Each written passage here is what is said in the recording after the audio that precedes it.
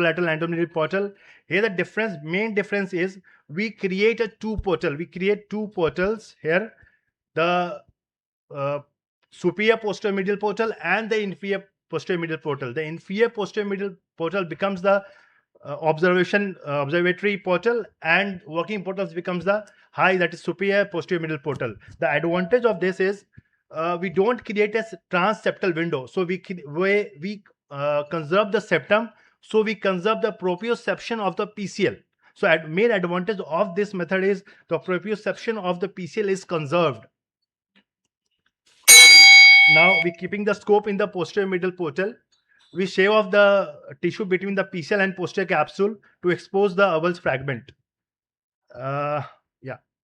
Now we usually two fiber wires are used. The first fiber wire is passed by using a wire grabber through both pathways to wrap around the PCL, and both ends are retrieved back into the superior through the superior posterior middle portal.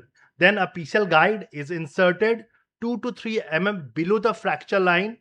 Then it is guided over, and we create the first tibial tunnel. Then a PDS shuttle is passed into the joint.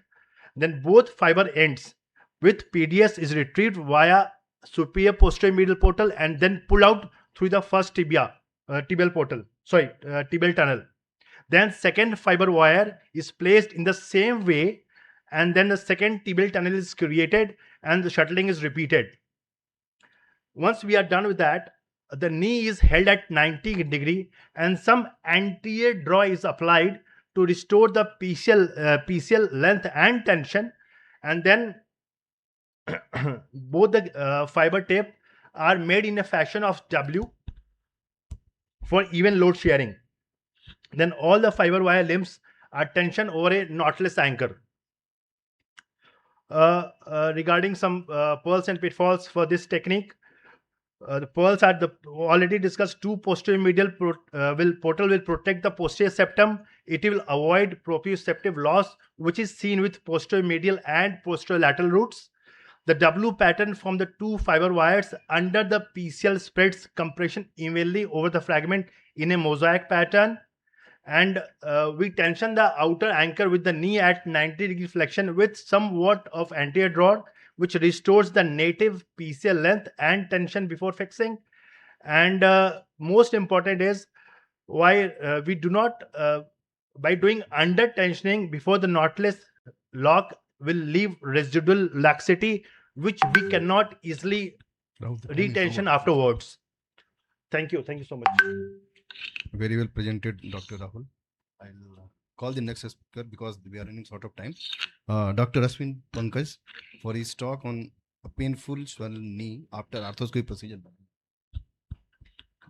I would request you to please adhere with the timing. Yes, sir.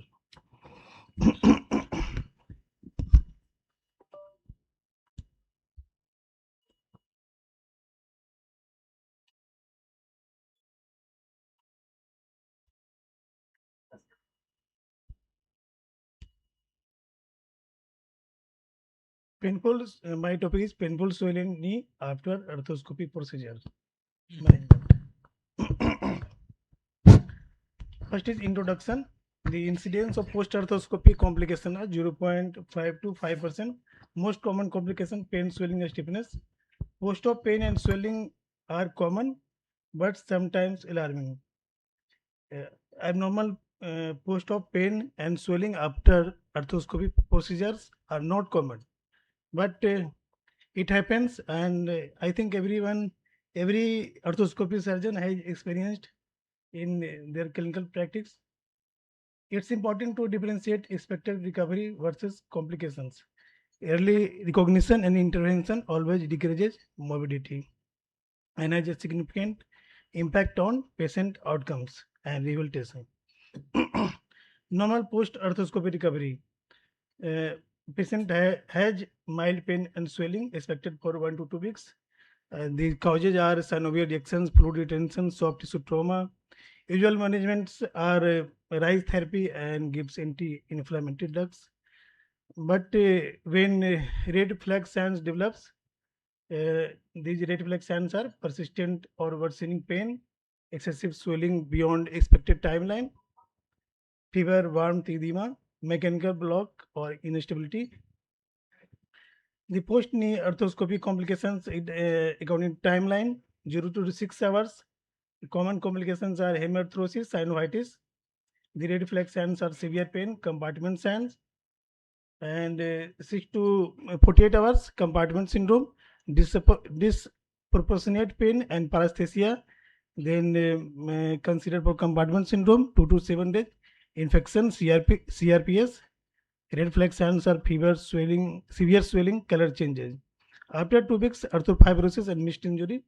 These may cause stiffness and mechanical symptoms. Common etiology are immediate postoperative are hemarthrosis, most common, synovitis from instrumentations, capsular distension, normal inflammatory response. After 3 days to 2 weeks, there are the etiology are infections, septic arthritis, inadequate hemostasis, compartment syndrome, and complex regional pain syndrome. After 2 weeks, the injury are injuries, instrumental injuries, condyle damage, meniscal injury, mixed or ectogenic anterior knee pain, arthropfibrosis, and infections may happen after 2 weeks. When patient comes in your OPD, always take a detailed history, onset of pain, progression, and systemic symptoms. Also do physical examination, swelling, warmth, range of motion, tenderness. Always check. Always compare finding with contralateral knee.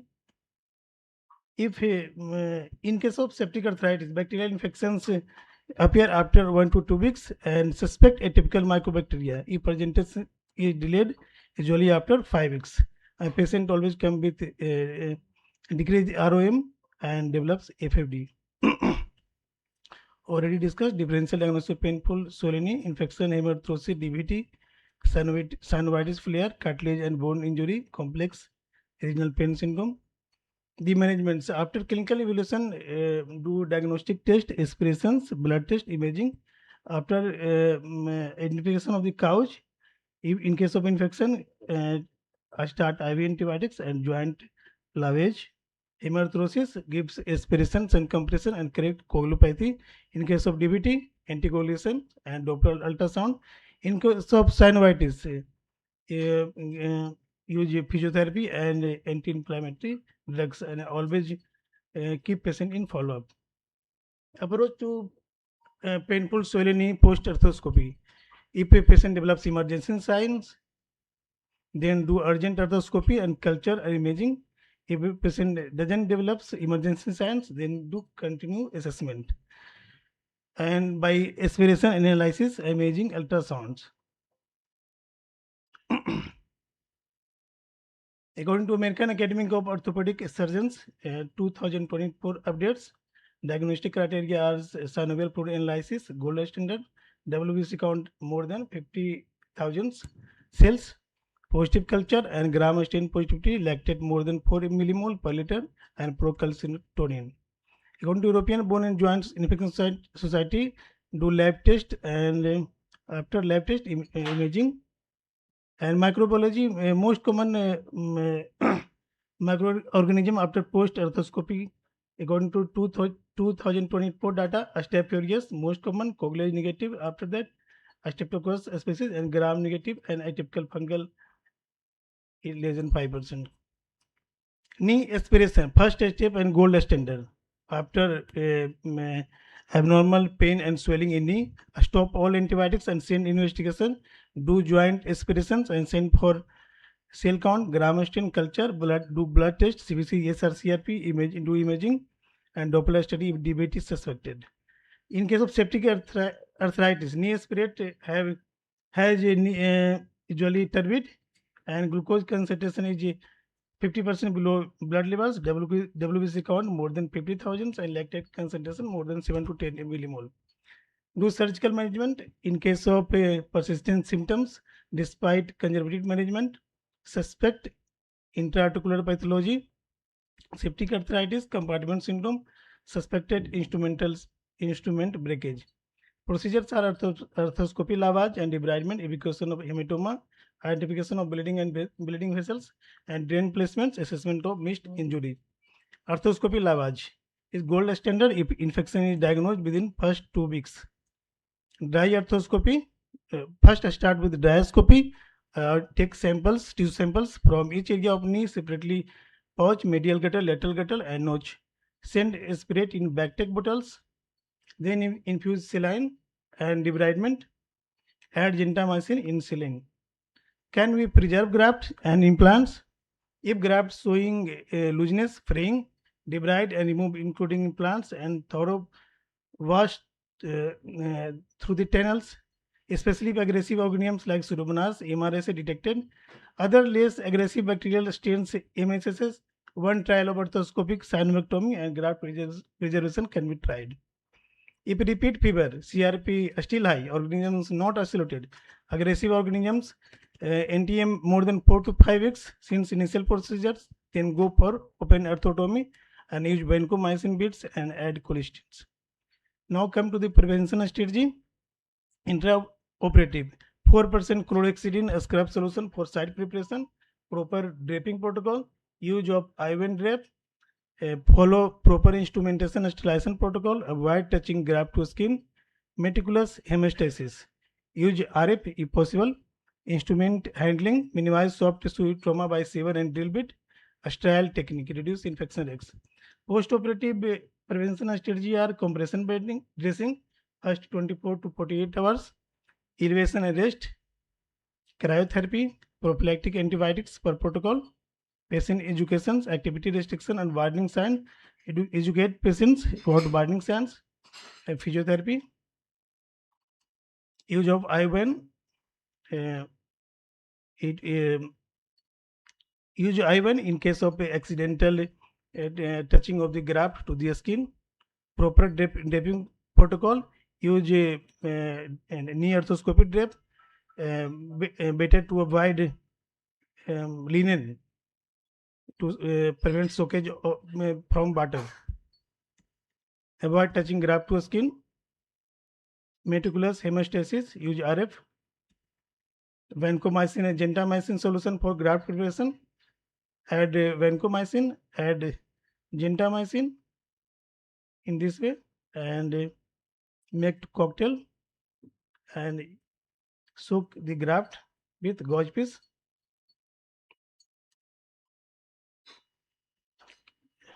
Now discussing 3 case scenario. Hemarthrosis, presentation patient came with presentation severe pain, tense swelling within 24 hours post meniscectomy. Findings are aspiration revealed frank blood, management compression bandage, aspiration and correction of coagulation and physiotherapy. Outcome resolution within 1 week, resumed physiotherapy. Case 2 septic arthritis, presentation patient came with fever, warmth, edema, severe pain 5 days post arthroscopy. Finding are aspiration showed cloudy and fluid, culture positive for staph management, urgent lavage, IV antibiotics and serial aspiration. Outcome gradual improvement and prolonged rehabilitation. Case 3 synovitis flare, presentation moderate swelling, stiffness, no systemic symptoms. Finding clear spread, normal labs, management, nurses, physiotherapy. Outcome good recovery, resumed support in 6 weeks. Cases in my practice, 2 cases post arthroscopic synovitis. A patient came with a 25-year-old diabetic male. I did arthroscopy ACL reconstruction. Patient came with pain and knee swelling after 4 weeks. Vitals are normal. Examination knee swelling, slight warmth, ROM normal. Labs only CRPs are raised. Provisional diagnosis. My provisional diagnosis by synovitis. I managed with immediate knee aspiration was done. The aspirate was clear. Sent the aspirate for culture sensitivity. Empirical antibiotics are started. Culture report sterile. Patient returned after 2 weeks with full improvement and no complaints. Case 2 post arthroscopic septic arthritis. A 32-year-old diabetic male. Arthroscopic ACL reconstruction plus lateral meniscus repair done. Patient came after 4 weeks with pain and swelling. Vitals are normal. Examination severe knee pain swelling with mild restriction of ROM. Labs WBC, CRP, ASR all raised. I did immediate knee aspiration was done. The aspirate was serous. I sent the aspirate for culture and sensitivity. I given empirical antibiotics. Patient was not willing for admission. Culture report was stale because patient already had taken antibiotics from local practitioners. Patient returned after 2 weeks with same symptoms with slight improvement. Arthroscopy lavage was done. 7-day IV antibiotic coverage given. Patient was discharged after 7 days on anti-inflammatory drugs, supported drugs. Patient returned in follow-up after 2 weeks, 4 weeks, 8 weeks, fully recovered at 4 weeks, and no recurrence of symptoms at 8 weeks. Key takeaways: early recognition is important. Urgent aspiration should be done within 24 hours of symptoms onset. Give empirical antibiotics after knee aspiration. Surgical intervention should be done after empirical antibiotics. If urgent arthroscopy with lavage and debridement, culture directed therapy should be given. Repeat arthroscopy washout should be done. Adequate duration of antibiotic given. Oral step down, and include a multidisciplinary team including surgeon, infectious disease, physiotherapy, physicians, and keep patient in close follow-up. Prevention is important, and novel diagnostic utilize emerging biomarkers when available. Thank you. Okay, thank you, Dr. Ashwin Pankaj. Any question from the audience? Dr. Pankaj? Yes. I will ask 3 debatable points. That how many of you use IOBAN in ACL?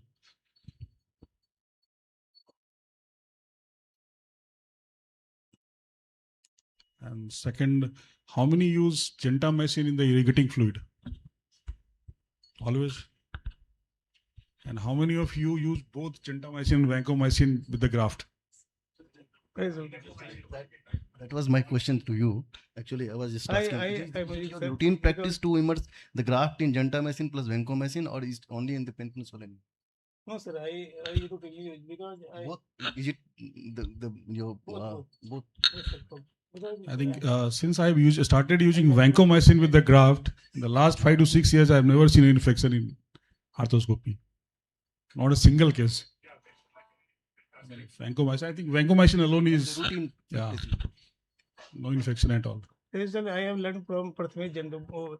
They are using both. He is using, then I am also using.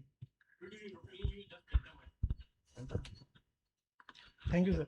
Okay, thank you, Dr. Thank you.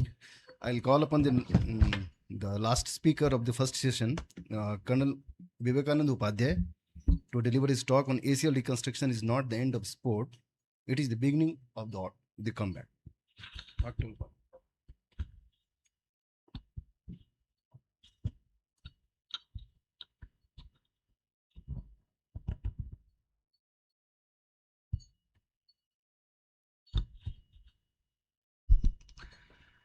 Good morning, I'm Dr. Vivekanand Upadhyay and I'm not an orthopedician, I'm not an arthroscopic surgeon. My job is to deal with dreams. As far as the ACL is concerned, it is connected with a lot of dreams, and many of these dreams are actually connected with sports. And the data shows, this is not Indian data, the data is mainly from US and some European country. It shows that around 85 to 90% of the people are successfully able to return to sports to some level. Most of them are not able to return to the pre-existing level, but most of them are able to return to the sports at some level. But when it comes to the Indian practice, I have not been able to find ample amount of data. In fact, many of my patients, other than elite sportsmen who have been coming to me, have been coming with completely different dreams. So there is a army officer who who got an injury during slithering down from a helicopter. He just wants to come back to his regular training so that he's able to clear the 9-feet ditch. There's a young girl who injured her knee during a basketball match and wants to get back to the university team. There is another person who got an injury in working in a ship and wants to go back to sailing in the same ship. So these are the level of dreams that I have been looking at. So what's the way out? The way out actually cannot be different from the standard way, and that is to follow the proper protocol, beginning with an accurate diagnosis and early treatment, which is where the surgery comes in, controlling the inflammation, promoting the healing, going up to the therapeutic exercises while controlling abuse, and of course a graded and partial followed by full return to the full activity. However, a very important part which is frequently forgotten is the preventive rehabilitation and the prehabilitation. There is ample evidence to be seen that when a prehabilitation is preceding the surgery, the results are far superior as far as the return to sports is concerned, as far as the return to full activity is concerned. The CDC has defined a 6-step guideline for a return to sports, beginning with a back to regular activities, light aerobic activities, moderate activities, heavy non-contact activities, practice and full contact, and finally the competition. These are generally based on lots of tests. The most important thing about these tests is that they help you decide about the criteria-based progression through the stages. Because until and unless you are going for a empirical criteria-based approach, the rehabilitation protocol is going to be wonky. It is going to lead to lots of failures. The return to activity considerations, perhaps the most important input which many people forget is that of the surgeon. The surgeon has seen the graft, the surgeon knows best, and the surgeon's advice is not to be tampered with, and that is why it is really important for the surgeon also to be involved in the rehabilitation protocol and the planning and the approval of the rehabilitation protocol. Other than that, there are lots of objective and subjective criteria. The objective criteria begins with the joint stability, including the clinical test. Muscle strength is a very, very important objective criteria. The active force handheld dynamometer is a very small device which I use and I always carry with me in my bag itself. If the facilities are available, isokinetic testing can also be done and they can be very, very helpful. Proprioceptive tests are somewhat subjective but are really helpful in deciding the protocols. The leg asymmetry index, the limb asymmetry index, is perhaps the single most important criteria which can help us. As long as we have achieved around 85 to 90% symmetry between the ipsilateral and the contralateral leg, we are good to go and we can even return to full sports. Up to 15 degrees can be accepted initially. Functional tests are the most important pillars when it comes to going for the subjective criteria. A very simple functional test can be decided based on the way the person is hopping. The vertical hop, the horizontal hop, the single leg hop for distance, the crossover hop, the 5 jump, which can be with both the feet together, and the different types of agility tests about which the sports physiotherapists will also be aware. The sports physicians definitely are aware. Other than the objective and the subjective criteria, there comes another important factor, that is the patient-reported outcome, which can be objectively measured. But we keep forgetting the criteria which is probably the most important, that is the psychological patient. In many cases, this is going to be much more important than even the patient-related reported outcomes. So the protocol is, once your objective and the subjective criteria has been met, and before the proper return to full activity, before the proper return to sports, ask 2 important questions. How stable does your knee feel? Do you think you are ready to return to full activity? Do you think you are ready to return to sports? If the answer is no, the patient is not ready. The test may say otherwise, the patient is not ready. So what are the pathways that we follow? It can generally be divided into 3 stages. The first stage is going to be the clinical stage, where we see the patient, we decide upon the surgical or the non-surgical management, and the patient comes back to the clinic. Thereafter, the second stage is when the patient goes for a rehab gymnasium, which is going to be under the supervision. Of course, it's going to be a team approach, but it will be under supervision. It has to be headed by a medical personnel. The third part is when you take the person out of the your clinic, he goes out of the rehab gym, he goes out of the sports medicine facility and goes back to life, to track, to field, or to whichever activity he wants to continue. The phase 1, the clinical phase, of course, begins with the accurate diagnosis. The plans have to be communicated properly with the patient and the complete team, and the contralateral limb management is equally important. The second phase, the gymnasium phase, which can be there with the sports medicine centers, will include the contralateral limb loading, the early loading and normal movement, rehabilitation pathways and progression, and of course the exiting profile where the criteria based approach can be followed. The third phase is going to be the track and field phase, where we're looking for the controlled reintroduction to activity, high speed running, change of direction spills, the maximum speed and positional drills, and finally the training transition and return to full activity. So the first stage begins with the surgery or other treatment forms. Then it goes on to the contralateral loading of the limb and increasing of the range of motion. Then it comes for the early weight bearing and normal movement. Then it comes to the strength and the plyometric techniques. Then anatomical integrity, functional testing, and the readiness profiling. Thereafter, the patient moves to the actual life, where we are looking for greater return to activity. Initially, we begin with higher intensity and slightly lower volume. Thereafter, we slowly increase the intensity as well as the volume, and we start going for the actual plyometric type of drills, and then we go for the normal return to activity before full realignment with the activity. How much time is needed between each stage? It is very, very important to remember that it has to be guided by the criteria and not a strict timeline. People generally say that 3 weeks is going to be enough. However, there are lots of failures. In fact, there can be lots of movement back and forth between different stages as well. So individualization of the rehabilitation protocol is really, really important. Once all this is done, the biopsychosocial model is to be incorporated, the injury characteristics and the socio-demographic factors leading to the physical, psychological, and the social contextual factors, all leading to the functional performance, ultimately leading to the return of sports. All these have to be taken into the consideration. The final return to activity will be decided by the strength of the scar, the range of motion, the strength, the muscle balance, the neuromuscular balance and control, the body conditioning, the psychological preparedness, and the socio-economic considerations.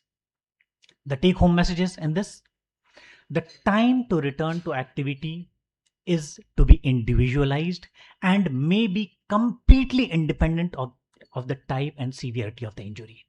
Second, return to activity decision should use objective, subjective, and of course the PRO, psychological one.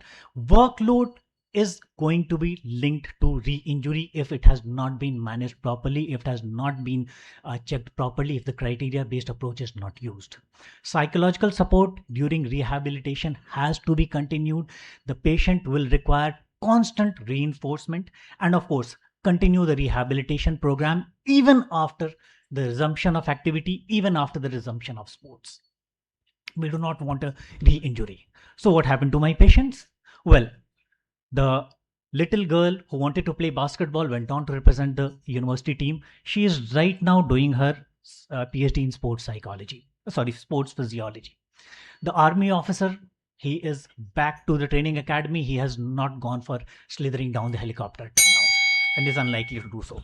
The other person, another lady was there, wanted to dance at her own wedding. She's still looking for a partner. The others, they have gone back to work. Hopefully, these are the medals which my players have gone. I sincerely hope that we are able to see a few more of these. Thank you. Thank you, Colonel Vivekanand. It was excellent talk. And we must consider your thought that the prehabilitation is as significant as the rehabilitation. Any question from the house? When these patients come back to you, like, what activities do you assess to ask them to go back to the field before letting them into the field? Sir, there are lots of activities which have to be decided as per the sports. The first thing that I look at is the person having a bipedal weight bearing. Okay. Bipedal stance, thereafter the bipedal gait. These are the most important parameters. And when I try to compare the ipsilateral from the contralateral side, the stages that I look at is 30% strength, 70% strength, and 85% strength. At 85%, and if with a bipedal stance and gait and a proper proprioception, I'm ready to allow the person to go back to field for sports. Okay. Thanks. Sir, one more question from my side. Sir, when do you expect a person of ACL repaired will resume his proprioception? Kanlaske, that is actually highly variable. I have had patients in my practice going back to sports as early as 3 months. I am aware from the literature. In fact, I did not show it in the slide today, but I think Novak Djokovic went from French Open to Wimbledon. Between that, he had an ACL repair, and thereafter he went back to his game. That was less than 6 weeks. But in my practice, 3 months, I have seen it. Most of them, we are able to see return to sports only after 6 to 9 months. What is the commonest test you do for the proprioception? Proprioception, I generally do the single leg balance. What about retro walking, sir? What about retro walking? Do you do? Retro walking is so much a part of my protocol that I don't use that as a test normally. But yes, that's a brilliant technique to see whether the patient is able to do that.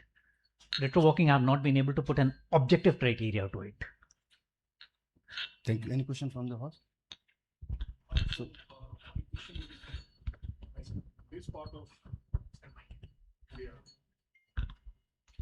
normally, like, see, I practice in Patna. Some patient is from Darbangah, some is from Madhubani. I operate them, they go back to their hometown. Usually they don't come back. Mostly, 80% of the cases are like this. So, what's your take on this? How will you manage post-op rehab in those cases? I am frankly still struggling with an answer. That is one of the reasons why I am trying to establish a practice right now here in Bihar. And the answer that I have is, if the patient and the sports team are able to talk before the surgery and after the surgery, if they can have a regular follow-up, maybe once a month, the outcomes can be improved to a great extent. That's the only answer that I have as of now. Hopefully, I'll be able to give you a better answer in a matter of 3 to 4 years. So what I believe is that this is the most important cause of failure in our patients, was a very poor post-op rehab. They don't go through it. That is unfortunately correct.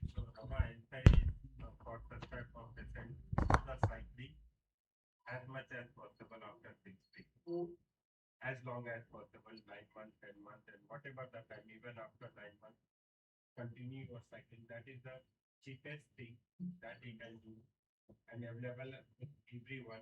And second thing is the quadriceps, by putting the leg down and putting the weight over that 2 kg, 3 kg according to their strength, how they get improved with the time without any pain.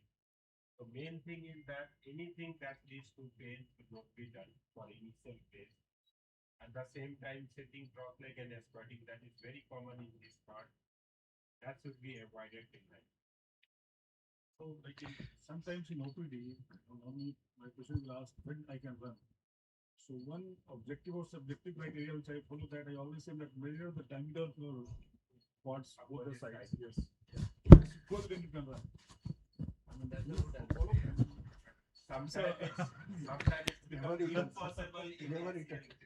Cycling is actually a great exercise, sir. Another equally good exercise, as long as it is permitted, is walking. And as I said, bipedal gait and bipedal stance and bipedal gait. If they're able to walk with the leg length, the step length, which is equal on both sides, that is going to be a great criteria to say that you're ready to progress to the next side. However, as far as the answer to the question about when will I be able to run, till now I have followed this dictum. I tell the patient, come back to me, I will tell you when you can run. Unfortunately, I'm aware that that's not always going to be possible. Thank you. Conclude this session. So we'll go to the next session. We have live surgery, and I'll just call upon the moderators, Dr. K.K. Gupta and Dr. Sridhar, sir. And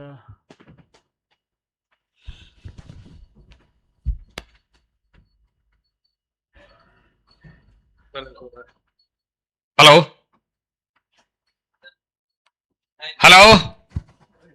Am I audible to you, Dr. Ravi? yes, sir, you are audible.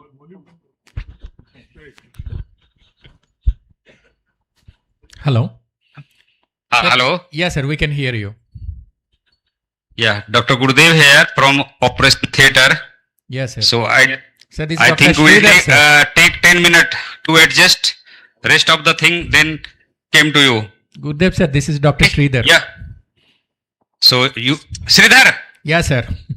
I welcome to Bihar, bhai. Thank you, sir. Thank you, Ji.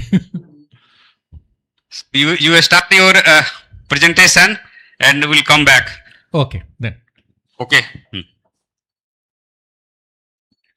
So do you want us to take a talk and come back to you?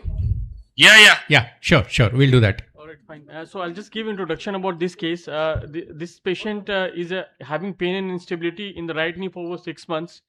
And clinically, Lachman was grade 3, drawer grade 3, and valgus stress was positive in both flexion and extension.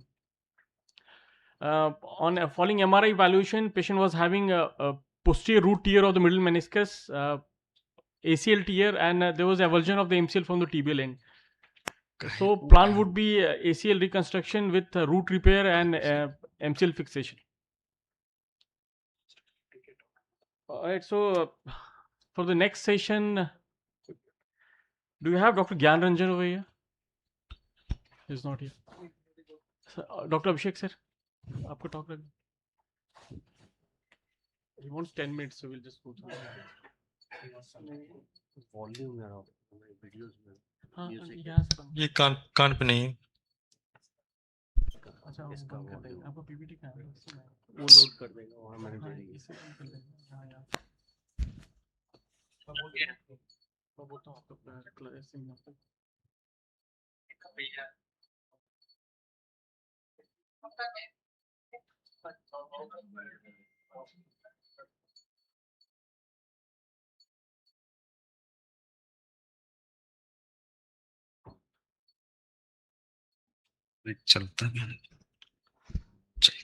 Good afternoon, everybody. While we are waiting for the live surgery, I'll go through with my talk on meniscus repair based on location, and probably will get it right. So, why repair the meniscus? This was a question which was commonly asked when I was doing my training, and now it is no longer asked, I feel. So meniscus has a very important load distribution function, and there has lots of studies which have been done which have shown that what happens to the knee after medial meniscectomy, the contact areas between the femur and tibia decreases by more than half, and that actually increases the contact stresses by more than 100%. And if somebody has a lateral meniscectomy done, then they are doomed in their future life to have an arthritis. So nowadays I don't think there's any debate whether we should repair the meniscus or not. However, there are some criterias which we should adhere in order to improve our outcome.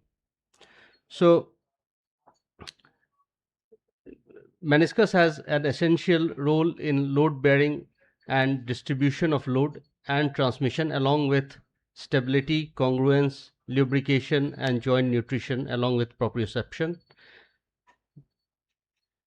So we all know about these classification of tear, which is Miller, Warner, and Harner classification, which was based on the location, and it is based on the study that the capillaries which supply the blood vessel to the meniscus is in the periphery towards 3 millimeters from the junction. So red is mostly around 3 millimeters, whereas red white is 3 to 5, and beyond 5 it is the white junction.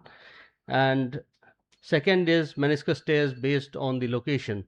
So horizontal tear which spreads along the axis of the meniscus, and if they progress, then you get a bucket handle tear where there's a flap which gets displaced in the joint, and these are the patients who have actually the locking of the knee. And probably this is one of the semi-urgent cases which should be taken up rather than being sent to the physiotherapist to see what happens. Second is a radial tear, and when the radial tear develops a flap, then it's what we call as a parrot beak tear. Then there is a horizontal tear, and when you get a flap of a top and the bottom, then it's kind of a horizontal cleavage tears. And finally, we have elderly patients where we see the fraying of the edges of the meniscus, which is a degenerative tear. So classically, the meniscus repair started historically with an open repair, finally it went to arthroscopy assisted, and now we have the all arthroscopic technique, which is inside out, which is probably still considered the gold standard. Then there's all inside technique, where the needles do not have to be passed from inside or outside into the joint. And then there's outside in, where you pierce the needle from outside, go inside the joint. So inside out technique, why is it considered gold standard? Because of the studies which have shown that if you have a tear where you use a vertical mattress sutures with a gap of around 2 millimeters between the sutures in the red zone or red white zone, avoiding the nerve injury, it probably gives you the most robust repair with a very low reoperation rate. So it is mostly suitable for the posterior third to anterior third. However, some surgeons may do it in the posterior third as well, but there's chances of needle causing the neurovascular injury. A safety incision is always recommended. However, it's not mandatory, and it's technically very challenging if you want to do it in the anterior third. So there are zone specific cannulas which you can use to make your life easy along with the meniscus needle. Linvatec came with the first and probably the most widely used zone specific cannulas, and now you have zone raptors and others which you can use. Now all inside, these are the devices that you get, and it's ever changing market, and it's very, very good, very handy, which makes your life very, very, very smooth and comfortable in the operation theater for these challenging cases.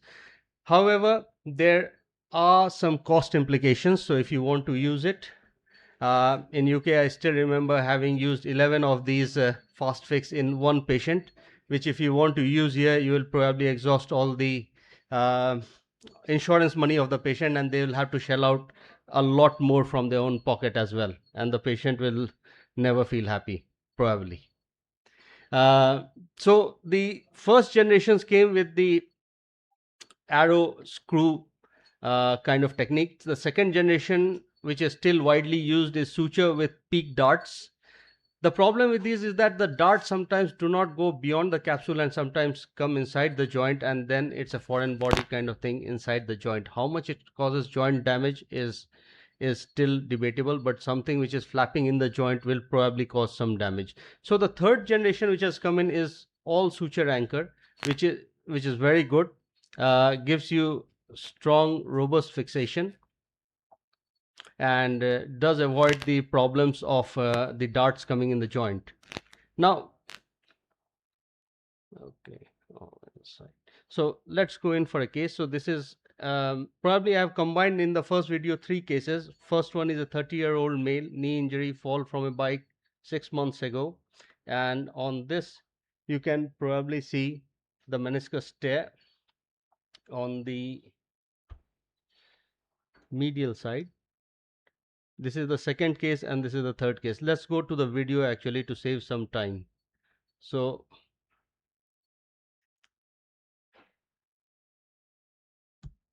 oops, sorry. So how do we pause the video? Yeah, okay. Come on. Come on. Okay.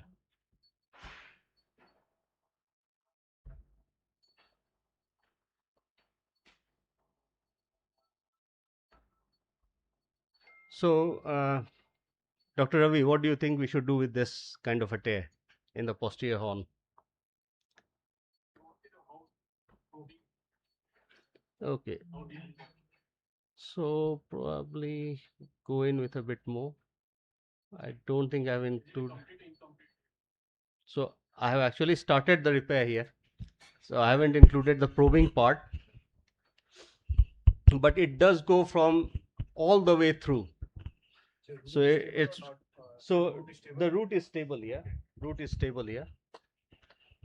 So technique wise, it's in the posterior third of the meniscus.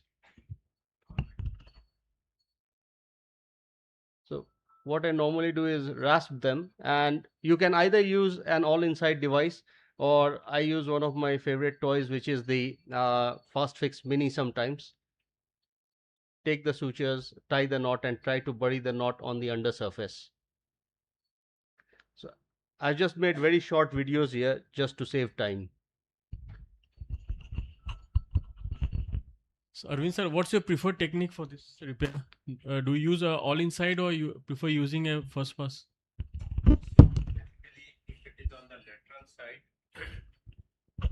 If it is on the lateral side, you can use any of these two for the posterior part, posterior 1/3. Yeah. Because for posterior 1/3, without making outside incision and putting the spoon type of thing, the inside out is not possible, and Yes. outside in is out. And So only thing left with you is that all inside or circumferential stitch by yeah. either first pass mini or this Arthrex is having meniscus scorpion. Yeah.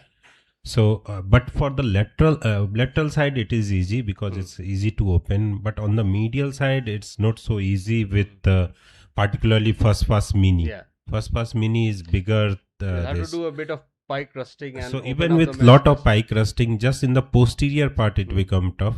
But with meniscus scorpion, it may be easy, even for the medial side. So Yes. depending upon how much convenient you are. So many a time doing lot of opening, you left little bit residual laxity on the medial side. It's not always heal if you have opened too much on the medial side. Yes. That we have seen in our follow-up also. It's not always 100% So that direct essential click we material. want to avoid when we are doing Direct the click, pike but you rusting. don't know your assistant how much putting the pressure. They are in कि boss को अभी अच्छा दिखाना है और वो लगे रहते हैं, and sometimes you feel Yeah. you have lost the MCL. So It's happened. you do not want an MCL repair at the Yes. same time. So what is needed? This much of opening should be done. It's not like you have to do lot of pike rusting to completely open the medial side.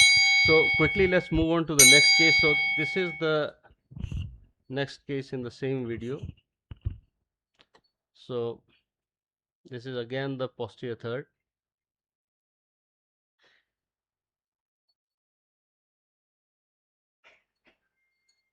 So you can see it's going all the way through, and probably more than 5 millimeters tear, about 1 centimeter or more. So what do you do in these kind of cases? I'll pick up on you, Ravi, again. So I'll go for the all inside repair. Yeah, I think All Inside is a very, very good device. It is very handy, especially with the flexible ones, the FastFix 360. You take a bite on the superior surface, go all the way to the capsule, then under surface, then you tighten it. The question comes, when do you say it's enough? When do you say that, well, the repair is robust? Because what I have felt with All Inside is when you take the second bite on the superior surface, the under surface lifts up. When you put the second bite on the, say you have taken the second one, put the bite on the inferior surface, the top surface lifts up. So I think the answer is whenever you feel comfortable that you have done a good repair, you can say, well, it's time.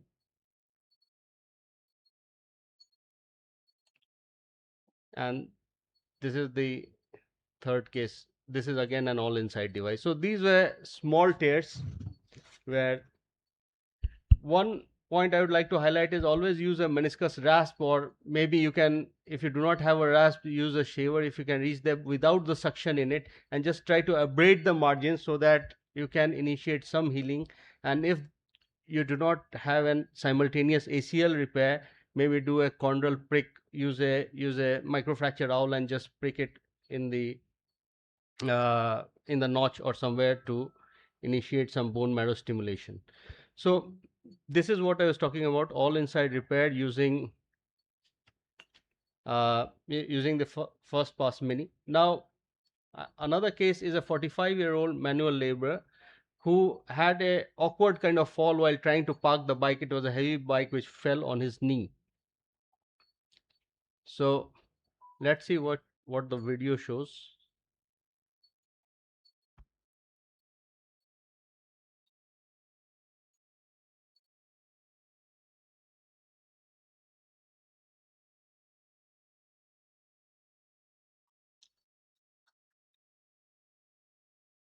Okay. let's stop it here. Arvind sir, what do you feel about this one? Can you repeat again? From no, not from very beginning. Yeah, from there. Just let's go from here, just for some discussion.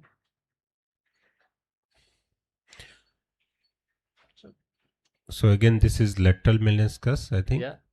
And it's oblique type of tear, starting from Yes. posterior 1/3 and reaching toward So the it root. had I a think. flap which I just resected on the anterior part of this whole thing, and then what I was left with was this. That is the horizontal cleavage tear. So what's your preferred technique for the horizontal cleavage tears? So depending upon the financial part, if it is financially strong, then again all inside is one of the best thing. Mhm. Otherwise, this is circumferential stitch with either meniscus Yeah. scorpion or first pass mini. Yeah.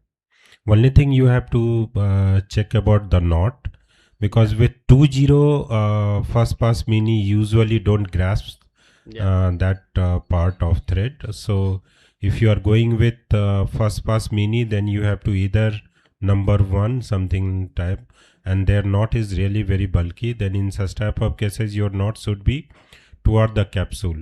It's not be should be toward the end of your meniscus. That has to be careful.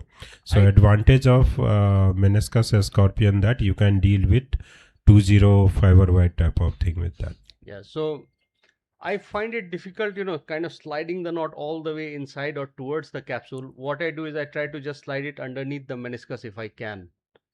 So that is again, it's very dangerous. It should not be. So either at the end or whether it should be opposite. Yeah. So you just do the knotting. I'm telling you, do the knotting, cut the this thread, and then with the help of probe, you can slide it toward the capsule. Yeah, I have tried it. It doesn't slide. So Yeah, it's easily. not easy. It's not easy. Absolutely agree. It's Yeah. not easy. So okay. Abhishek, Yeah. your camera is 4K striker costing almost 60-70 lakhs rupees, and you have to ask your management. The recorder is hardly 1.5 lakhs. See, the TIAC group is sending this. So with 60 lakh of camera, you can put there 1.5 we lakhs. have something. made a requisition for 2 recording systems. We have already got 3 recording systems, but we are fighting for, sometimes urology takes, so they say that we have requisitioned it, we will take it. So I am recording it on my mobile at the moment. So Okay. that's why these Okay, kind of dear. videos I am getting for you. But I promise in the next meet somewhere towards the end of the year, we'll get the recording system. That will be more beautiful. See, we are not that hands-on surgeon like you guys. So next one is a 21-year-old male, knee pain after twisting injury, recreational sports injury 6 months ago. So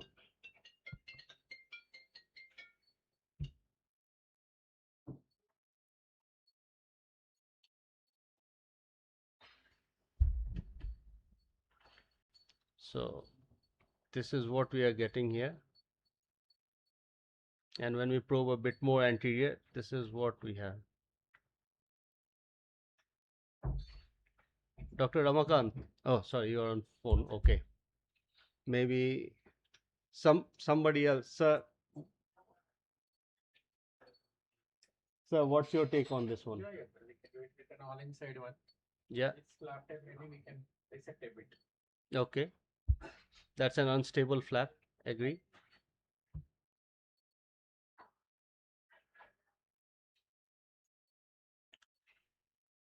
So he does have an ACL as well, and he does have a contralateral small meniscal tear as well. But let's focus on the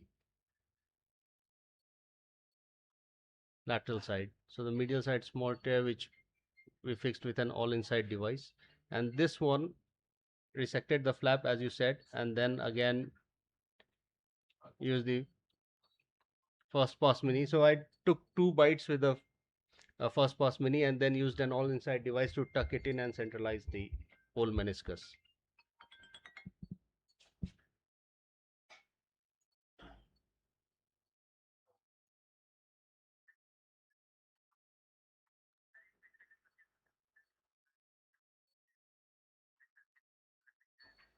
I quite like this device.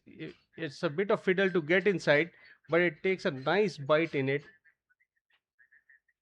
and then in these kind of complex tears, it's I think cost effective and a good way of dealing with it. And then you can put one kind of an all inside device or maybe two at both ends to just centralize your meniscus.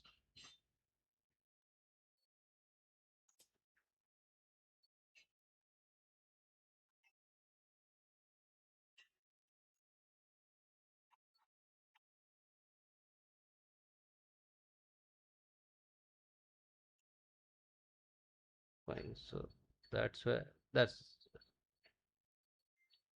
so now the last or the third technique is an outside in technique, which is where you pass the needle from outside into the joint and then pass the suture. So it's a cost effective technique where I normally use an 18 gauge needle with a number 1 PDS and a fiber wire railroaded over the PDS, or sometimes you can also tie the PDS as well if you do not want to railroad it or you are having difficulty passing the fiber wire, and you just need a grasper. So what I call it as the inside out is a gold standard, whereas the outside in is a platinum standard technique for me, because I still have to find a better technique for the anterior third tears.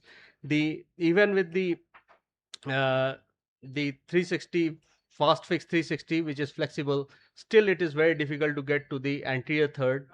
Inside out doesn't really work well. Outside in is very very good technique in this one.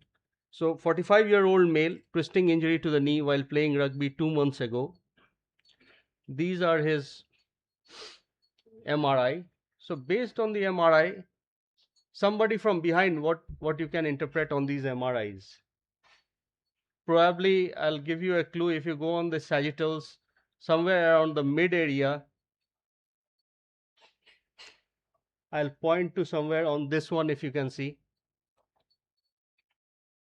Anybody on that table if you want to have a take? So probably here we can see a double PCL sign. Okay. So let's see what the arthroscopy shows. ACL is a bit lax, but it's still stuck on the lateral wall, so the femoral side is not gone off, but it's a bit lax.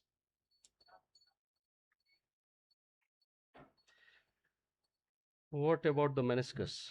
So as we saw on the MRI, it's a bucket handle meniscal tear. So first thing is to reduce it, then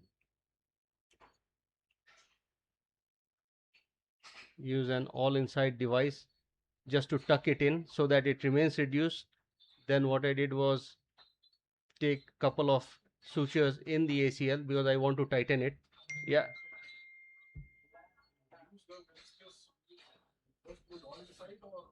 No, so I used to do all inside. Now probably I don't use it in 9 out of 10 times. I use it only once when it doesn't reduce at all. Then I use it as a traction stitch. But if it reduces and stays reduced, I just put one all inside to probably fix it there. And then if I have some ACL job, I start doing shaving it and preparing the tunnels, and then yeah, yeah, yeah. That's what I used to do, and that's a very good technique. Now I have sort of given up on all inside. I don't know why. I just find it a bit more technically fiddly than the all inside or the outside in thing. But yeah, we can do that. Basically, you said first we will put one or two stitch on the meniscus, then we'll do ACL part. Yeah. So I just do debridement and do the other things, and then I come to the repair the whole of meniscus, do the ACL, and job is done that way. So your tunnel is first or your meniscus is first? No, I debride everything, then I do the meniscus, then do my tunnel drilling. By the time the graft is ready on the back table, you have to do hyperplexer now. mm-hmm. Yeah, That will lead to excessive stress on your repair meniscus. agreed. But have you had actually a problem if you have done it? It's really a problem. Okay. Particularly bucket handle type of meniscus is really a problem. Yeah, Uh, actually, bucket handle tears are mhm. very very difficult to reduce it first is, Yeah. and after the reduction, it's very high chance when getting the femoral tunnel. It's In hyperflexion, there hyperflexion. No, will no. be The question chances. here is if you have repaired it when you do hyperflexion, have you found your repair to be Yeah, undone? it's come in the joint many a times. Okay. Abhishek. Okay. I have stopped doing this any type of meniscus before doing this femoral tunnel.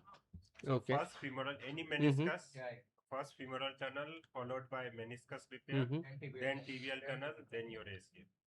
Yeah, that sequence is quite logical. I have till date not had a problem in my cases You are with. lucky surgeon. Also. You can say I'm a lucky surgeon, but I'm talking purely on my experience that I have not had a on table failure of the repair. Your repair must be very strong. Why is this video not okay?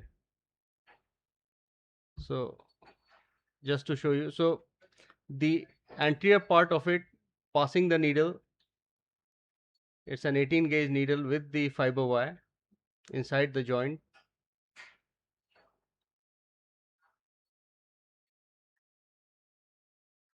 And then second pass with another one, and then railroad the whole suture and then tie it outside.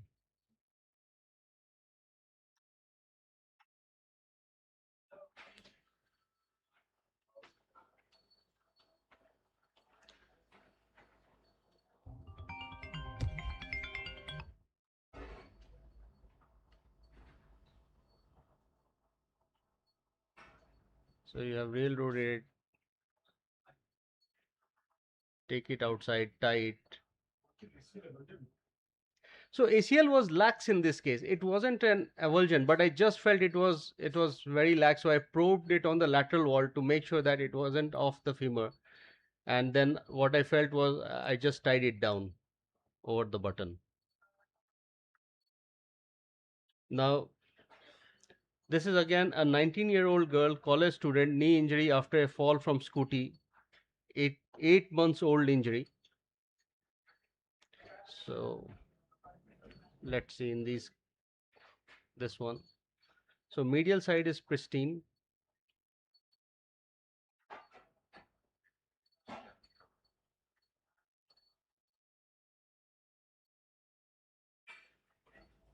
So this is the lateral meniscus. Now from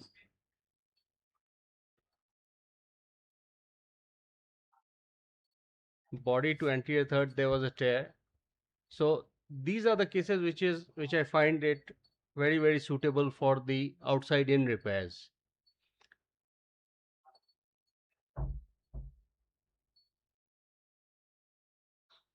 So you pass one suture, then you pull back, it reduces your meniscus, and then you can pass 2 or 3 and then sequentially tie them down.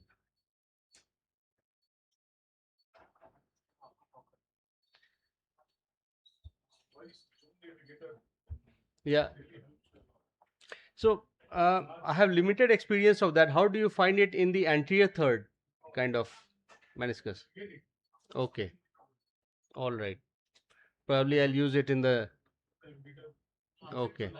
Mm-hmm. Okay. I have not used it till date. Mm-hmm. Okay. Mm-hmm. All right. Like for the anterior third, I find outside in very easy actually.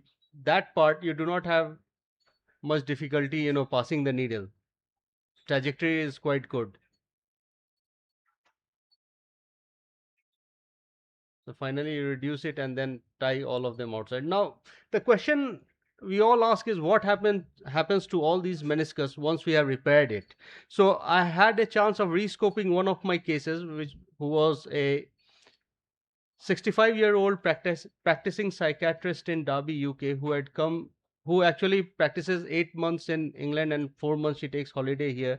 So she had come 2 years ago with a bucket handle medial meniscus tear, and I had had a difficult time deciding what to do. But after counseling, decided to repair this bucket handle tear because I wasn't comfortable chopping it all off. So we did a repair, and then she came in in February this year, where she said that she was having some pain on the inside of her knee. She had just missed a couple of steps, and then she didn't have any fall, and then had pain.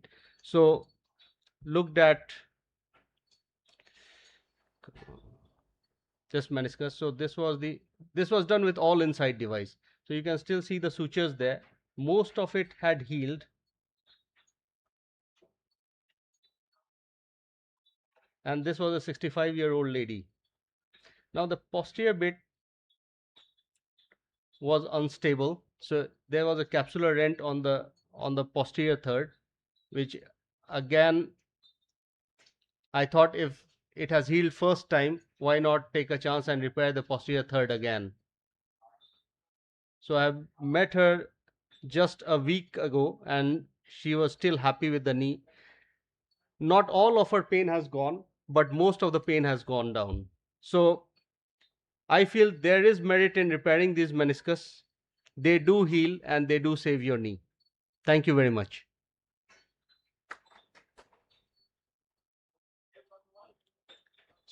So next speaker of this session is Dr. Sridhar, talk on posteriorly ramp region type.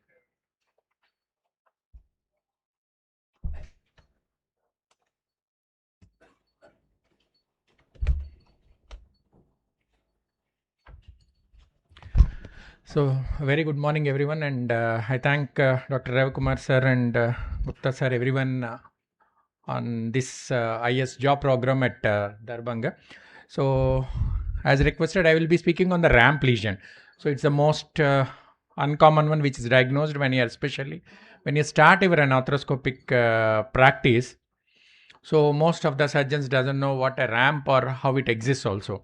So why we are so much concerned? It's medial meniscus which gets blends with the posterior tibial plateau or the articular capsule. So that's what we call as a ramp.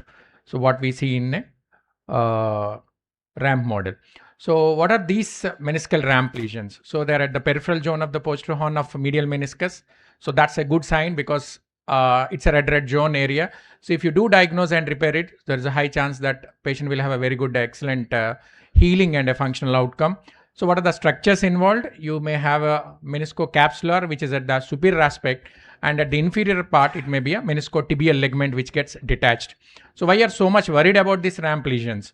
So these ramp lesions, along with the ACL, may have some of the rotational instability. So especially when you miss it, so there is a high chance that these ACL reconstructed patients may have a failure in the postoperative period. So that's how the ramp lesion exists at the posterior horn of the medial meniscus. So if you come to the incidence of these ramp lesions, most of them is unknown because these lesions go either undiagnosed or misdiagnosed, and most of these are diagnosed when there is a failure of ACL tears, and most of these cannot be visualized intraoperatively because in case of intact ACL and PCL, it's very difficult to go behind the notch and look after this.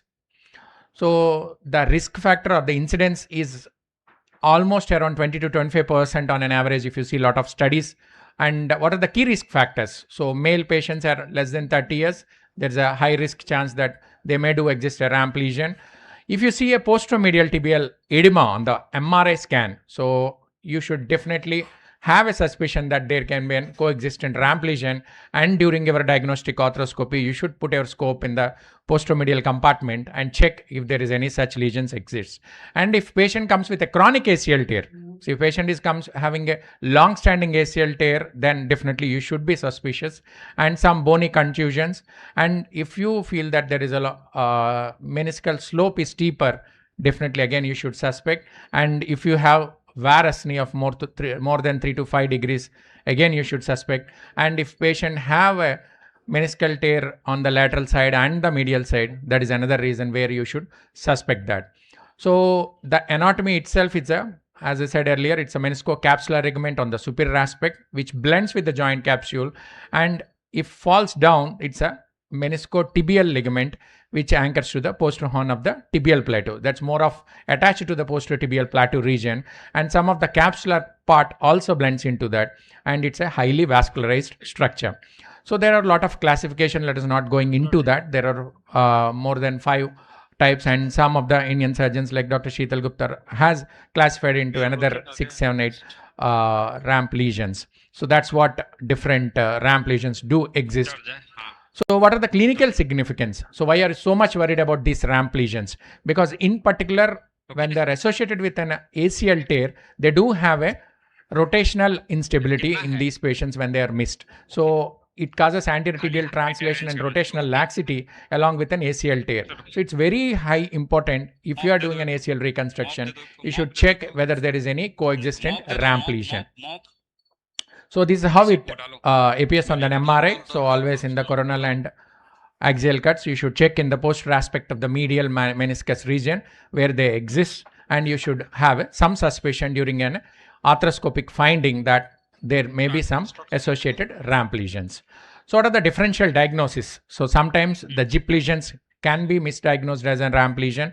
Sometimes there can be a flipped meniscus inside that can be diagnosed as a ramp lesion, and sometimes some of the meniscal root tears, they may mimic as a ramp lesions. So what are the different surgical techniques? So you have diagnosed a ramp lesion and you have seen some lesion in the intraoperative period. So what are the things, how you prepare up or gear up for repairing this ramp lesion? So one, you should have some of the implants, or sometimes you need some of the instruments. As I said earlier, speaker said, like you should have some mini scorpion and lassos and some of the suture materials, and sometimes you without any implant you can do with a simple suture knotting. So you should be aware of doing some knot tying techniques.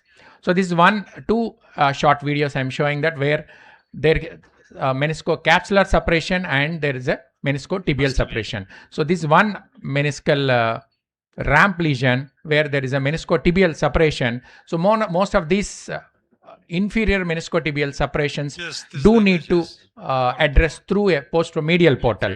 So it's very difficult to go through an intercondylar notch or transcondylar view where you can put a stitch or repair this through the only anteromedial or anterolateral portals. So sometimes you can have a transpatellar portal to have a better view of these ramp lesions, but managing this tibial one, you need to have a posteromedial portal, and where you can use a suture lasso.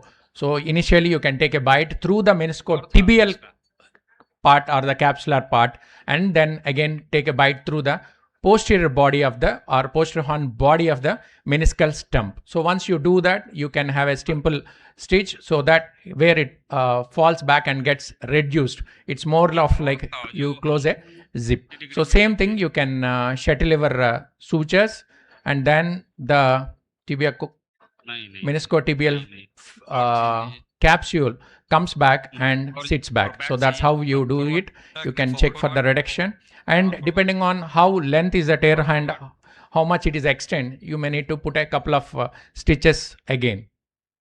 So once you repeat that, so that's the final reduction, what you can see that. So once that is fine and there is no more tear and you go through a range of motion and feel that's stable, that's where you come out of this procedure. So then other one, so you can some of that. So you can see some of the medial meniscus when you do an intraoperatively, they look good. So you may feel that there is no tear. So some of these lesions, when you start probing, you see something which is fishy or something which is different. You feel that meniscus is a little more lax. So it's more lax than a normal meniscus. Some meniscus flipping or coming into the joint, and you feel that it is a little loose. So when you do such probing, and then when you go back with the suspicion into the intracondylar region, so you see such ramp lesion. So that's the region, you can see that. So if you don't have such a high level of suspicious for these lesions, you usually miss that. So once we put our arthroscope and do a little bit of probing, we may feel that the meniscus is normal and we may go ahead with the other surgical procedures. But if you do properly the valgus stress and do a posterior horn, posterior body and the middle body probing, so you may have some of the extra mobility of the medial meniscus, which looks intact. The meniscus and capsular junction or the meniscal body junction looks intact, But when you probe, there is more of laxity of the meniscus. That's how you should have some suspicion. Go back, and then after that, if you have a meniscocapsular, the earlier one was a meniscotibial separation. This is for more of superior meniscocapsular separation, where you can do with a simple all inside device. So once you do that, you take a bite into the posterior horn of the medial meniscus, and same thing, go to the meniscocapsular junction. And once you deploy your all inside meniscal device, so once you tighten in that, so you can see that. So once you probe it and make sure you are tightening it, so it closes like a zip. So once that's tightened slowly with the probe, you can see that whole thing falls back and comes close by. And as it's mostly in the red zone, you have an excellent healing in the post-operative period. So that's how we address these lesions. So in conclusion, most of these are neglected lesions. Most of these are underdiagnosed and seen in the failed ACLs. So when of the ACL reconstructions, primary lesions, patient comes back to us, and when you evaluate them, so most of the time, this is one most common major factor. We say that there is a concomitant ramp lesion which was mainly missed in the index primary surgery, and that would have caused for a failure of a primary ACL reconstruction. And if you see the literature, there are lot of variations and a very small amount of evidence seen in association with the ACL, but lot of ACLs along with the ramp lesions which are missed have proven to be causing the anterolateral instability and cause for a failure of these ACLs. Thank you. Thank you so much.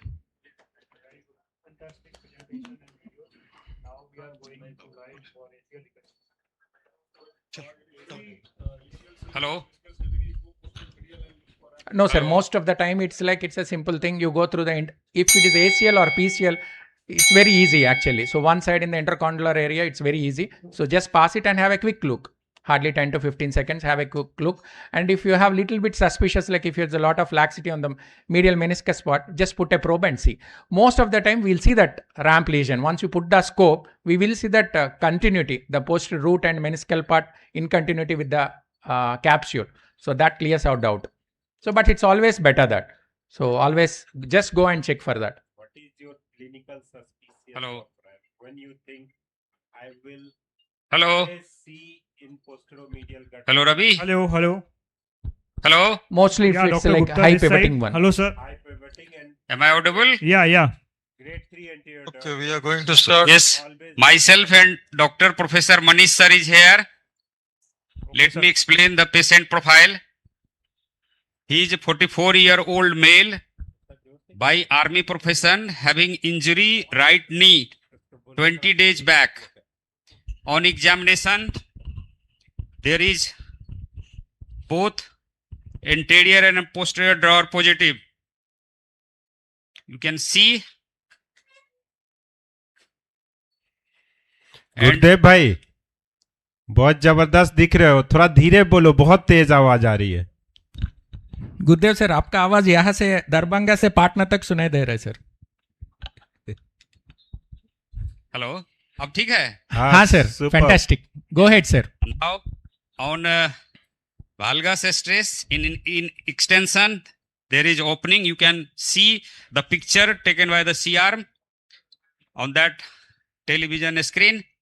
Yes, sir. We can see that. Yes, stress test. and in 30-degree flexion, again it is too much opening. So clinically there is ACL, PCL, and complete tear of the MCL.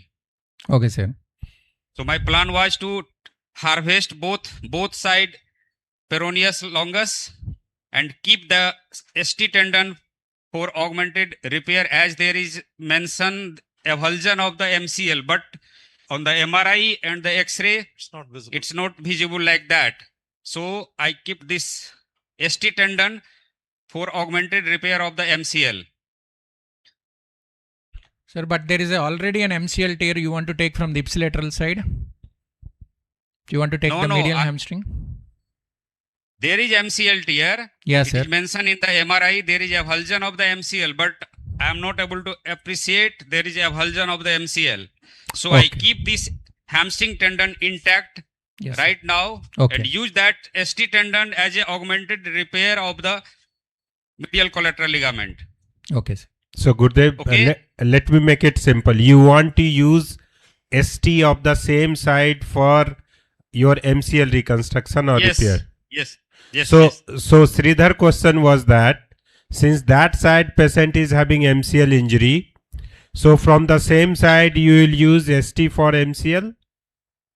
Previously, it is known that there is some role of hamstring tendon for valgus stress, but nowadays there is no any role of hamstring tendon, especially ST and gracilis to valgus stress.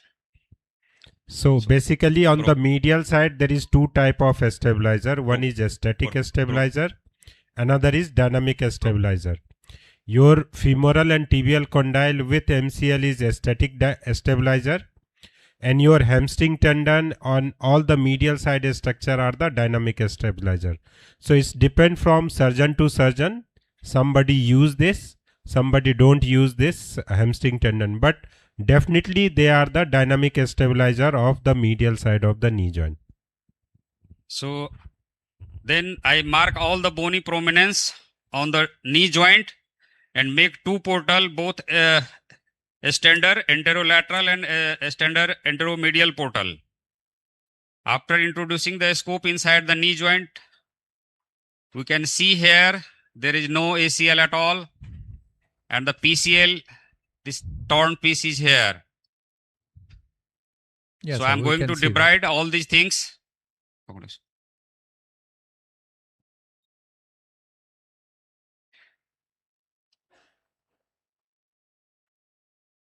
पंच देना.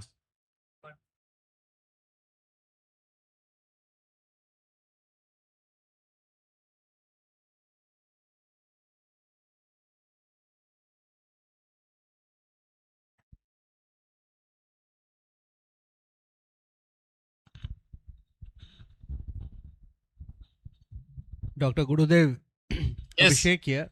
So, what's your sequence of repair in this case? My Or, sorry, sequence, first of all, I go reconstruction. for the PCL reconstruction. First make the tibial tunnel PCL, then femoral tunnel PCL, then ACL, and lastly I go for the MCL. So Okay. the first one to handle is the PCL. Sure, that's the most challenging part of this surgery. Not for you. No, not like that, because the scope is not so much visible. There is some.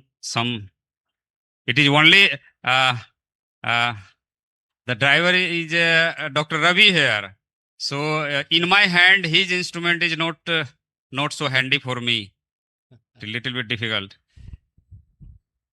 The scope brave obeys surgeon only के लिए Dr. Difficult Ravi's- case and difficult infrastructure provide किया गया है. But No, sir, I Professor think- Manish sir is here, so there is no any. I'm closely Yes, observing. No, sir, I think Dr. Ravi want to extract the surgeon from you, your surgical skills.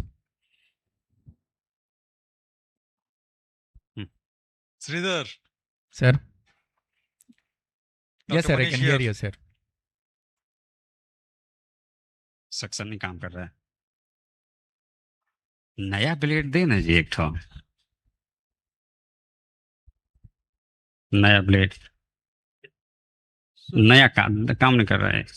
So, what are the portals that you are planning on making in this case?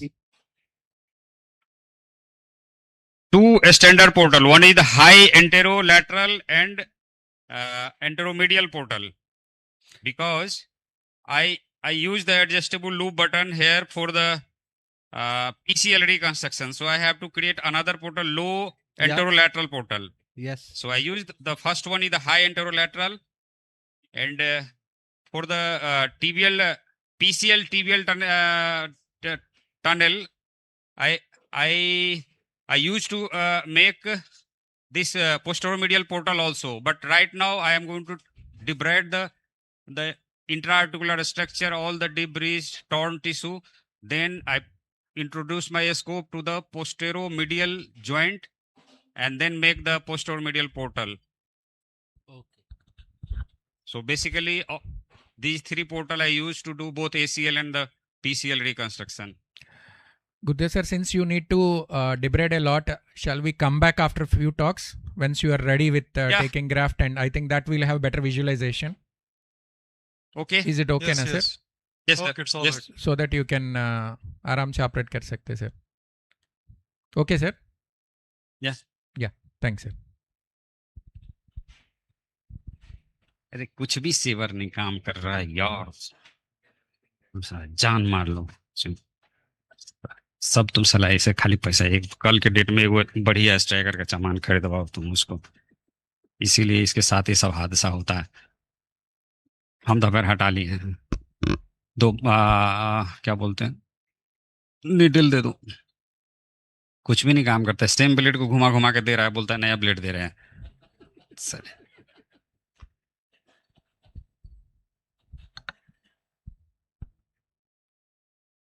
Needle दो, एक when plane दे दो, कुछ भी नहीं काम करता है रे।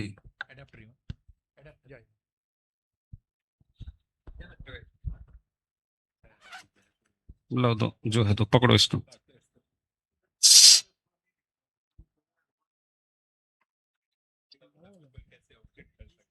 कहाँ से ये सब सामान चाइनीज माल उठा के लाए हो जी? देखो कितना देर लगता है काटने में, तुम ही देखो।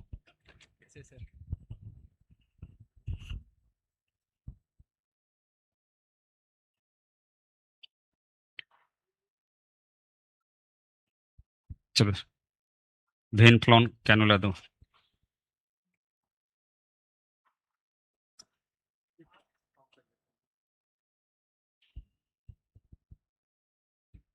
तो एक ऊपर का लाइट बंद करना रे, ये लाइट बंद करो ना। अरे ये लाइट बंद करो ना रे, ये लाइट बंद करो ना। चलो दो नाइफ, साला दिखता भी नहीं।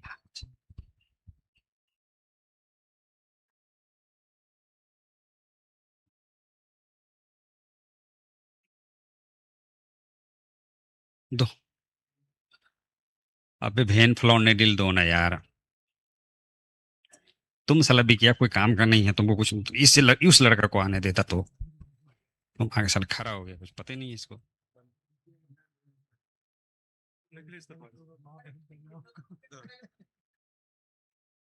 So, good afternoon, everyone. I am Dr. K.K. Gupta from Metro Hospital, Noida.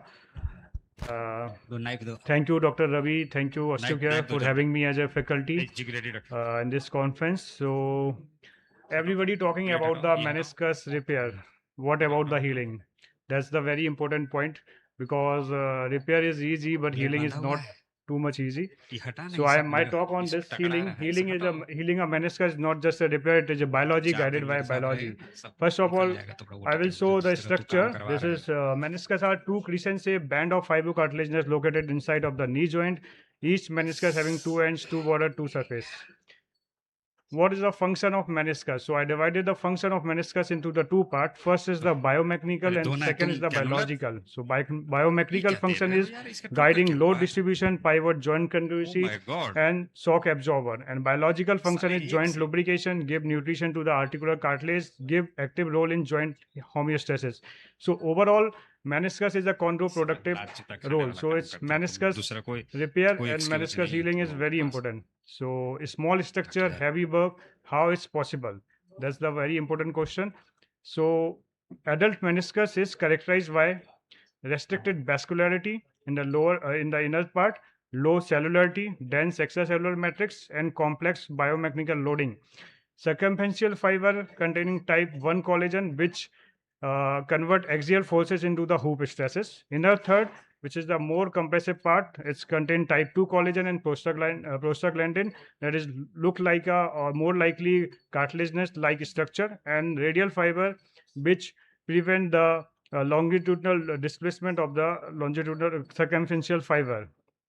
Meniscal repair healing. So we will see entire meniscus is vascular at the time of birth, but inner one-third vascular by 9 months. And in adult, when we start walking, so outer 10 to 30% part of meniscus is only vascular.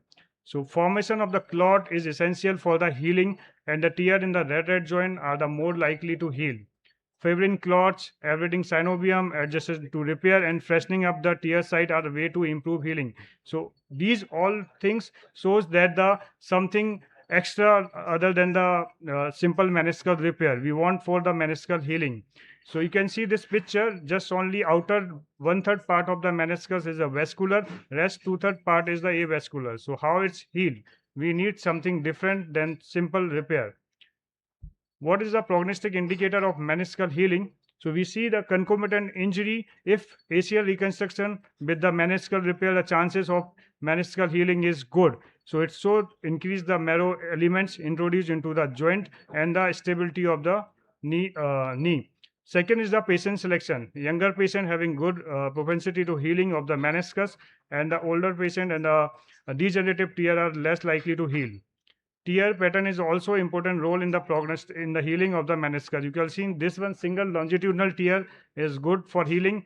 This double longitudinal tear, flap tear, and the radial tear are very poor for healing potential. Distance of meniscocapsular junction, biggest factor for the meniscal healing.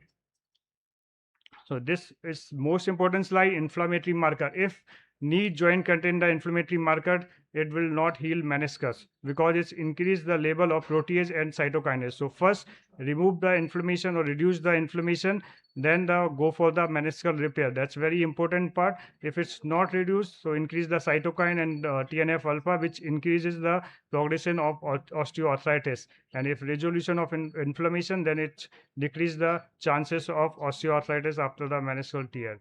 Why need of biologics? That's very important point. Not only the repair, it's healing is depend on the biologics also. So after the repair, we see the 25 to 40% overall failure rate after the repair. Next is the extending the indication of meniscal repair, and with poor healing potential to attempt to salvage the meniscus. And third and last important point is from a vascularity standpoint, vascularity of the repair influence outcome of the repair. That's why red zone tear having the best propensity of the healing. How biologics work? Biologics augmentation strategy are designed to promote a healing environment around the relatively acellular, avascular meniscal, disrupt the degenerative cascade. So increase the biologics, increase the cellularity, cell migration, increase the vascularity, and decrease the inflammation for the healing of the meniscus. Which type of cytokines, growth factor, and enzymes are important for the healing of the meniscal? So you can see the expected role of these cytokines and growth factor. First one is for chondrogenic differentiation, this vascular endothelial growth factor for the angiogenesis, platelet-derived growth factor for cell proliferation and recruitment and matrix formation, and stromal-derived growth factor for cell recruitment, and collagenase. It's a very important enzyme for softening of the meniscus tissue, which promote the cell migration and increase the cell number. So which technique we use in biologics? First is the mechanical stimulation, marrow venting, fibrin clotting, platelet-rich plasma, stem cell-based therapy, and biomaterials. A new one. So first is the rasping and mechanical stimulation. You can see at the time of the rip, we are just rasp around the meniscal tear and the synovial, which increase the growth factor at the site of the meniscal tear and the trephinate channel from vascular to the avascular joint, which increase the healing potential of the meniscal tear.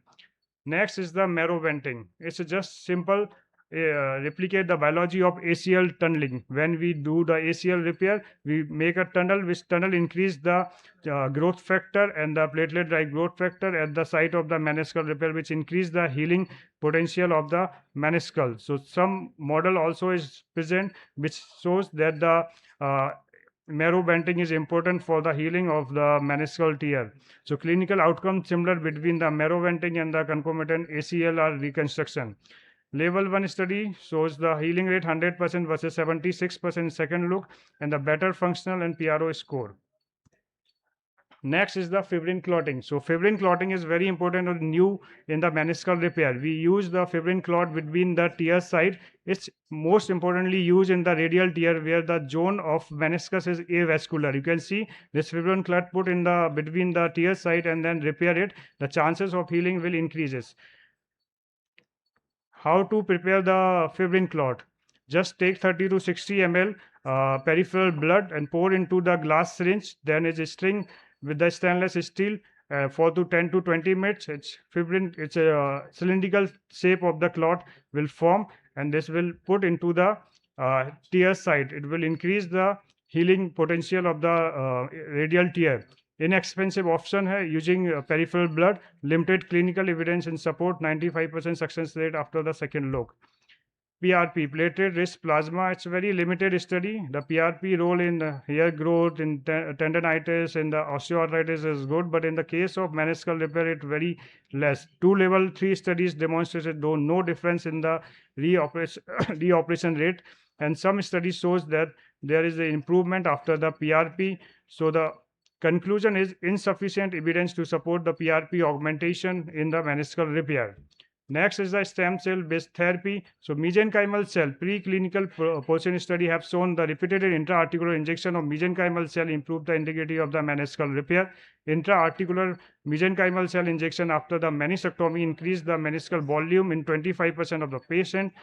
Bone marrow aspirate at repair site improve the repair quality in the 12-week in the rabbit model, and the further investigation needed in these all mesenchymal cell therapy. You can see this is the intra-articular mesenchymal cell injection. It will increase the meniscal mass in different model.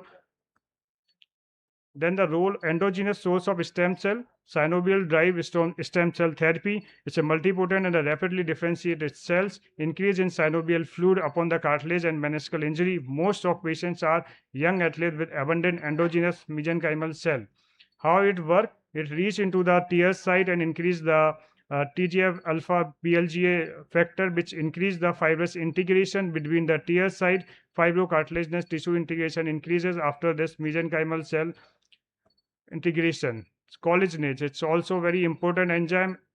This is used for the softening of the meniscal tissue, which increase the cell recruitment, cell migration.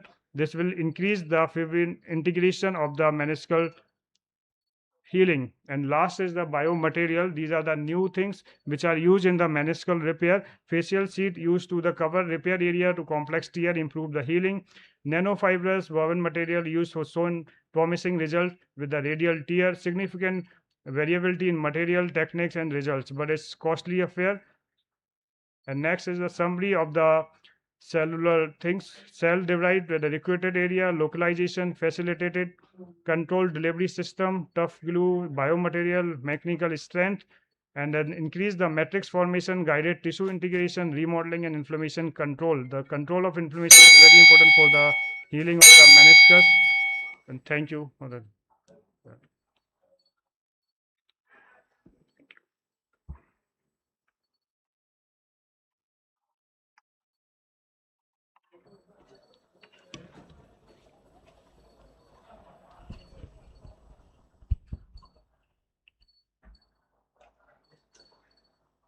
We'll just go ahead with a lamp lighting inauguration ceremony. Call upon Saraf sir, just introduce sir.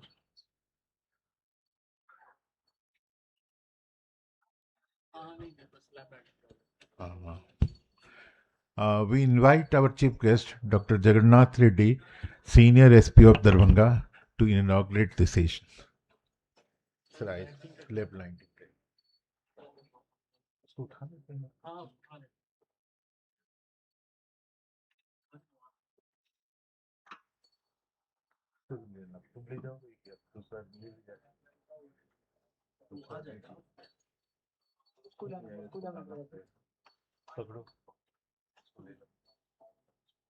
Ravi तुम भी आ जाओगे ऐसा है ठीक है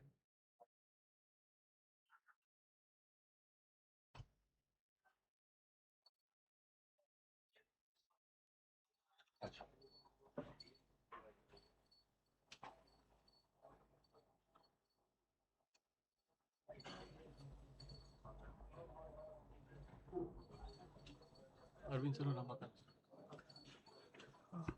I invite Dr. Arvind Gupta ji to participate in lamp lighting, and as well as Ramakant ji.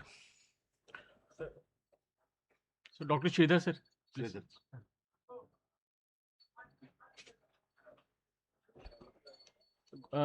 So Gupta sir.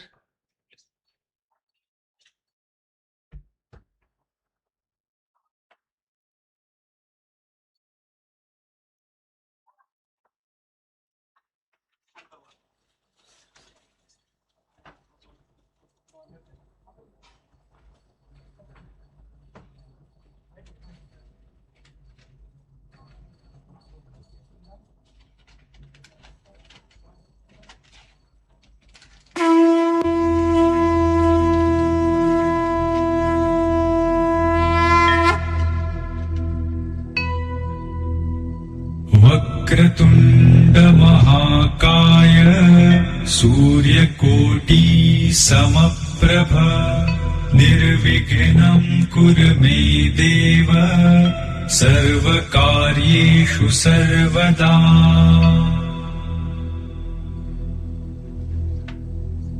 वक्रतुण्डमहाकाय सूर्यकोटि समप्रभ निर्विघ्नं कुरु मे देव सर्वकार्येषु सर्वदा।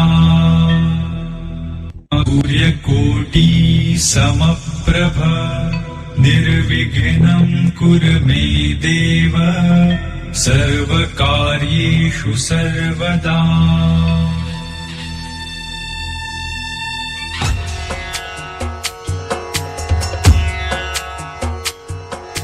सिंदूर लाल चढ़ायो अच्छा गजमुख को, जोन दिल लाल विराजे सुत गौरी हर को। हाथ लिए गुड़ लड्डू साई सुरवर को, महिमा कहे न जाए लागत हूँ पद को।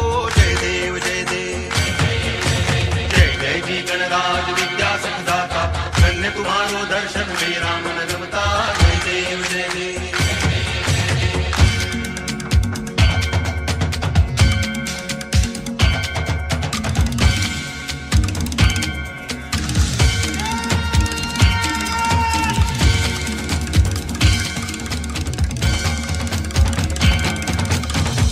भगति से कोई शरणागत आवे, संतति संपत्ति सब ही भरपूर पावे।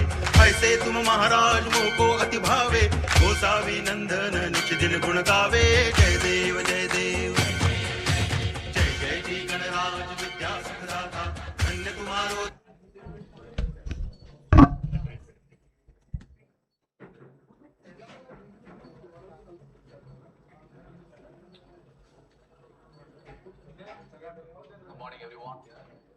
लगा भाई। Please accept my apologies for not being there personally to attend this IAS job program. But I have seen this program. It's a well curated program with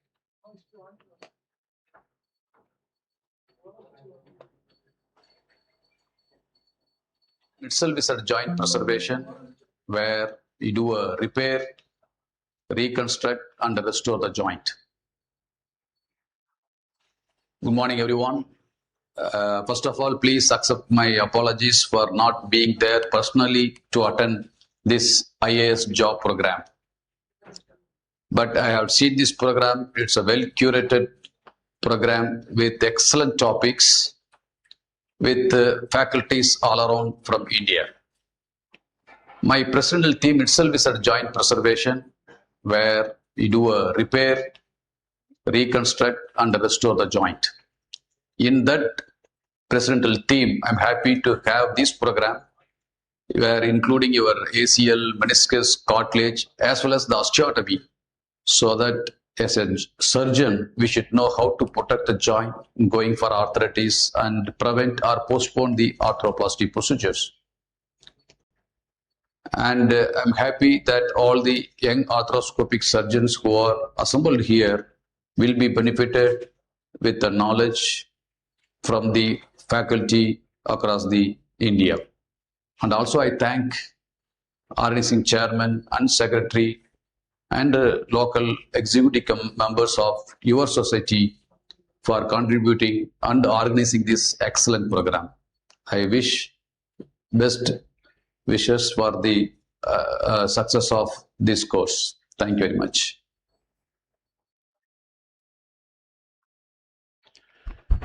Next, we would like to felicitate some of our senior faculties. So I just call upon Saraf sir and our chief guest sir to felicitate Dr. Arvind Gupta sir first.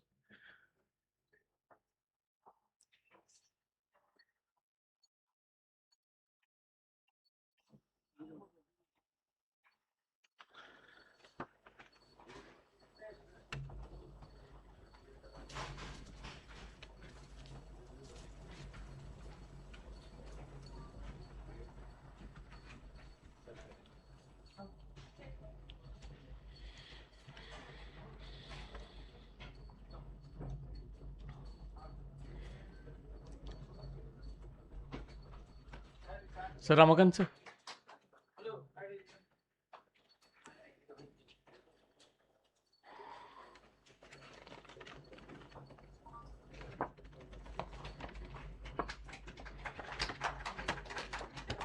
Next.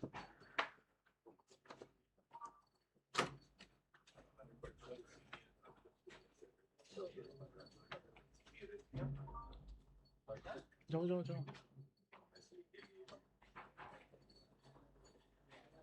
इसके बाद एक और चाहिए होगा. इसके बाद भी. Next doctor Shridhar sir. Ankit कहाँ रहता है? मैम एक और चाहिए.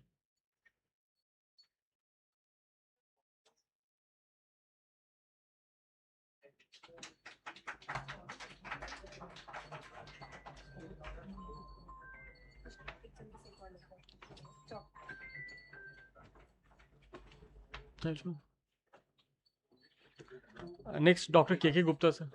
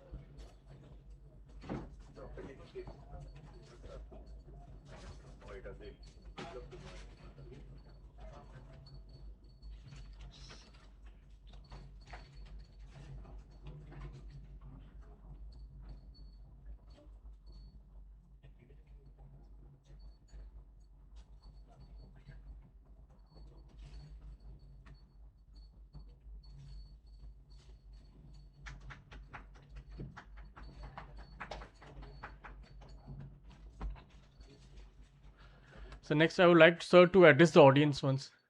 So.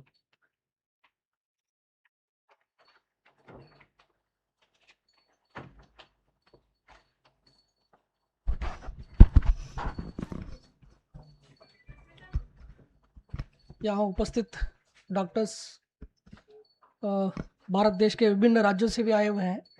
I am not a technical person to talk on this subject, but topic देखने से लगता है कि joint preservation, repair, reconstruct and restore, तो आप बॉडी में करते हैं, हम सोसाइटी में करते हैं, तो ये डिफरेंस है. तो सोसाइटी में कभी कुछ कांड हो जाता है, कुछ समस्या हो जाता है, तो जब उसको नॉर्मल करने में तो रिपेयर करना पड़ता है, रिस्टोर करना पड़ता है नॉर्मल इसी के लिए. तो पुलिस हम लोग करते हैं सोसाइटी में कि आप लोग जो बॉडी में करते हैं जो, बट मैं डॉक्टर एस.एन. सराफ सर हैं और अभिषेक सराफ जी, प्रियंका सराफ जी हैं, और इन्होंने बहुत मेहनत करके इन्होंने ये प्रोग्राम अरेंज करवाया है. और पहले भी इनके तरफ से बहुत इस टाइप का प्रोग्राम्स अरेंज कराया गया है. और ये अच्छी चीज़ है कि भारत के विभिन्न राज्य से from different states many doctors have come here and attending the program. ये you people are exchanging your technical expertise and your experts and ideas. Whenever you exchange your ideas and implement in the field, and it will help the society and the patients. तो ये अच्छी चीज़ है कि हम लोग भी चाहते हैं कि जो बिहार में इस टाइप का प्रोग्राम अरेंज हो, बिहार सरकार का, माननीय मुख्यमंत्री महोदय का, और हमारा जो पुलिस मुख्यालय chief secretary sir, DGP sir का जब भी वीसी होता है तो उनका ये सपोर्ट रहता है कि प्रशासन को निर्देश रहता है कि इस टाइप का प्रोग्राम होता है तो प्रशासन को भी मदद करना चाहिए और एंगेज करना चाहिए, ताकि एक एक्सपर्ट्स बिहार में आए और यहाँ और डॉक्टर्स, अच्छे डॉक्टर्स आएँ और इसका फ़ायदा जो पेशेंट्स और सोसाइटी को मिले. तो इसी के क्रम में तो अगर हमारे आपकी तरफ से प्रशासन से जो भी मदद चाहिए तो हम लोग देने के लिए तैयार है, चाहे सिक्योरिटी हो और अन्य मदद हो. और आप ये दरभंगा डिस्ट्रिक्ट पहले से भी डॉक्टर्स के लिए जाने जाते हैं और यहाँ मेडिकल एक्सपर्ट्स बहुत हैं, डॉक्टर्स बहुत हैं और एक्सपर्टाइज है. अगर हमको लगता है कि पटना के बाद अगर नाम आता है तो दरभंगा का नाम आता है जो डॉक्टर्स में. इसका फ़ायदा यहाँ का लोगों को मिलता है. और मैं ज़्यादा समय नहीं लूँगा कि आप लोग अपना एक्सपर्टाइज शेयर करिए और इसका फ़ायदा सोसाइटी को मिले। धन्यवाद। Thank you.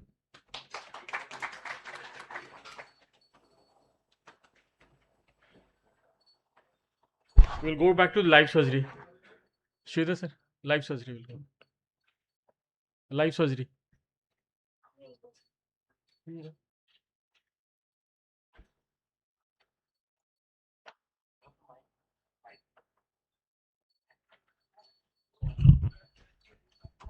Thank you.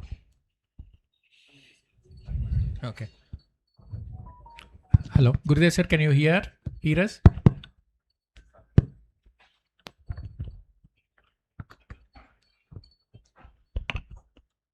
Gurudev sir, are we audible to you?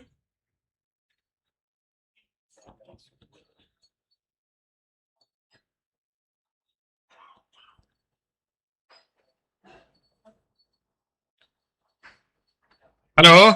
Yes, sir. Sridhar. Yes, sir. We can hear you very well.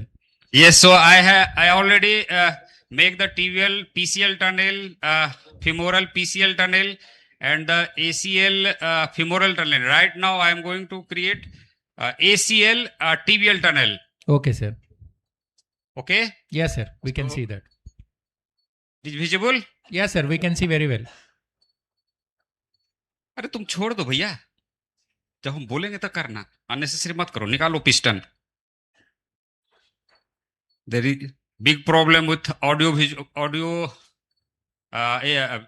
arthroscope and the monitor here and the saver system also.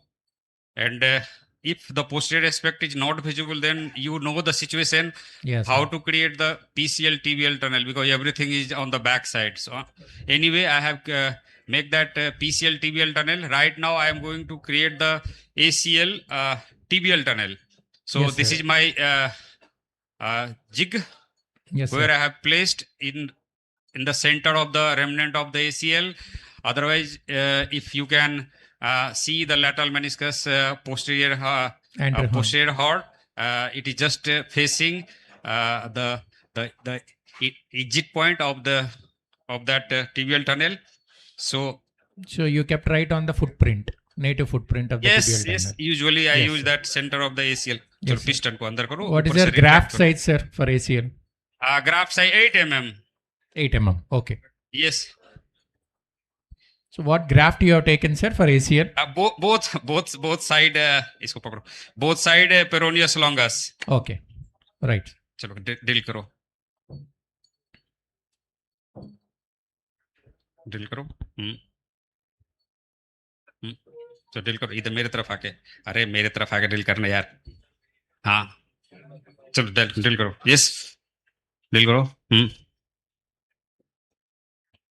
देखो सी, छोड़ो, हटाओ, निकालो, निकालो, हटाओ, हटाओ. If the same thing in your own OT, it looks very easy. But if you are operating in some other OT, then Yes, sir. everything is changed. It's very common, sir. It's a lot of difference. It depends on the assistance, like what we want and how they assist us. Very bad experience. Anyway, we are managing. पकड़ो, इसको पकड़ो, इसको पकड़ो, इसको पकड़ो. अरे अच्छा कोई ड्रिल नहीं है, वो देना है. ये सब कह देता है, कोई बढ़िया ड्रिल है तो दो.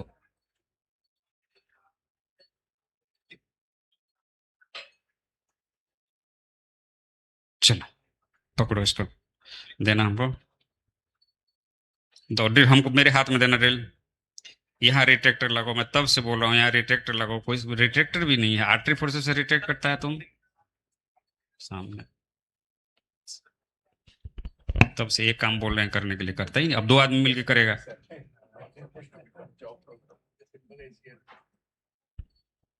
एंगल चेक किया था. लो देना, ड्रिल देना हमको, मेरे हाथ में दो.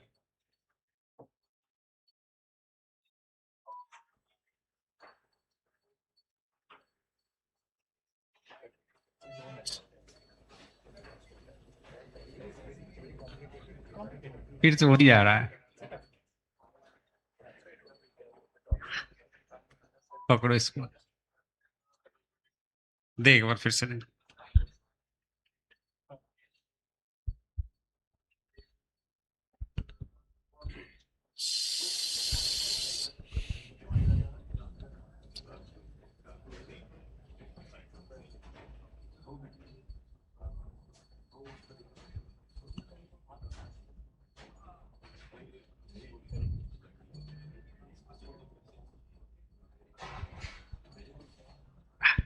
फिर से वहीं जा रहा है। Sir, maybe in such situations it's coming more medially rather than the desired, then maybe our jig can come more lateral so that it will come into the footprint. So I have tried everything because the guide wire is not So straight. Gurdev, just change the Drill is angle of also the not- jig from 55 to make it 65. A retractor लगा ना यहाँ पे। So a starting point will be different. Increase the angle of the jig. I change the starting point Or even. you just lateralize this jig inside. So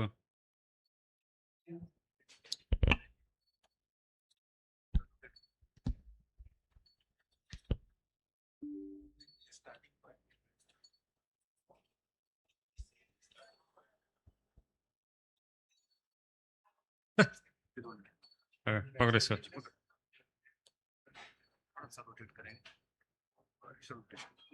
दो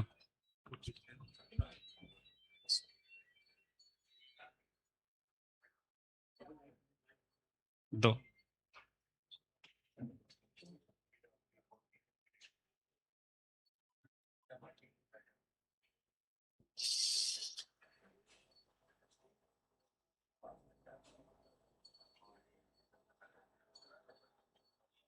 चलो okay Yes, sir. निकालो इसको। Finally you got it. और you have to manipulate free hand, Yes, sir. not dependent on the jig, then only you achieve that target point.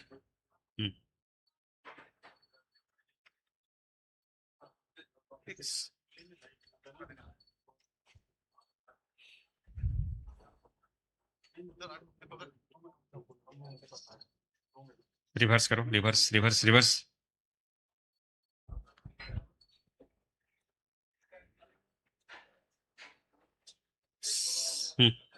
हटाओ ये सब, दो thread दो बीच पिन के साथ, हटाओ ये सब यहाँ से।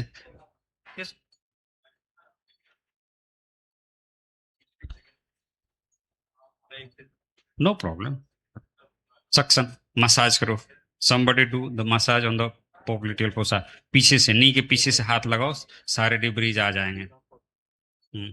धीरे धीरे धीरे धीरे। So I'm just debriding the knee joint so that all the debris came out.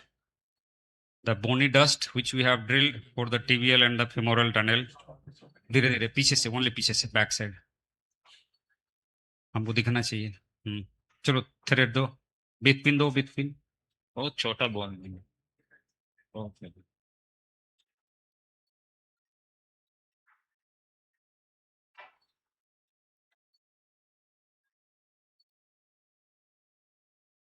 Drill bit नहीं है क्या?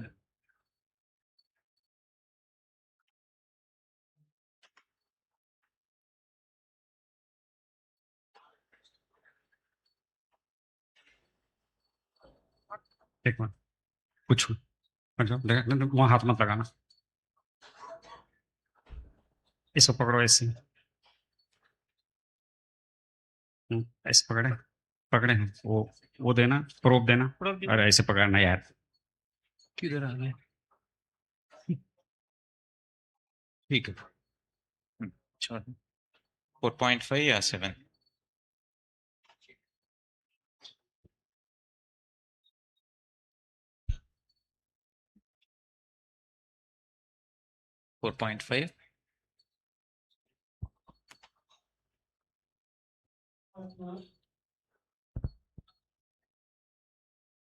चलो स्कॉर्पियन और वो दे दो, क्या नाम है,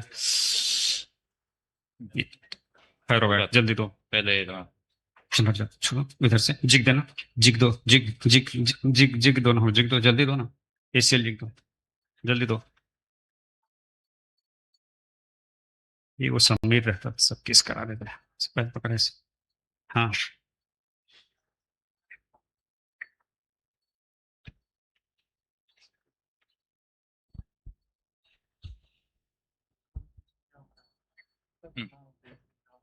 कितना डिग्री है? 55। 7 7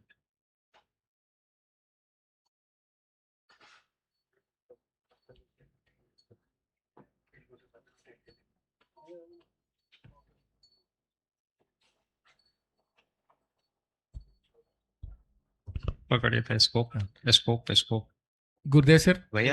Yes. Sir, the other OT, I think they're almost at the showing 5 to 10 minutes. We'll finish off. We'll come back, sir. You can proceed. No Yeah, problem. yeah. We'll come back in 10 minutes, sir. Thank you. Yeah, Thank you yes. so much. Yeah, Thank you. Yeah, thanks.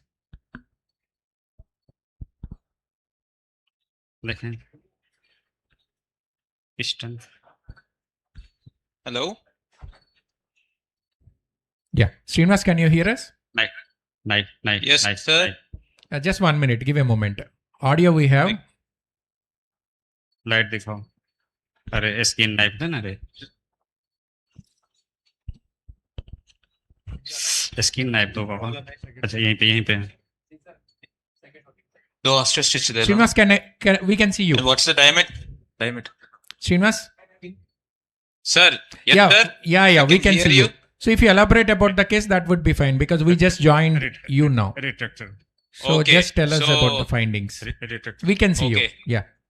Okay. Inside. So this is a 32-year-old female.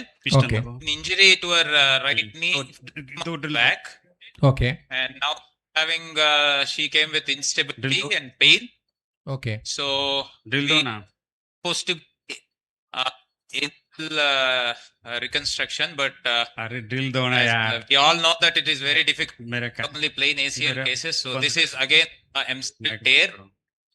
Okay. चार. So you can see without any pie crusting, we can clearly see the entire meniscus. Yeah. So whole medial sign got opened up without any effort. Completely. Yes. Yes. And you can also see the healing. It's trying to heal. Yeah. MCL is trying to heal. Yeah, all the yeah, punctate hemorrhages and all. Yeah. So So, more of a meniscocapsular tear which is healing out.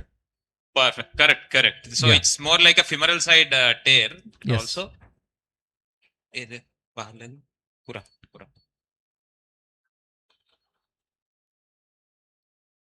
Okay, right. And also we have a So now you have only And, ACL tear and yes, ACL tear, MCL tear, and also we have a lateral meniscus tear. okay. So in the zone 2, probably in the body of the meniscus. Can you Yeah. see that? We can see that. We can see very clearly. Fine. Yes. Fine. So now our plan is to do latest repair, ACL reconstruction with MCL reconstruction because it is 5 months old, so we cannot repair it. Yes. So we are going ahead with these three Reconstruction things. part. Okay. So generally, what I do in this kind of scenario, she is a quite small female. Okay. So my plan is to harvest peroneus for ACL Okay. and use hamstrings for MCL reconstruction, Correct. and then I'll repair the meniscus. So, sir, what do you say? Is that fine or That should be fine. Dr. Srinivas, Dr. Arvind this side. Will you Sir, hello, sir. Will you probe the Hey, lateral meniscus just a minute. and look for whether it's stable or unstable? Because on wave, the image you have shown to us, it's don't like too much of instability in the meniscus. Will you Yes, probe sir. once So- before making planning for repair? For you mean lateral meniscus? Yeah, lateral meniscus. Yes. 100%. I have already probed it. It is quite unstable. Okay. So that okay. is why I've planned. I'll show you when I repair it. I'll just probe it and I'll show you. So these kind of scenarios, I always try to do my femoral ACL tunnel first, and then do the meniscal work, and then do the tibial tunnel, and then I pass the graft after the repairs. So that is how I do generally.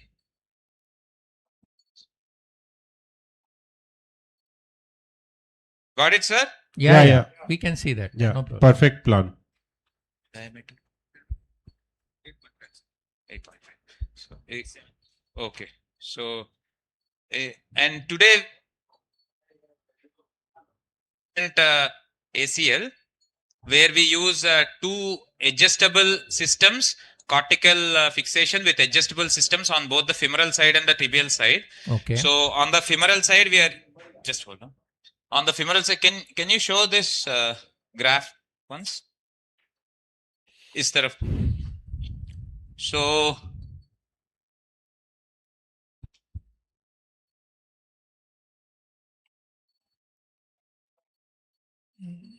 so this is the graph.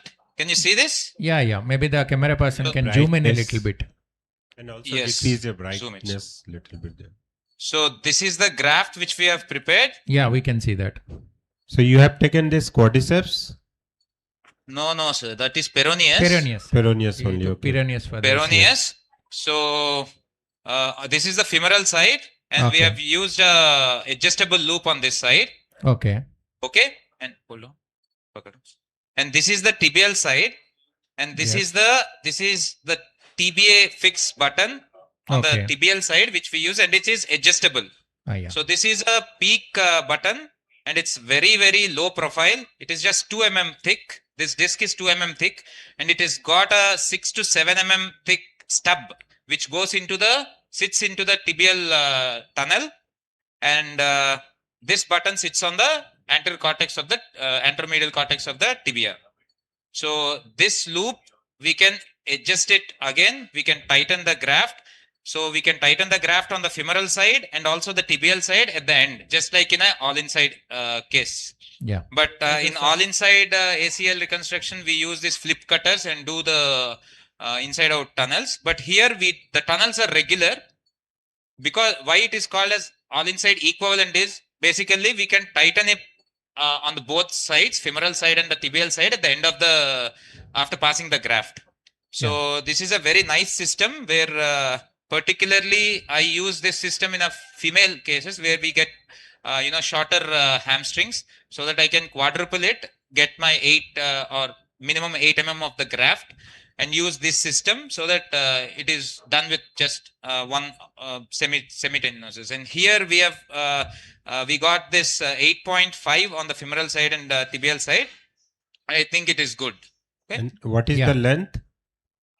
Length is generally what I aim for is 6.5 to 7 should be fine for this implant.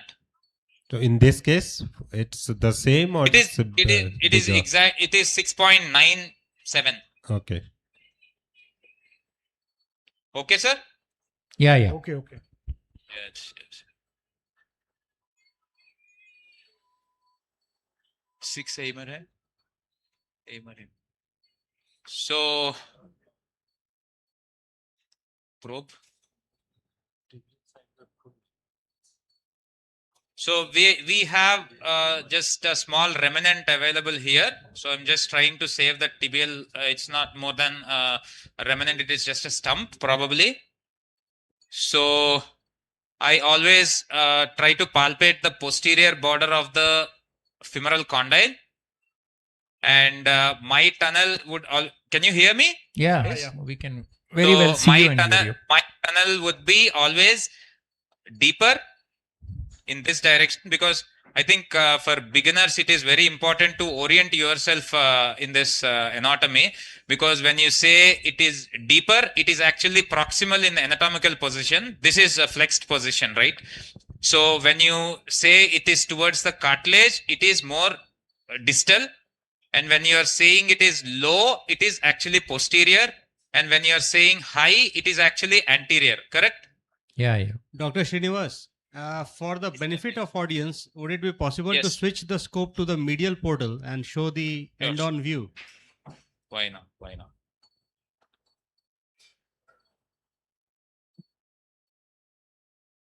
So this is the view from the medial portal. Very nice. And particularly when we try to hyperflex it, we get a better view. So you can see, right? Yeah, we 120 can see degrees that. hyperflexion, it is always good. This is a small remnant which is remaining. I would like to say, if we can shave this remnant, it is even more better. But I always try to save the remnant as much as possible, because it helps in better rehabilitation, because it has got a lot of neuroreceptors. We actually did a study where we have checked for the neuroreceptors on the tibial stump and the remnant. And also the the stump graft, and it has got, even after probably 8 months or 9 months of injury, we get lot of what do you call this neuroreceptors on the stump. So it is always a good idea, particularly to leave the stump so that the proprioception is achieved at an early stage, right? Yeah. So Aimer. So I always use femoral aimer. कितना है 6 mm 6.5 mm 6 mm. So this is the femoral aimer which I use. I always use femoral aimer. Flex. Flex.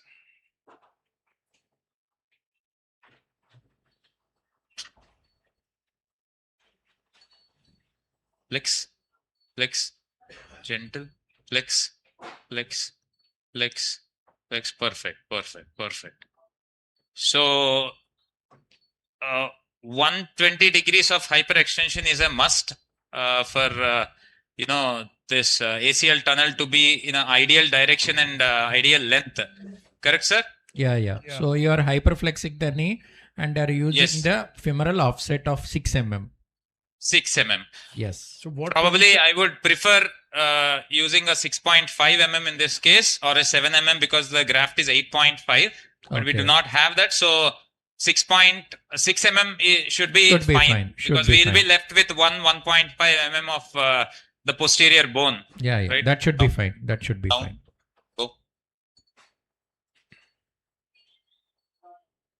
Go. Complete. Just a minute. Okay. Okay, go.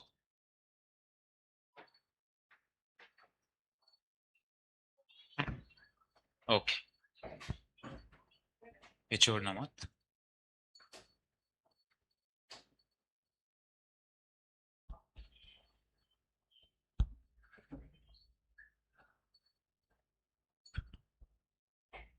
So I actually wanted to show the femoral footprint anatomy as well, but unfortunately we do not have this RF available. Okay. Shaver.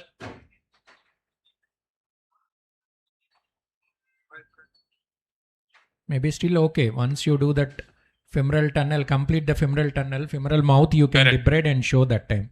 End on view, face on view. Correct. So what do you use, sir? You use the femoral aimer as well, or you use I use the offset only. Offset. No blind offset. Drilling. Yeah.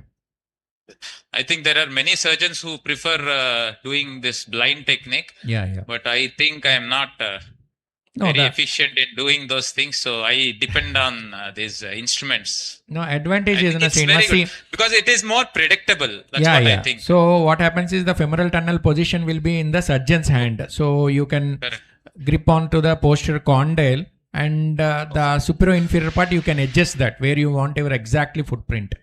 So your entry of the bead pin will be in our hands. You can manipulate it with the offset. Correct. Generally, what I do is I doubly check by putting a mark using RF. Yes.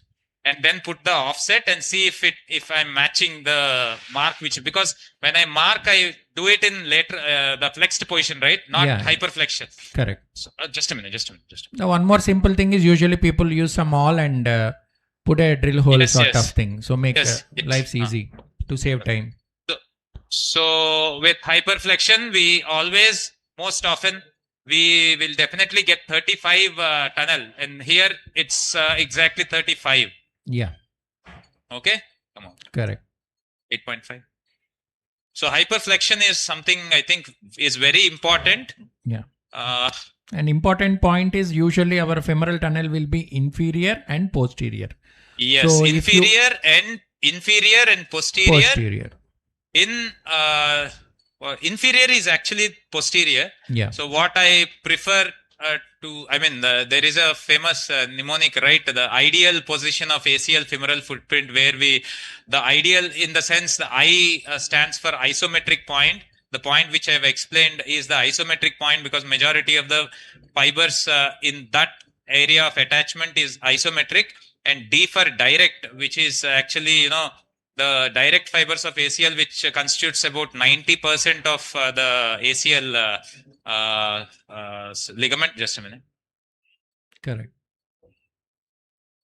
So how much you want to go in the femoral side with your So 8.5? I would like to go 25 maybe, because I don't want, because it's quite 7 mm graft. So just a minute. Your femoral tunnel is what? 35. 35. So 25 should be fine. But maybe it's not too much because your graft length is yes. short. Yes. Because you may be shortfall on the tibial side maybe. So generally I get 6 mm also. It is fine. The graft. Okay. You are using fixed But loop here or it is 7. adjustable loop? Sometimes.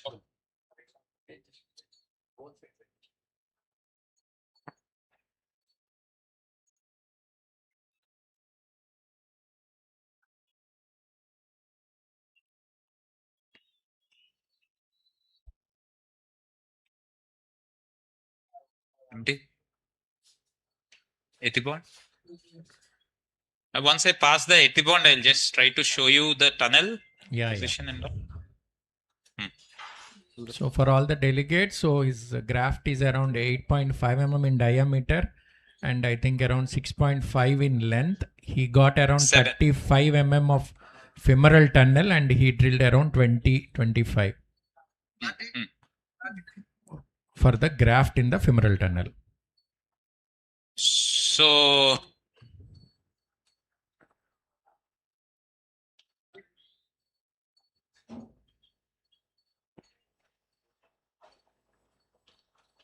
Srinivas, one small thing what you can redo is take out the loop and debride that femoral condyle and show the footprint. Maybe that may be easy, useful. Sure, I'll just try to show it from medial portal. If it is fine, then. No, I think you can debride little bit. So a lot of fibers. So this is our tunnel actually. So you can see that there is just 1 to 2 mm of the bone left posteriorly. We can't see properly. Just a little bit. Just. So the point is we are actually left with. Yeah, now we can see that. Yeah. Right? Yeah, we can see that. Yeah, we can see that. So osteo stitch.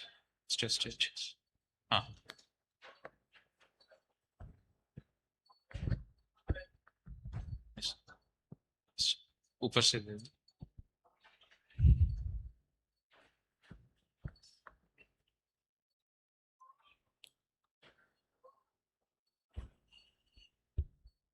So now we want to go ahead with the meniscal repair. Yes, sir. Okay, correct. Good. So I'll be using an all-inside device. Fluid. Fluid, please. Sorry. So I'll be going with all-inside meniscal repair. I think they can I do think a that little. should be fine because probably 1 or 2 stitches. And figure of 4, I think they can do little bit more so that you can get more space to play around. Yes. They can. Yes. One person is actually holding the limb. Yeah, we can and see the that. other person. We have the outside view. Thank Okay, you. Thank perfect. you. Good.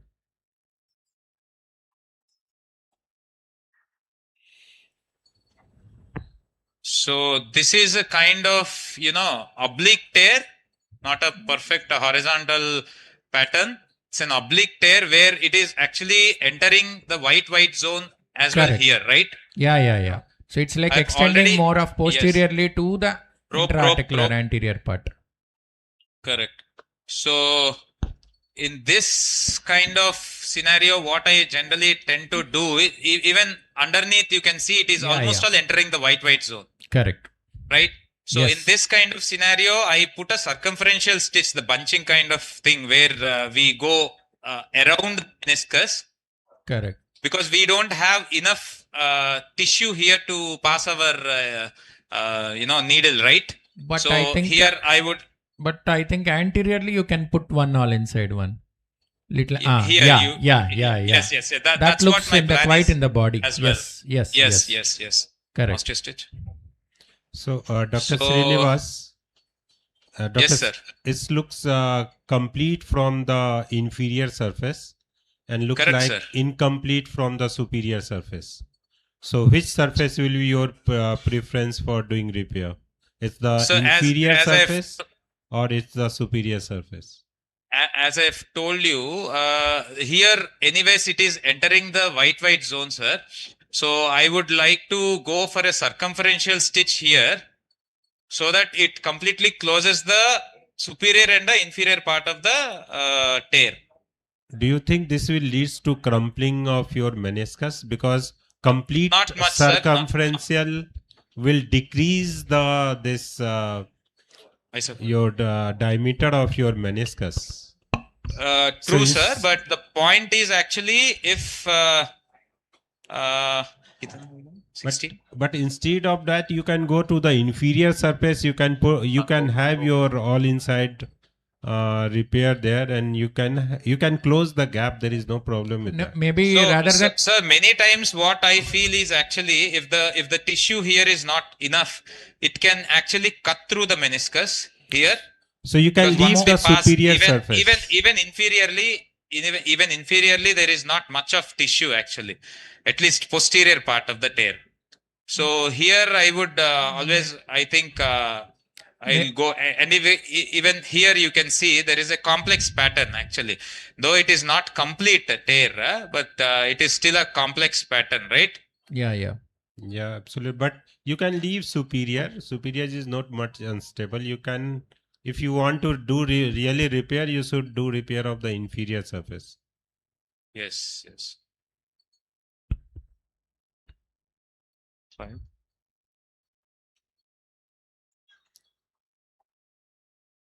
Okay.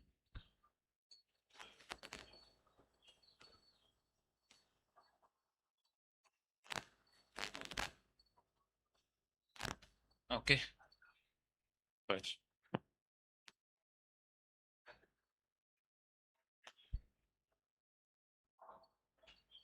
Cutter and probe. Just a minute.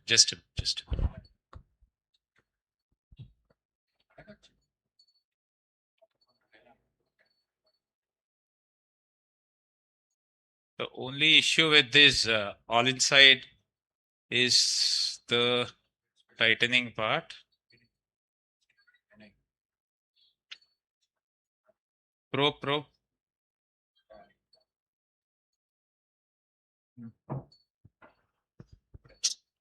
So you have taken bite both superior and inferior in the capsule directly. So how much length you have kept the length of the needle here, Srinivas?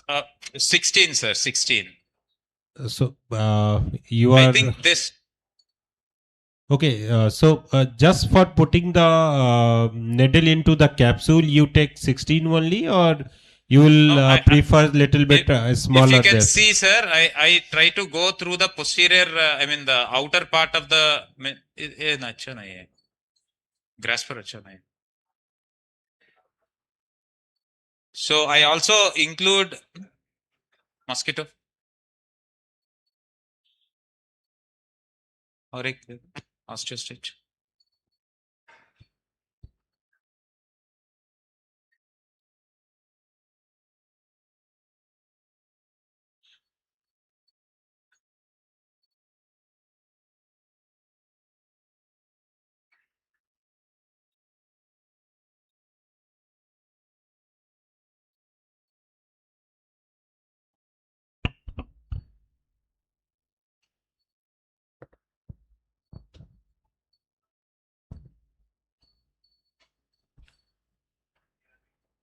So on the medial side, I think we can use inside out comfortably. On the lateral side, because it is a small tear, I thought all inside should be fine. Dr. Srinivas, this is the common scenario we all have faced. So True. This is a very common scenario with the implants, this all inside implants. Yeah. That is the main problem. So in my talk that I was giving on meniscal repairs, this is a thing that when it happens as a surgeon, you have to come up with a plan B, like an inside out, maybe a good option here. True, true, true.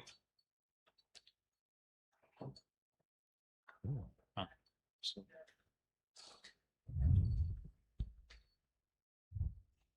out. ऊपर कर दीजिए, ऊपर ऊपर, पैर ऊपर. Perfect. Right. Yeah, that looks fine.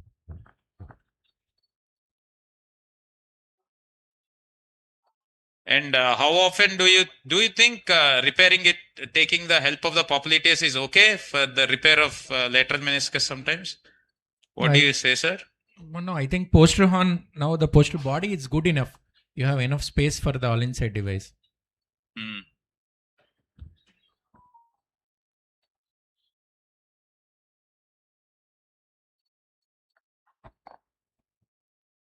So that is the popliteus tendon. And you can see it is quite, Oh.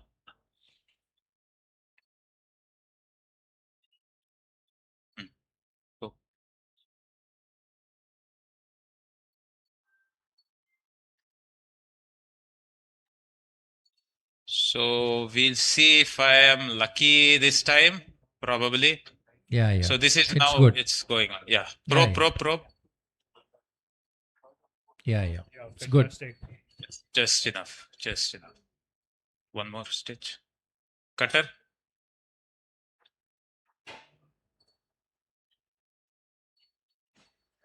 Particularly for the complex tear and the double longitudinal tears and all, I think this bunching technique works very well, because these all inside needles, they can many times cut through the remaining meniscus, and then we will be left with no meniscus and we cannot repair it at all.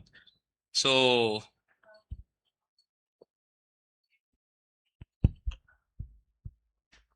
बाहर आ गया. Okay. ऐसा perfect.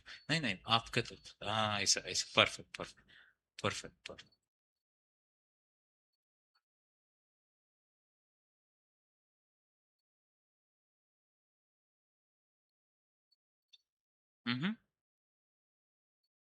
ये पकड़ो, आप एक पकड़ो, ये मुझको दे.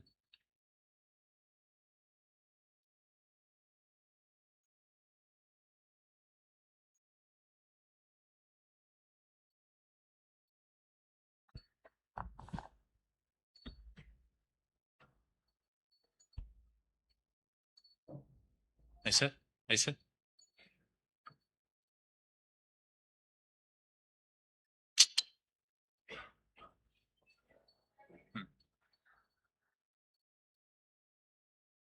दूसरा वाला नहीं वो.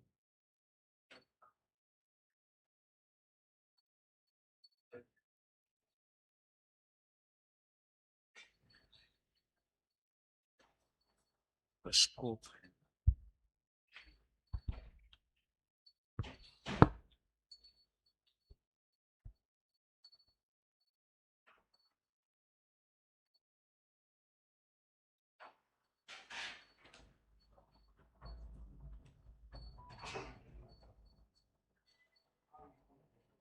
पंच ले लो, पंच या scissors.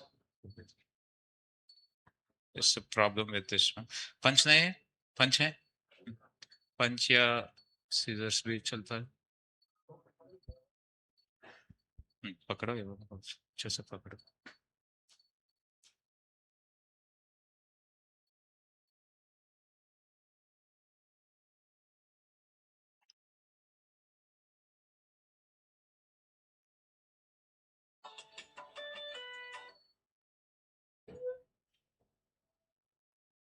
और एक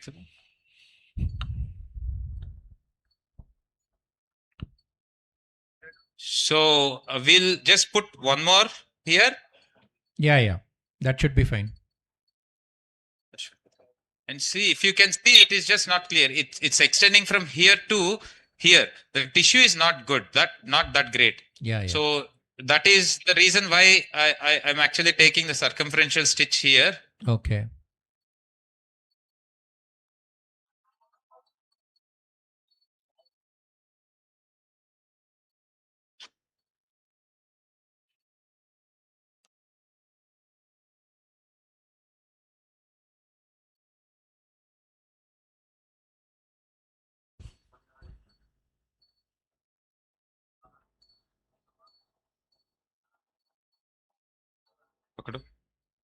Eva. Come out. Come out. Deploy.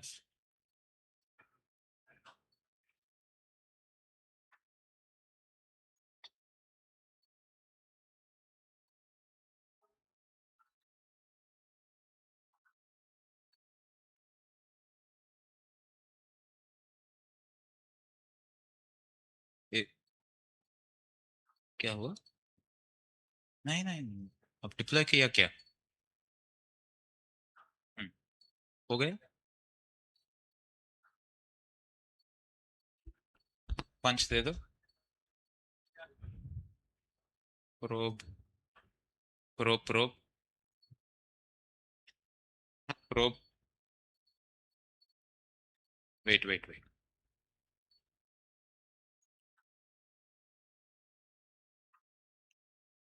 Okay, full.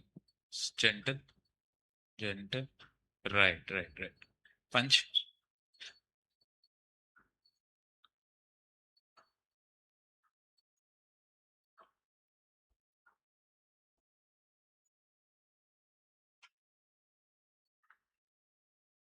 Okay.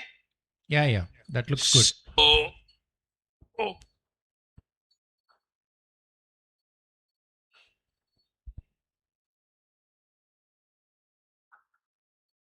So, shaver, please.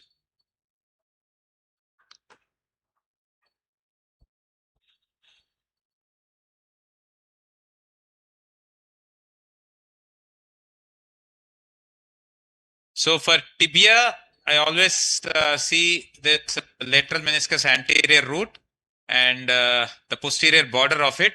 So I'll be trying to, I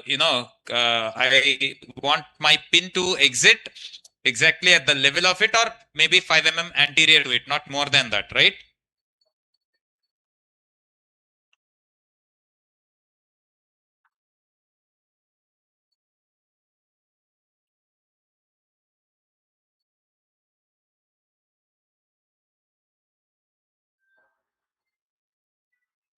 Yes.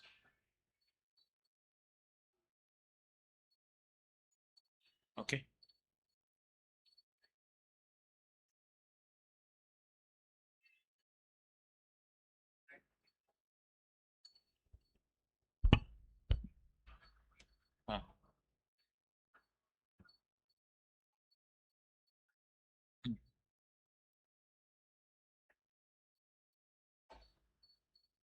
Bus. So we are good. Yeah, looks perfect.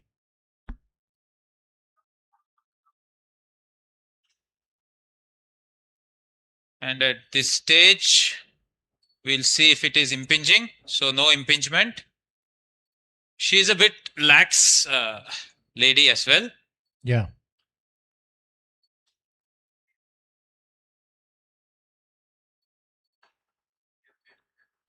Retractor. Diameter.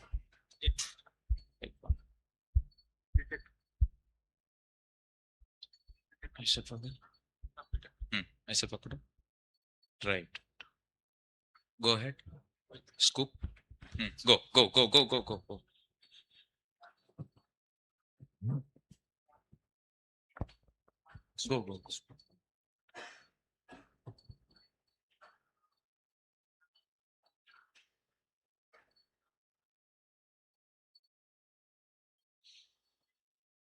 Gentle. Slow. Yeah. Slow. Yes. Slow. Yes.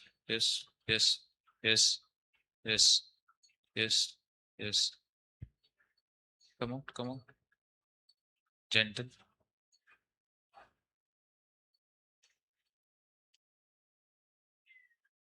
Go.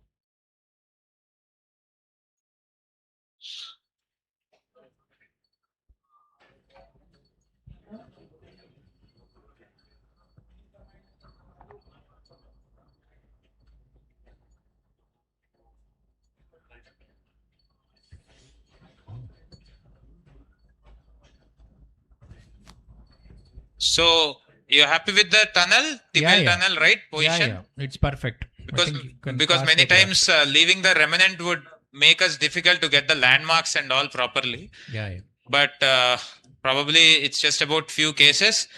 And once we are comfortable with that, I think probably saving the remnant will definitely add the advantage for the patient. At the same time, it should not bunch up. If the footprint, if it is bunch up, may form a cyclops in the post-operative period. Correct.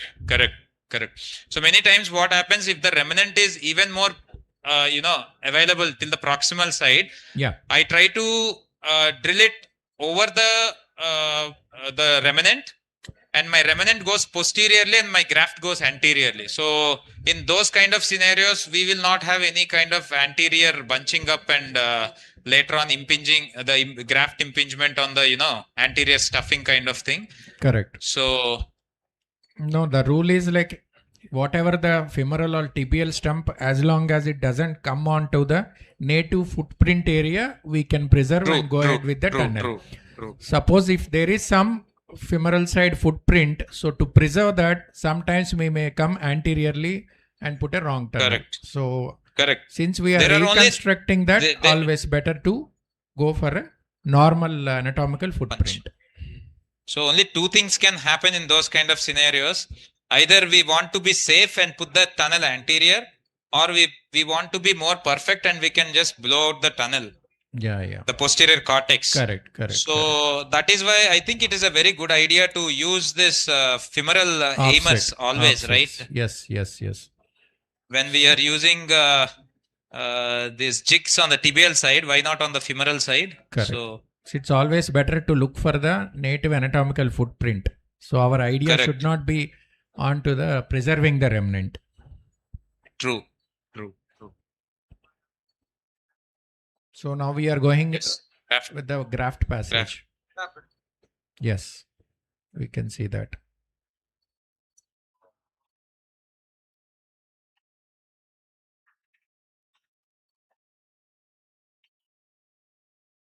Okay.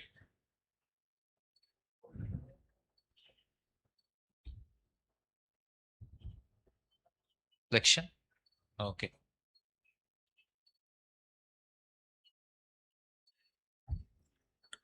Okay.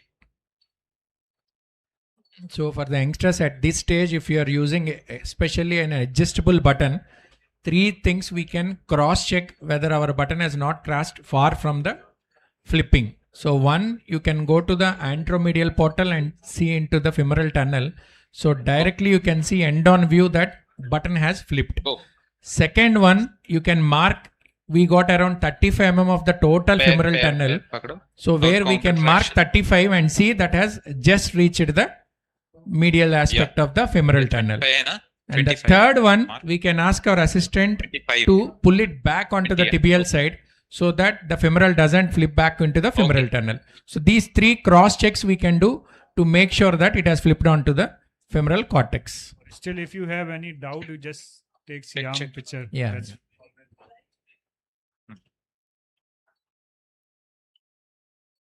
Okay.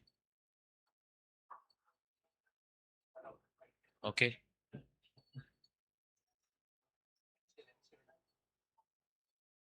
Okay. Yes.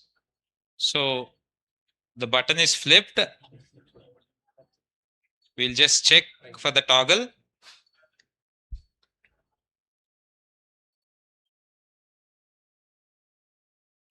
Okay.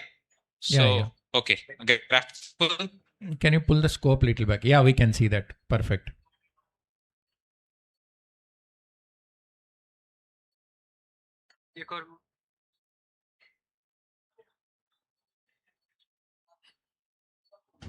Okay, counter.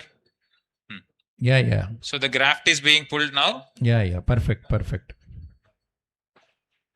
But we are more excited to see the button. This is 20 mark action. Yes. Yeah. We can see that. Perfect. That's your femoral tunnel mark. Go. Good. Yes. So I think someone can pull from the tibial the graft side. has been bottomed out on the femoral side. Can pull back and check whether it is tightened. Okay, right. So I'm just pulling on the tibial side. You can see Yeah. it is Perfect. not moving. Perfect. perfectly fine. Yes. And yes. at this stage, as you have pointed out, sir, Yes. just hold on this, hold this one, hold this. Yes. So now I would like to extend the knee Yeah. and see if there is any graft impingement. I'm actually hyperextending the knee as well. But So that it is not fine. impinging, it is just the remnant here. Probably I can just maybe the use old some ACL RF is to- impinging.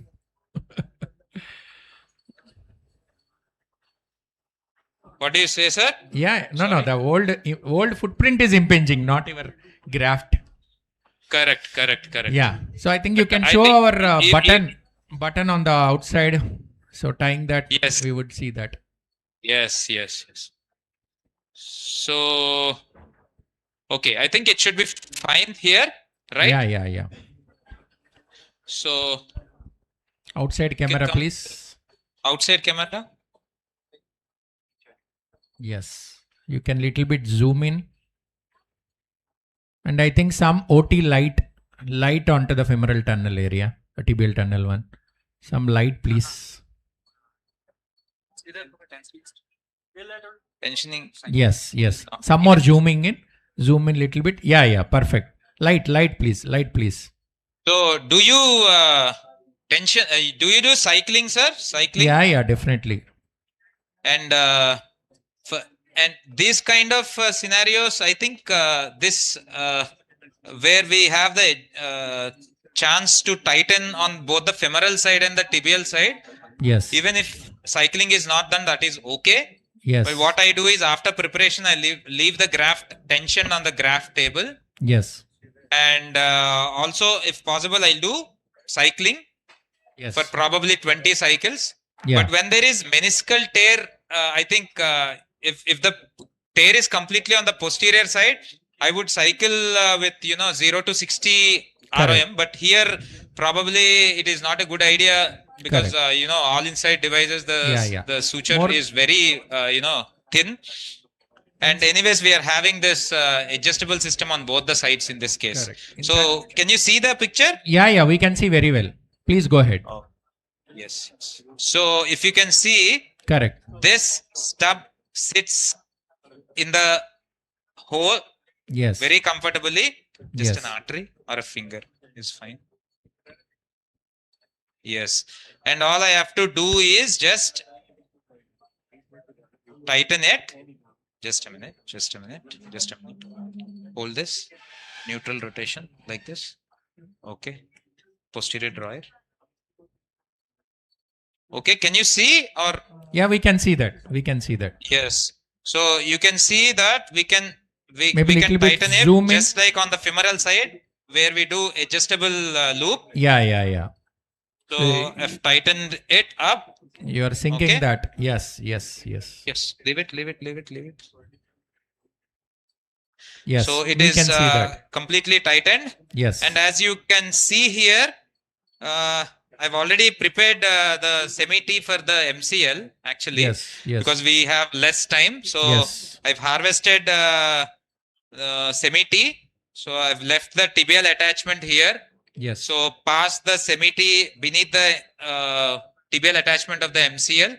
Yes. So that the trajectory comes in line with the MCL, superficial Correct. MCL. Correct. And then I passed it underneath the third layer. Yes. So, and we are out here and we'll just drill the tunnel and put the graft and put a screw there. Okay. Yeah. That makes life easy. So,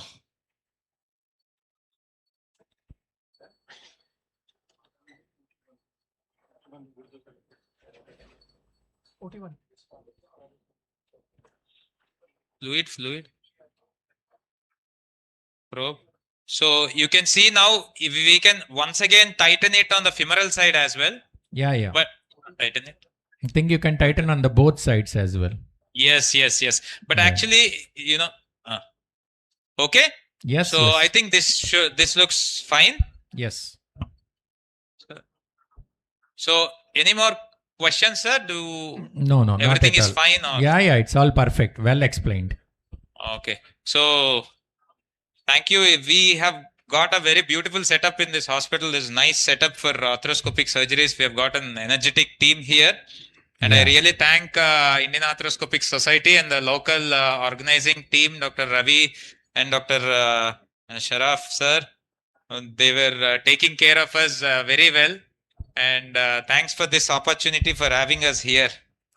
Yeah. And I also thank OsteoCare for facilitating everything comfortably. Okay. So Yeah, Srinivas. I think we are done. We'll go to the OT1. So you Sure, can sure, go ahead sure, with sure. that. So make sure you reach on time. You have a flight to catch. Okay. sure, sir. Sure, sure. Yeah. Sure. Yeah. Thanks. Srinivas. Very perfectly done. Well done. Thank you. Hold. Yeah. Sridhar. Sir, we can hear you, sir. Yeah. So I have almost done everything. Okay, sir. Can you just ACL show us, sir? graft already passed femur and tibial tunnel. Okay, and the sir. ACL graft, both tibia and femur. Okay, sir. Here the root and finally doing the MCL. Okay, sir. So outside created the camera tunnel can with the they- MCL on the femur and now passing the graft. 127. So we want to show the outside camera, sir, properly. भैया एक photo ले लेना. हाँ. The thread. beat pin, please. Thread. नहीं. Hand में दे दो. We have drilled it already, so. हम सब मांगते हैं तभी हमको देता है. आया हमसे केस कराने के लिए. रिट्रैक्टर नहीं दिखता है, शक करो. So can you zoom in? Sir. Yeah, we can see now, sir. Just a minute. दो थ्रेड दो फिर से. One thread again. थ्रेड दो. जल्दी दो. Hammer. And retractor as well. Retractor.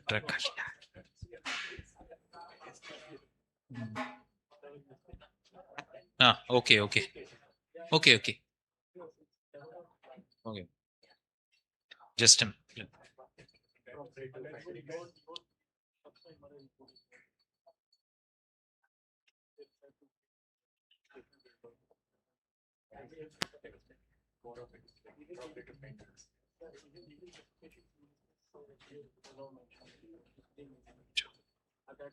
धीरे पीछे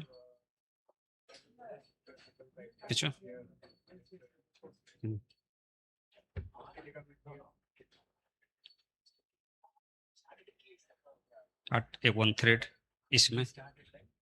इसमें एक थ्रेड डालो.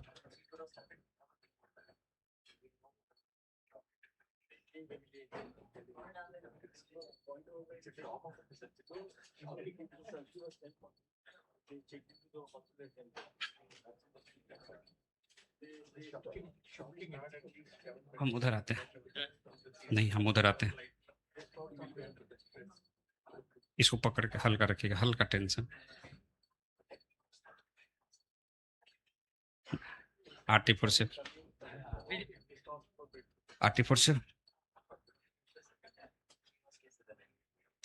खींचे. हाँ खींचे. हो गया. Okay. So now I have already passed the button through the femur. Okay, sir. For the MCL. Now I am fixing the graft distally. First I fix the PCL. Okay, sir. So screw दे दो. कितना 8 था. 30 mm 39. So my graft was 8 mm. So I am choosing 9 mm 1 plus graft for the PCL. Yes, sir. इसको पकड़ो थोड़ा हल्का इसको पकड़ो. इसको आर्टिफोर्सिव देना. आर्टिफोर्सिव दो.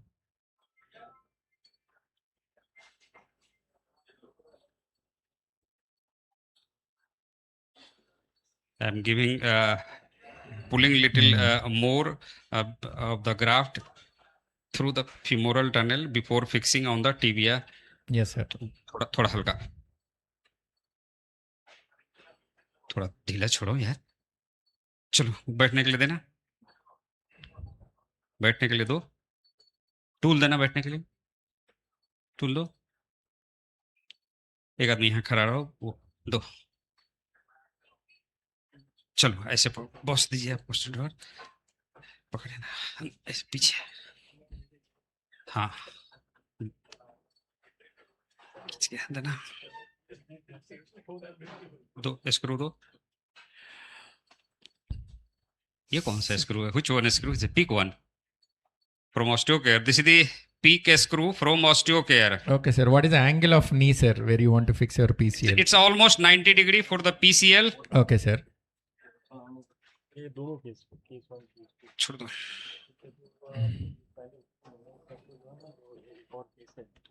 Sometimes it is very difficult to pass the 1+ screw for the PCL fixation because in this area there is cortical bone. Yes, sir. खींच के रखे।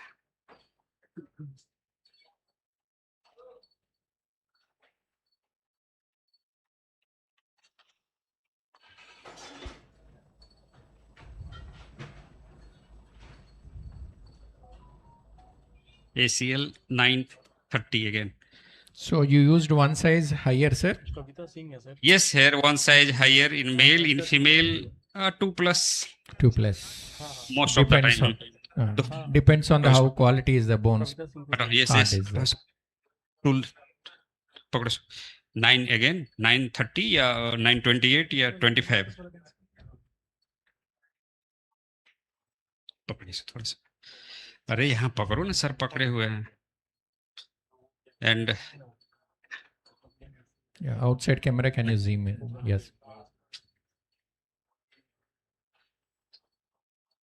हाँ, ठीक। दो स्क्रू दो। The angle of So that's knee the flexion is ACL one around you are 20 doing, 20 sir, degree. now. Yes. Yeah, yeah. So the white threads are for the root. Root, pardon?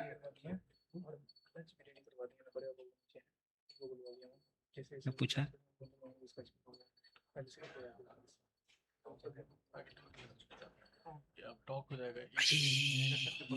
ये किसका था? ACL का है। Doctor Neeraj के बगल में जो white shirt पक्का। चलो चल ऊपर रोटेट करो, ऊपर रोटेट करो। एक देखो मक्खी, रोटेट करो, ऊपर रोटेट करो। ये इसी का होना बाकी था। ज्यादा नहीं, PCL भी गया वो।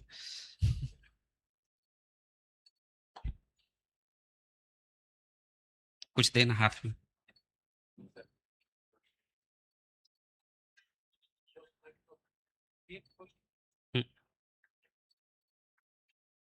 चल हटाओ इसको।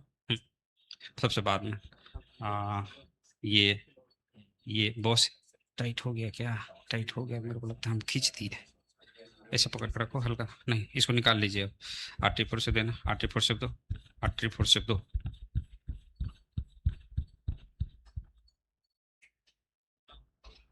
निकाल लीजिए।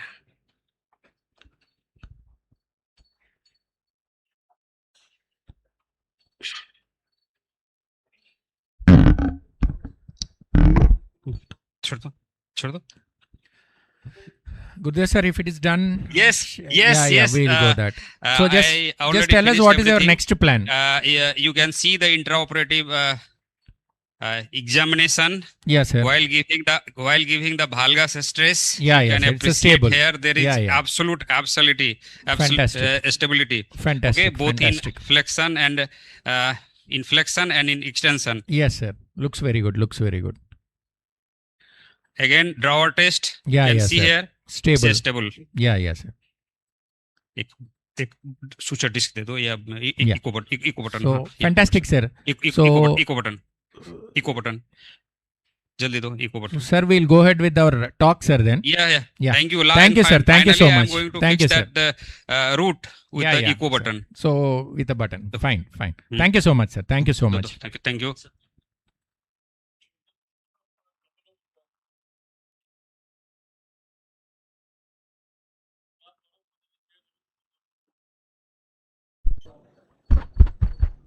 असिस्टेंट का काम होता है सर्जन कन्वीनियंट करना, लेकिन तुम्हारा काम क्या है यहाँ पे? Hello everyone. So हॉल का जो टेम्परेचर है ऐसा रहेगा तो धीरे धीरे लोग बाहर चला जाएगा यहाँ से। 2-4 लोग है भी तो इतना दूर। Anyhow, so the topic is meniscus root repair. So there is a basic of orthopedic surgery that we should preserve the anatomy as much as possible. That is a basic principle which has been appreciated since time, और इसी हिसाब से सब कुछ ये किया गया है। that meniscus repair पे इतना सारा टॉक हो रहा है, we are repairing our meniscus in different scenario, तब से हम लोग देख भी रहे हैं। So the important thing is meniscus root tear. What is meniscus root? Meniscus root tears are defined as soft tissue or bony root avulsion injury or radial tears located within 1 centimeter of meniscus root attachment. Important is about knowing the root where root lies actually. So the 1 centimeter of the attachment of meniscus is the root. If it disconnects from the body of meniscus, it is completely radial tear, and sometimes meniscus directly disrupts from the bone. That is true meniscal root tear. These are the type of tear and the definition of this meniscus. So if meniscus, what happens if you don't repair the meniscus root, or you are not repairing, or whatever, you are not treating it? Meniscus extrusion, osteoarthritis, these are the complications of not repairing the meniscus root or neglecting the meniscus root. Subchondral insufficiency, fractures, and in rare cases there has been seen in MRI that is spontaneous osteonecrosis of knee, known as Spong syndrome, and its meniscus root negligence or not repairing the meniscus root is cause of ACL and PCL re-rupture or graft rupture, and revision ACL is a major cause of revision ACL. Whenever you go for revision ACL, and you'll find that there are root tear and ramp lesion. These are the tear which causes the re-rupture of graft. So there is classification of root tear, that is partial stable root tear, type 1, type 2. Type 2 is most common, and there is complete radical tear within 9 mm of bony attachment of meniscal root. This 9 mm, this is further classified into 2A, 2B and 2C, that is 3 mm, 3 to 6 mm, 6 to 9 mm.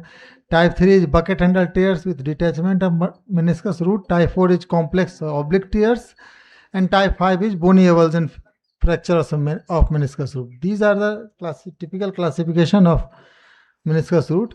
So one thing important is you have to know that what is the difference between root and ramp. These two lesions are very similar presentation and very similar in appearance. Always you are thinking that people are talking about root and ramp.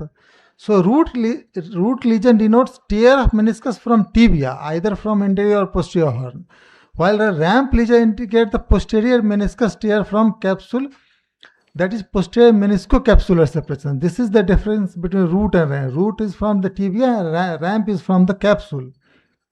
This is the meniscus root here. You can see that there is in this view, there is for first of this MRI, you are not seeing the root. That is called ghost sign, and not seeing the roots represent root tear. This is similar. At the place of root, you will find there will be no root.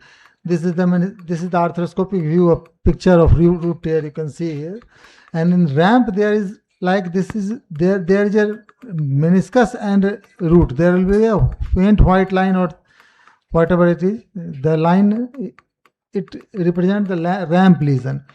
So this is the ramp lesion. So root tear, you can see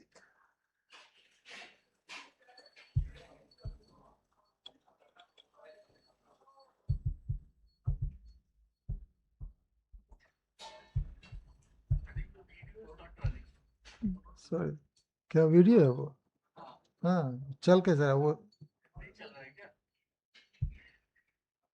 चलेगा लेकिन ये हाँ this this one is the root tear. You can see the root tear at the base of the tear. So the treatment of root tears are multiple conservative. We are already not in favor of conservative treatments. Meniscectomy and repair are the two choices with the arthroscopic surgeons.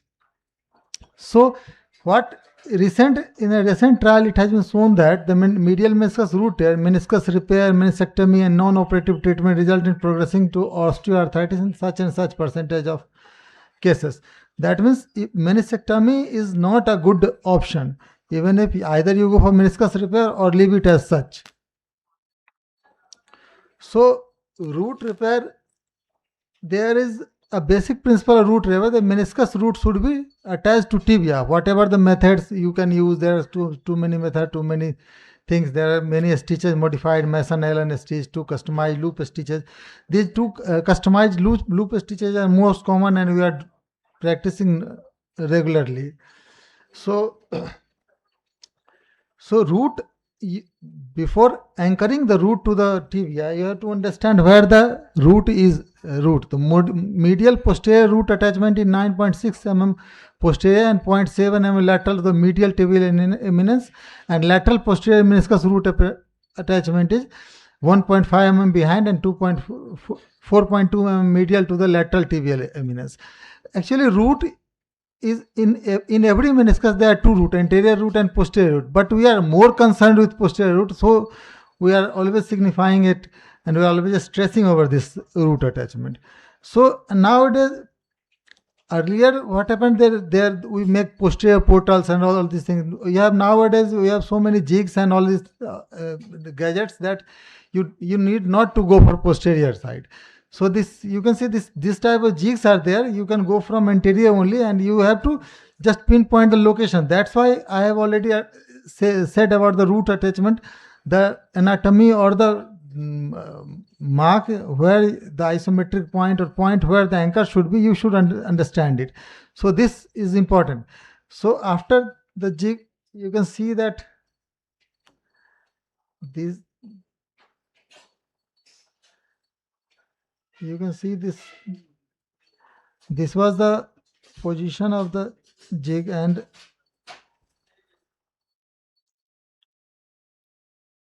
you can see this was a position of the anchor, where you can see that there you can go for anchoring, and here anchor, this is a very simple procedure. You just put the anchor here, and anchor has already 3-4 stitches. You go through the loop stitch and go for sliding, not over the posterior root. This is the important part where you have to drill the tunnel. That's important, and nothing important in it.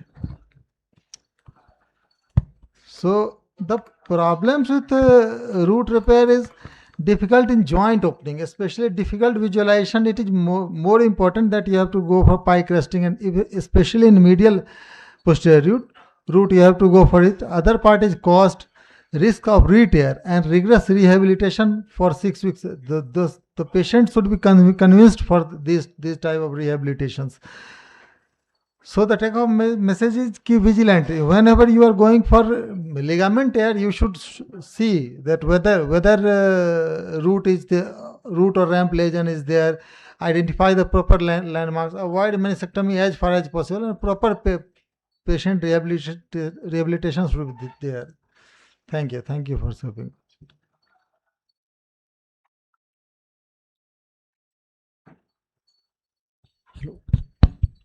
For the root repair, I think we have just one option. We have to repair the roots. Yeah. We cannot just leave it. We cannot remove the meniscus.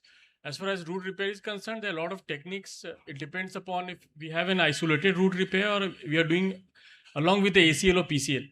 So if we are doing just isolated root repair, there are a lot of techniques available. I'm sure you can have a single bite or double bite using a suture disc.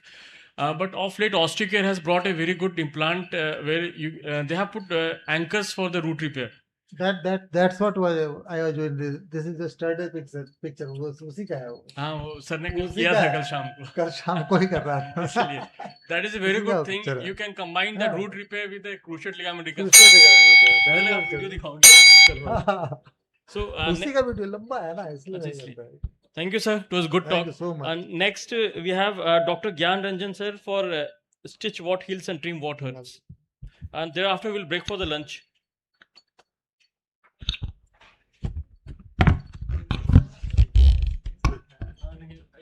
जल्दी तो होता नहीं.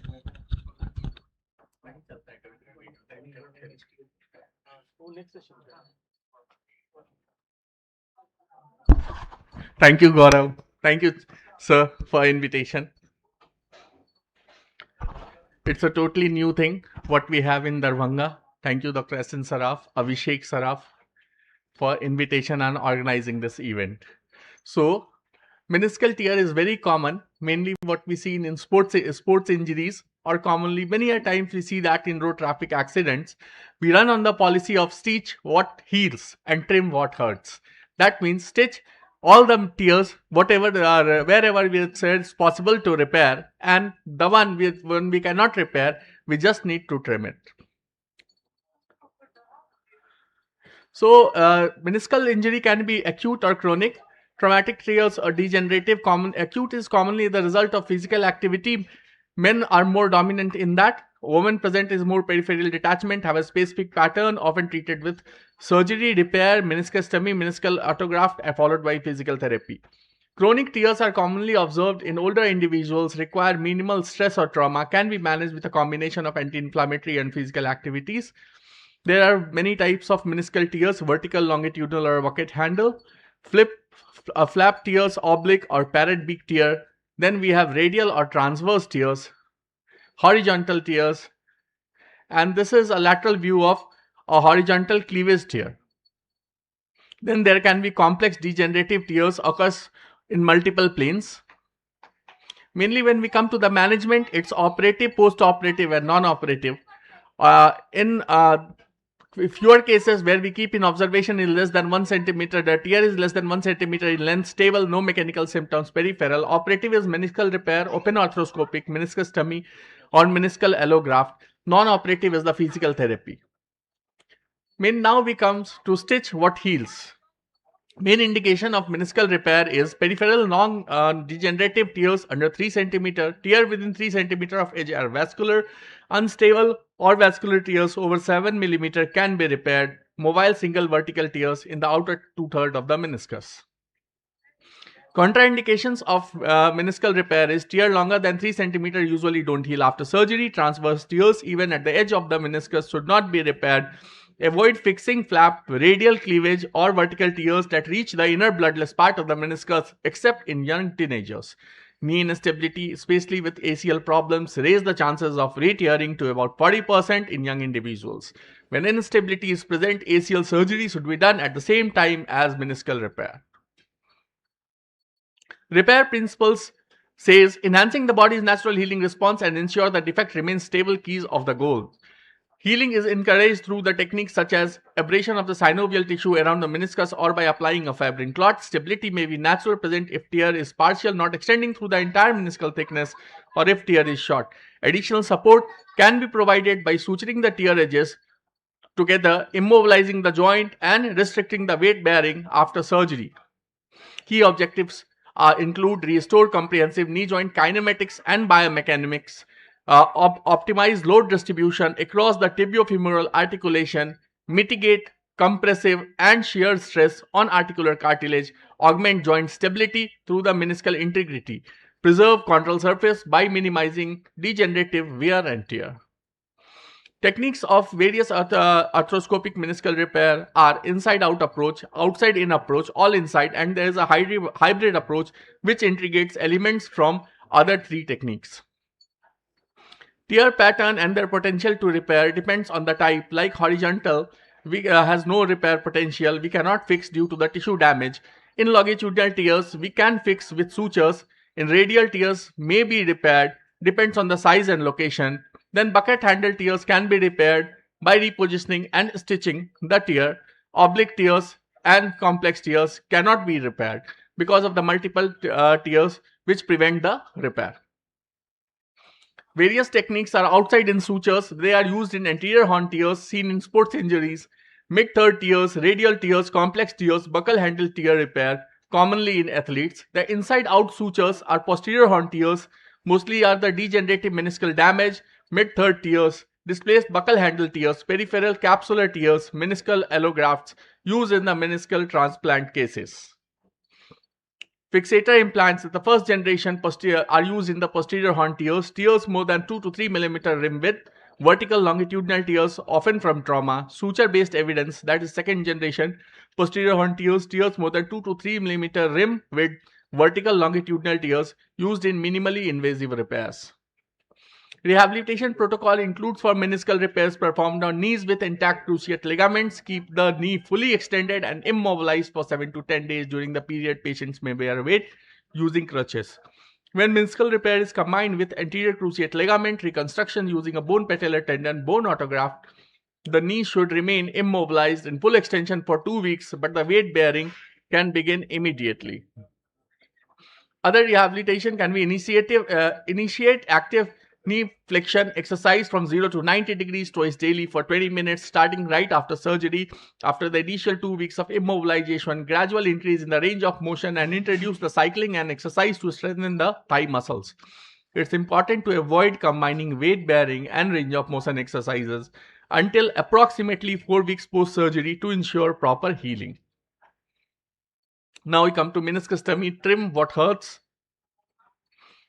It was a Metcalf in 1988 mainly described meniscectomy as removing all unstable fragments, contouring the meniscus to a relatively smooth, stable rim and avoiding obtaining a perfectly smooth rim. Advocated that multiple portals to be utilized for adequate arthroscopic assessment of contouring and use of probe for tactile feedback. The total meniscectomy procedures were utilized until 1970s. With use of arthroscope and recognition of meniscal importance, partial meniscectomy is preferred to total meniscectomy. Following a total meniscectomy, 50% of the tibiofemoral contact area is lost, 20% of the shock absorption is lost, peak contact pressure is 235% of normal. In partial meniscectomy are suited for tears at anterior 2/3 of the meniscus that are unstable tears causing mechanical symptoms. Positive prognostic factor are the age group of less than 40 years, minimal chondromalacia, single lesion and acute injury. The developing long-term osteoarthritis in patients more than 40 years of age where there is joint malalignment, lateral and medial meniscectomy as a combined approach. Partial meniscectomy indicate for flap tears, cleavage tears and radial tears in the inner or the vascular areas, lead to a more than 350% increase in focal contact forces on the articular cartilage. Medial meniscectomy decreases contact area by 50 to 70%, contact stress increases by 100%, whereas in lateral cases, decreased contact area is from 40 to 50%, contact stress increases by 200 to 300% due to convex surface of the related tibial plateau. The main indications of meniscectomy are radial tears, flap tears, horizontal tears, complex tear patterns, tear extending into the white zone. The factors indicating favorable outcome include the age under 40 years, proper joint alignment, minimal sign of arthritic during the initial examination, tear involving a single fragment, undergoing meniscectomy procedure. There's a literature of Sivan et al. In 2017 was published where in a study where 146 adults were included from the age of 35 to 65 years, knee symptoms of consistent with degenerative medial meniscus tears and no knee osteoarthritis were selected, randomized to arthroscopic partial meniscectomy or placebo surgery. A 2-year follow-up of the patient without knee osteoarthritis but with symptoms of a degenerative medial meniscus tear, outcome after arthroscopic partial meniscectomy were no better than those after placebo surgery. No evidence to support that patients with mechanical symptoms, certain tear characteristics or those failed initial conservative treatment will benefit more from a partial meniscectomy. So understanding the normal anatomy and principle of the meniscus allows patients to develop an appropriate plan of care. Understanding a surgical procedure allows patients to maximize each treatment session without risk to the patient. Do not fear eagerly weight bearing and range of movement regarding meniscal repairs, but listen to the patient's concern and discuss with your surgeon. Non-operative or post-operative interventions are primarily targeted at mitigating AMI followed by functional based therapeutic exercises. Remember that surgical intervention is not superior to conservative management till we select a proper set of patients. Thank you for your patience learning.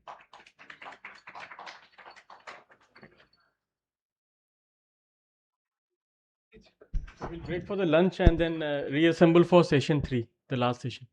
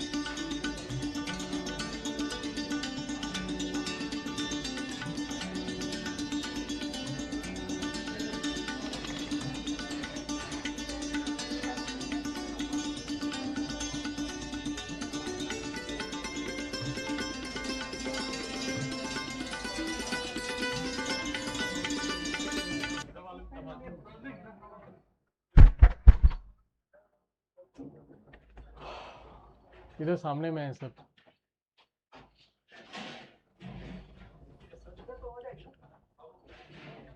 वो सुट्टा मारने गए सब.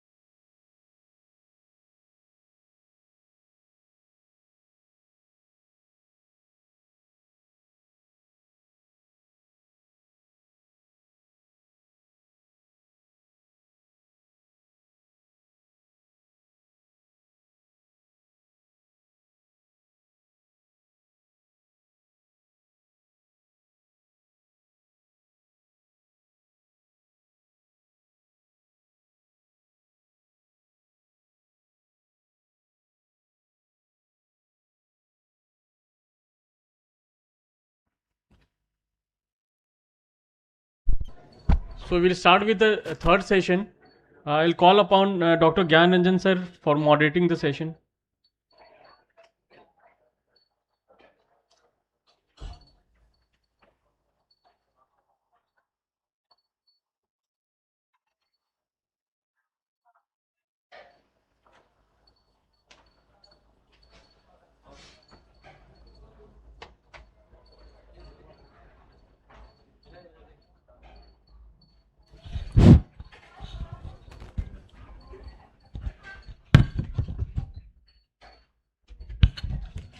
Thank you, Dr. Ravi.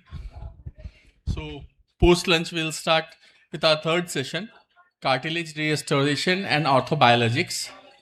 First speaker of the session we have Dr. Kumar Anupam from Gaya. He'll be speaking on cartilage loss is serious, treat early, repair wise.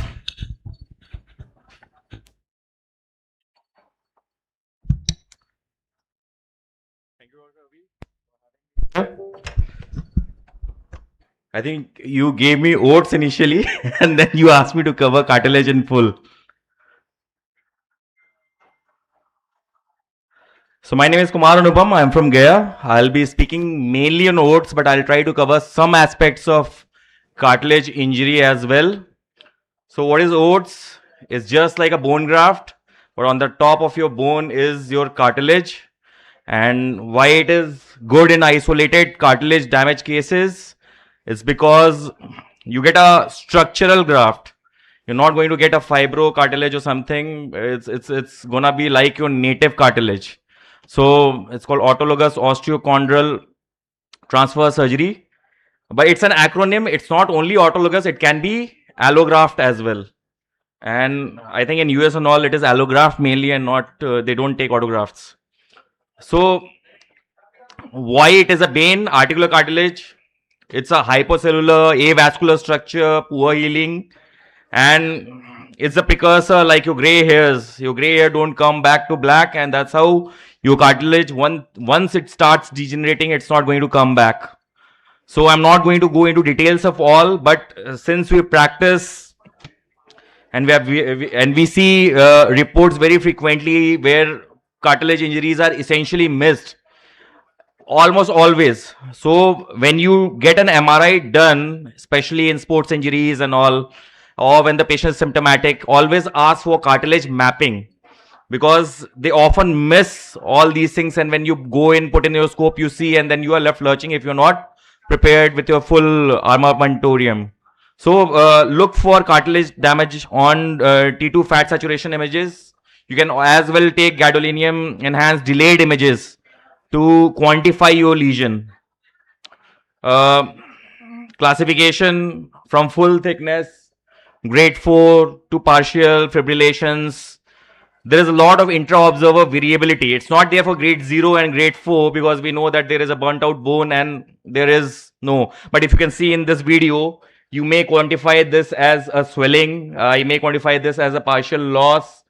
So grade 2, 3, there is some variability as to how you observe. But to be very modest, this is a very standard grading system. So indication for OATS, fairly wide. Age is never a criteria. If your bone stock is good, if you are active. Defect size wise, you don't want to go in for a very small lesion, but intermediate size lesion is okay. The contraindications are the one which basically guide, and there is a good consensus as to not to do it in a global cartilage damage, any various malalignments, inflammatory disorders, if there is associated instability. So you don't have to do OATS in those cases because you'll have to primarily tackle those disorders before you go in for this. And apart from OATS, there are other things like, of course, conservative trial. You give on all those univestins and diacerins and everything. We do not know what kind of role they have. Microfracture. You want to form a clot of fibrocartilage. OATS, I'm taking up in detail. ACI, Macy, allografts. What we want to do by microfracture is basically have the mesenchyme cells, stromal cells come from within the marrow and form a stimulating layer of a fibrocartilage. Fibrocartilage is of course inferior to the hyaline cartilage, but then it does a job in those cases where the lesion is small or when there are other constraints. So this is what you do. You have commercial microfracture drills and alls, and you can very much do a subchondral drilling as well, like I'm doing here with a K wire. So as per OATS, what you have to do, you have to assess your defect, your cartilage. You have to prepare sockets. You have to prepare sockets at two sides, the harvesting side, the donor side, and where the defect is. And then you have to plug in your bone graft and you have to keep it flush. So there are many systems. This is one of them which is available. They come in different sizes. One use disposable kits, 8 mm, 10 mm, 12 mm, like this, 6 mm. So where do you take? In autograft cases, you can take from your trochlear ridges, you can take from intercondylar notch, basically non-weight bearing areas and good healthy areas whose contour match the area where you have your defect. So just illustrating an example, young guy and a case of osteochondritis dissecans. You can see the loose body on putting in the scope and the defect. You can see there is a fairly large defect. I think it was around 10 to 20. So it qualifies in my 2 to 3 centimeter square area. So I did in my assessment. This is the lateral trochlear ridge I am looking for. I'm trying to localize my uptake site where I'm going to take the cartilage. And the main thing guiding you is actually, yes, the location should be non-weight bearing, but the other thing is that the contour and the shape of your graft should be matching. So you make accessory portals to reach on to your graft or donor site. So you can see that I'm localizing, and I have to be a bit perpendicular. So you have to create accessory portals for that. And this is one of the harvest sticking tubes from Arthrex.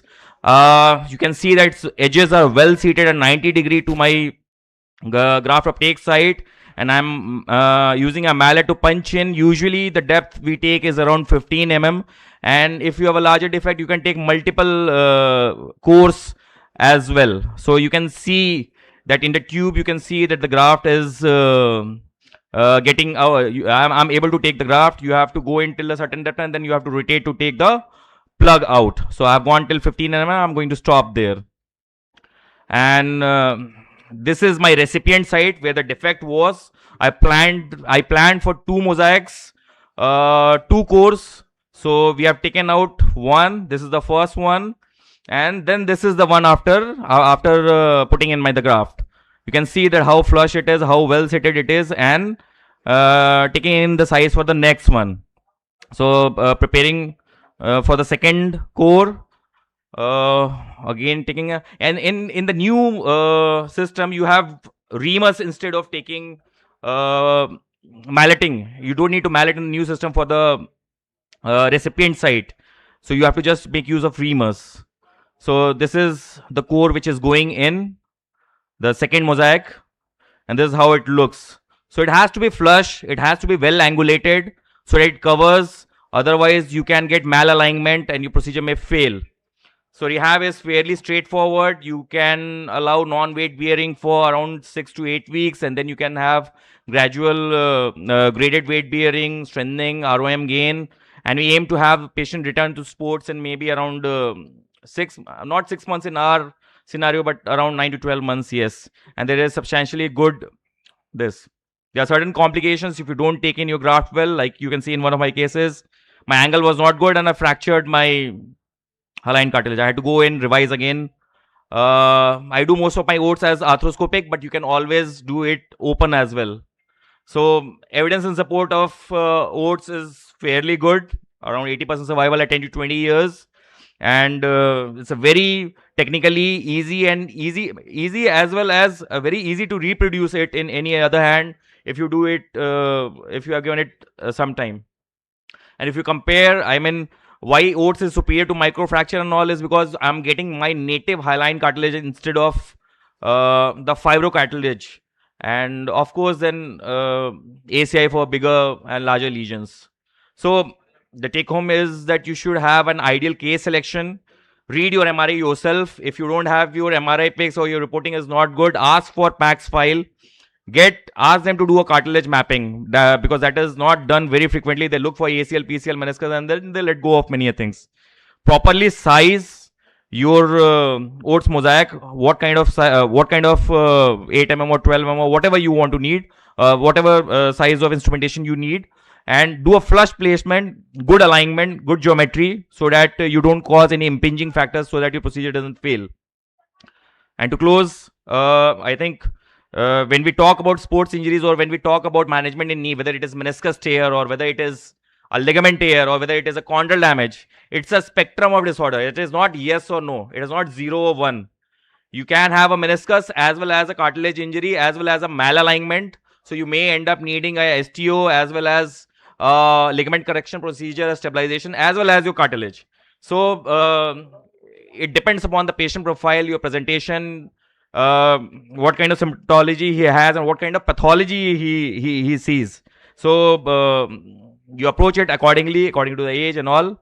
And with that, I think it's a very big topic to cover in 8 minutes or 10 minutes, but I've tried to outline what can be done in such cases. Thank you.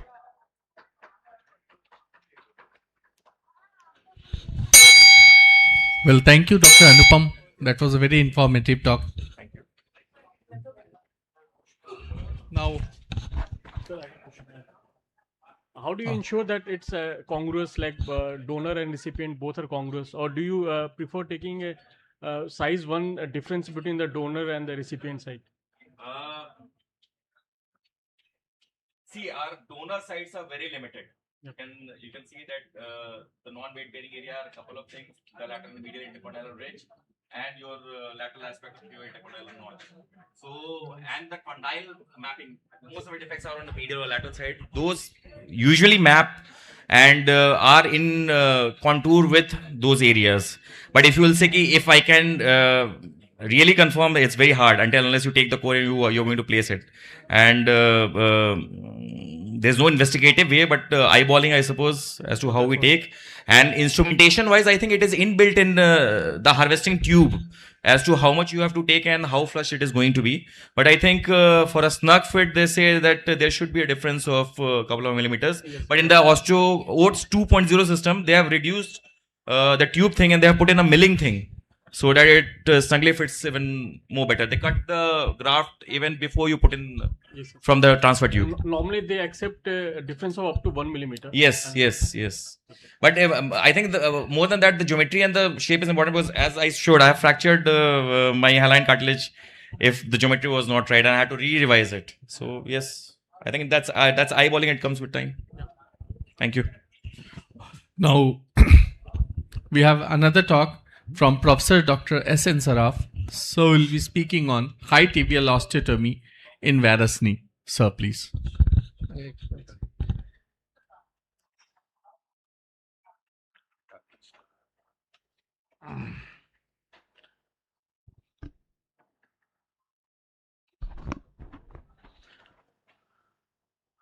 आ जाओ, इससे connect कर दो, इस पे आ रहा है display, इधर आ जाओ, मेरा लैपटॉप लगा दो।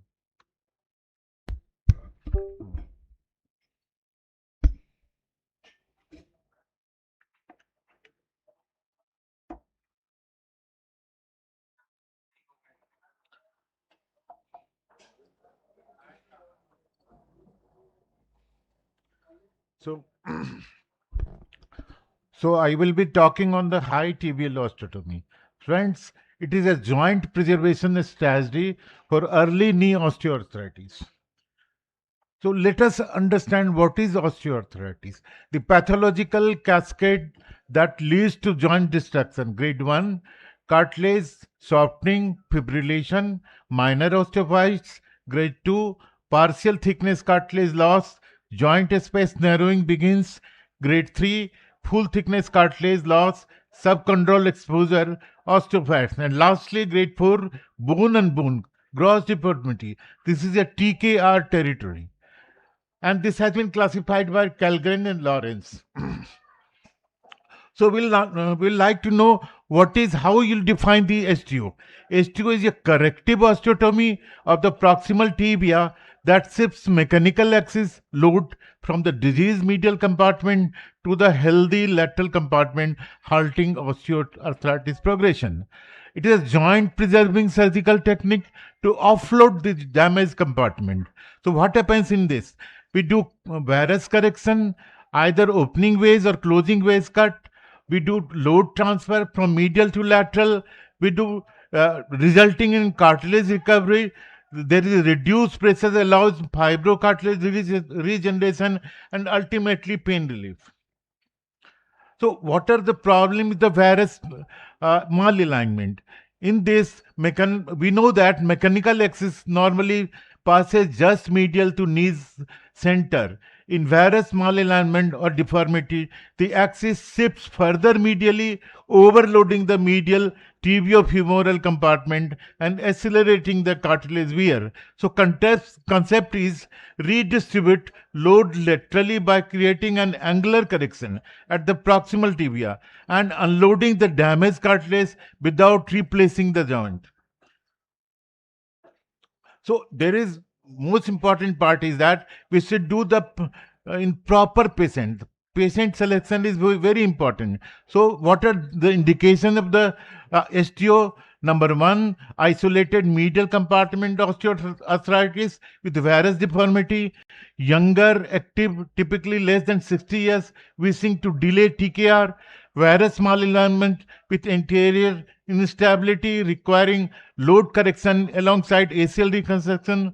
There should be good range of the motion in such type of patient with minimal flexion contracture and preserved lateral and patellofemoral and There should be no involvement of the lateral or patellofemoral compartment. And what are different contraindication?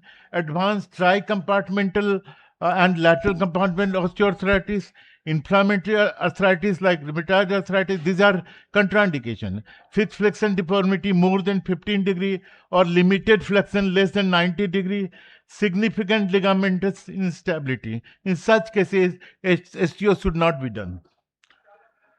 So we like to differentiate between opening ways and versus closed ways osteotomy. We do opening ways osteo. So what is difference between both of them? The bone cut in medial opening ways is single medial cut, ways opened and filled with graft and plate. But in lateral closing ways of the bone removed laterally, fragments closed. Second one, we do fibulectomy in lateral closed ways osteotomy, but in medial type, fibular osteotomy is not done, so there is no risk of common peroneal nerve damage. Precision of correction. There is much precision and highly titratable, easier intraoperative adjustment in medial opening ways. And then bone stock is preserved in medial opening ways osteotomy. So it is favorable for later TKR. And reports that reported significantly greater in 10-year survivorship in medial opening ways osteotomy. So for any successful operation, we do a pre-operative planning.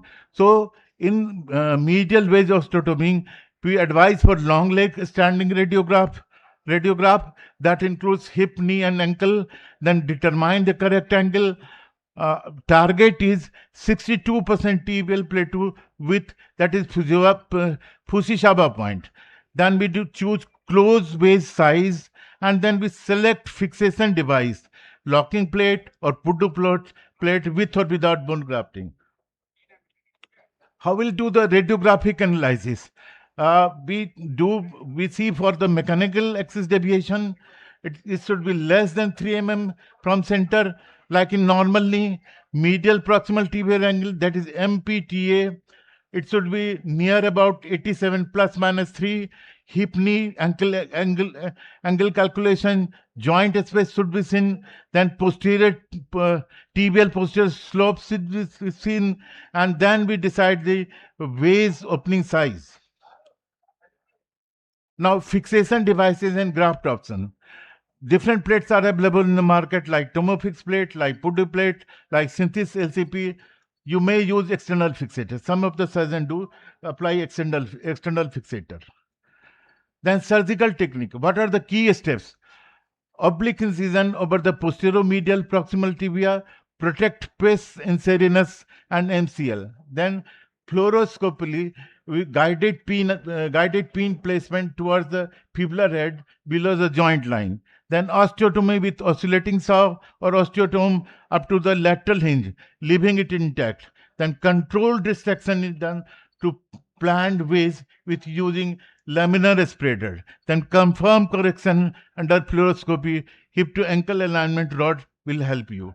Then fix with the locking plate, fill with the graft, either autonomous or substance graft, if it is more than 10 mm gap.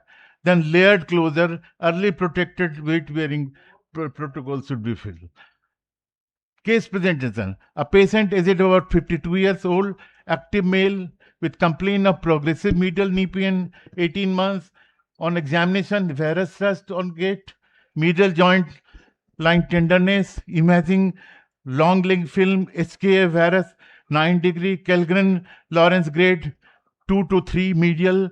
Then function, difficulty with stairs, on prolonged walking, wants to avoid TKR. How you will plan? We will do medial opening ways osteotomy with locking plate fixation.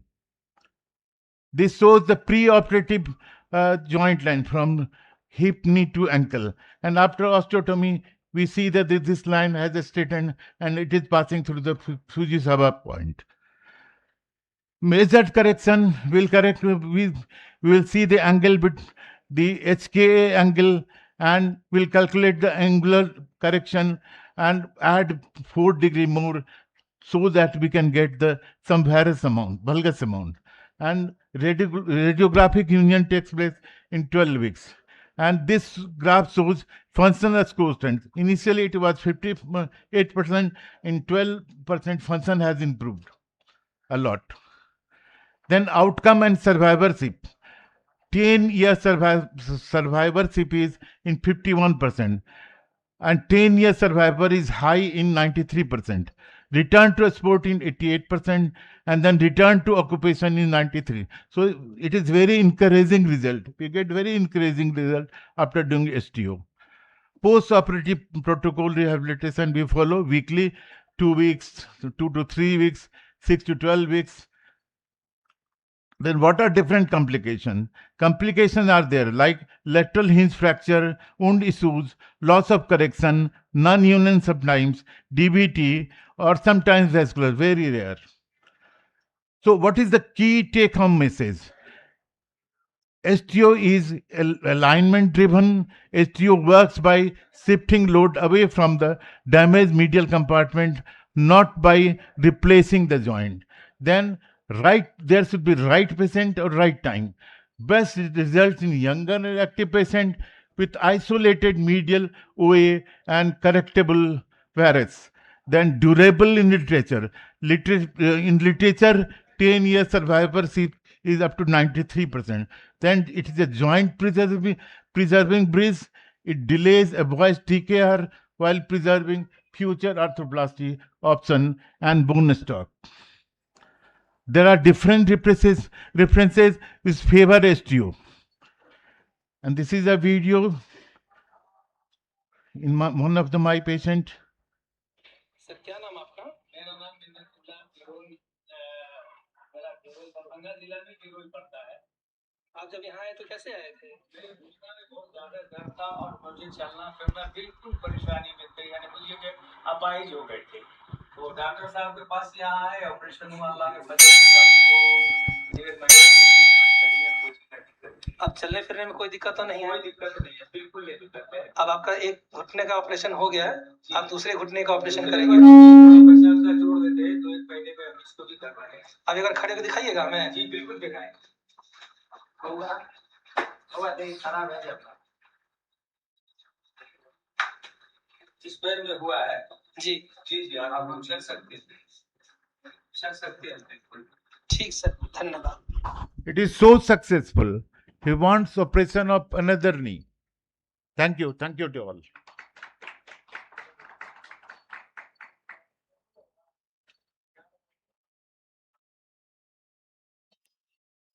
Thank you, sir. It was really very informative talk.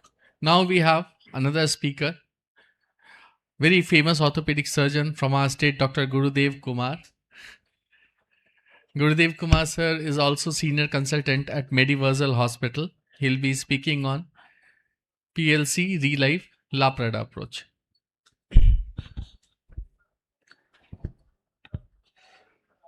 Respected chairperson, my seniors, and respected SN Saraf sir, and all the Mitlanchal orthopedic fraternity member, given the opportunity to be here to present my talk. Relive surgery on La Parade. So how many of us presenting it here doing anatomical La Parade for PLC reconstruction? So only one. Anyway, whether you go for anatomical La Parade or the Larson method, ultimate aim is to achieve the stability of the knee joint. See, this is the simple X-ray of a patient, right knee, 52-year-old, having ipsilateral same side, contralateral intertrochanteric fracture, and this side knee injury, but on looking the X-ray, there is no any significant injury like that. But once I examine the patient under anesthesia, see, there is complete opening of both medial and lateral knee joint line, both in extension and 30-degree flexion, varus, valgus, and drawer test also. And there is something like puckering over the skin here we can appreciate. Again, I am showing this. See how pale is the knee. So, what is the plan for this case?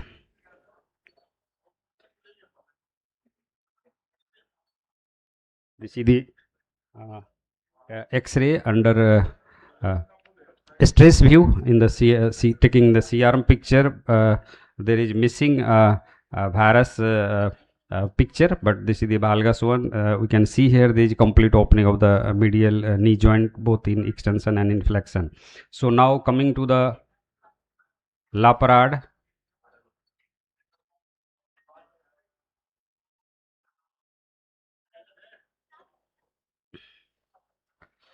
So I occasionally do the anatomical laparade for PLC. Once there is a complete opening of the knee joint, both in extension and in 30-degree flexion, in that situation we prefer to do anatomical laparade technique.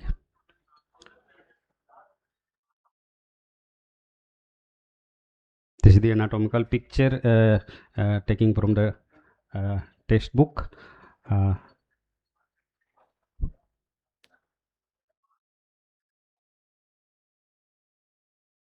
So I do the surgery again in the patient leg hanging on the side of the table, mark all the bony prominence like fibular head and girded tubercle, and make the hockey stick incision along the fiber of the IT band, and distally extend between the fibular head and the girded tubercle. Isolate the common peroneal nerve here, just lying beneath and behind the biceps femoris. Then the finger dissection, isolate that common peroneal nerve and hold it to the Penrose drain or the feeding tube. Then dissect between the lateral gastrocnemius and the soleus, and complete dissection on the posterior medial aspect of the tibiofemoral joint and the posterior aspect of the tibia. Then make the tunnel in the fibula from anteromedial to posterolateral direction, pass the guide wire, then 6 mm of the reamer, then pass this loop thread through this fibular tunnel, and then again reverse it back so that there is easy passage of the graft from anterior to posterior. Then pass the beath pin from anterior to posterior from the girded tubercle, and the exit point of that beath pin is 1 centimeter medial to the tibiofibular joint and 1 centimeter behind the tibial plateau. Then pass again this loop thread through this tibial tunnel. Then make a proper dissection over the proximal aspect of the lateral femoral condyle. Then isolate the FCL and the popliteus. Then pass this guide wire for the FCL, and then make a distance from that guide wire, which is exactly 18.5 millimeter, and pass that another guide wire for the popliteus. Then drill the over the guide wire according to the size of the graft diameter. Then pass the graft, the FCL. This is the FCL which is passing through the femoral tunnel, and then fix the graft over this femoral tunnel with the 1+ mm screw. Then pass this popliteus, again fix it with the bio screw 1+. Then retrieve that the FCL underneath the IT band, take it out anteriorly, and then pass this FCL from anterior to posterior, which is easier to pass the graft.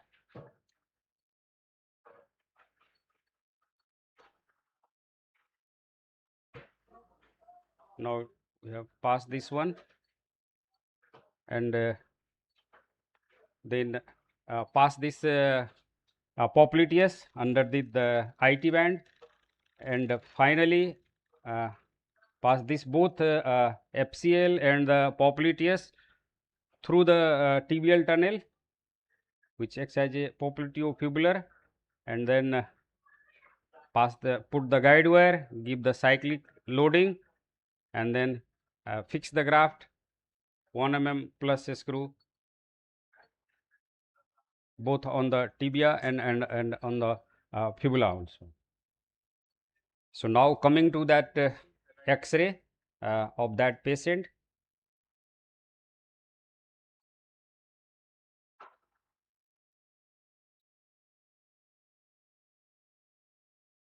So that was the case, and this is the MRI.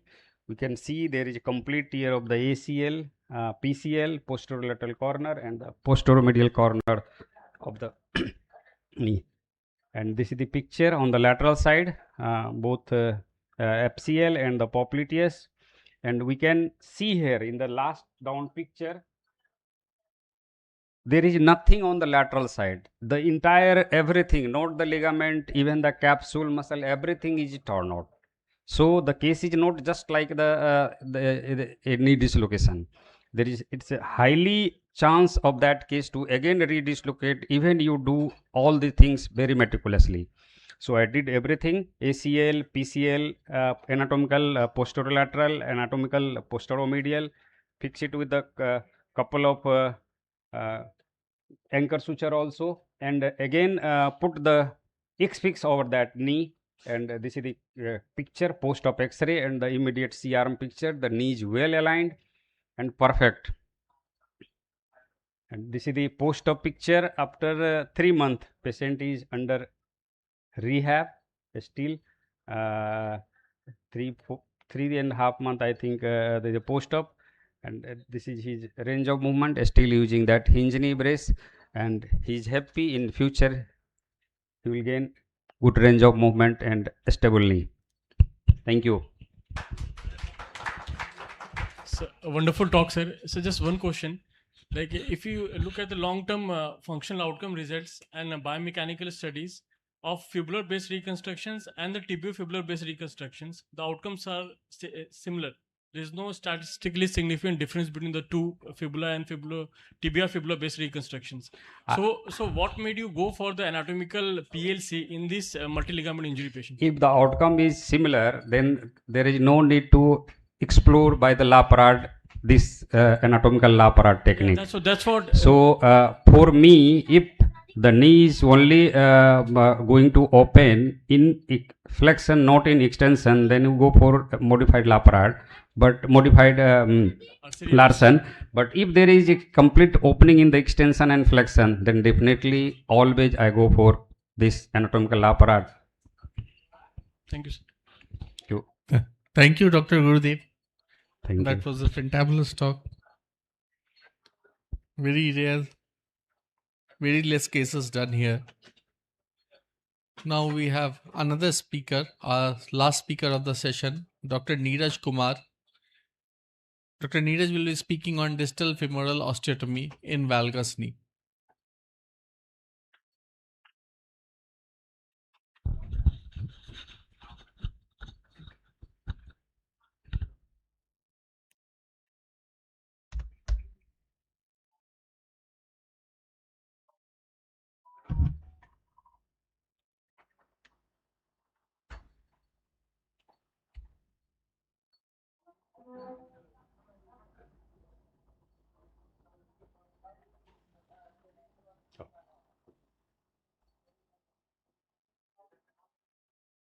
So basically,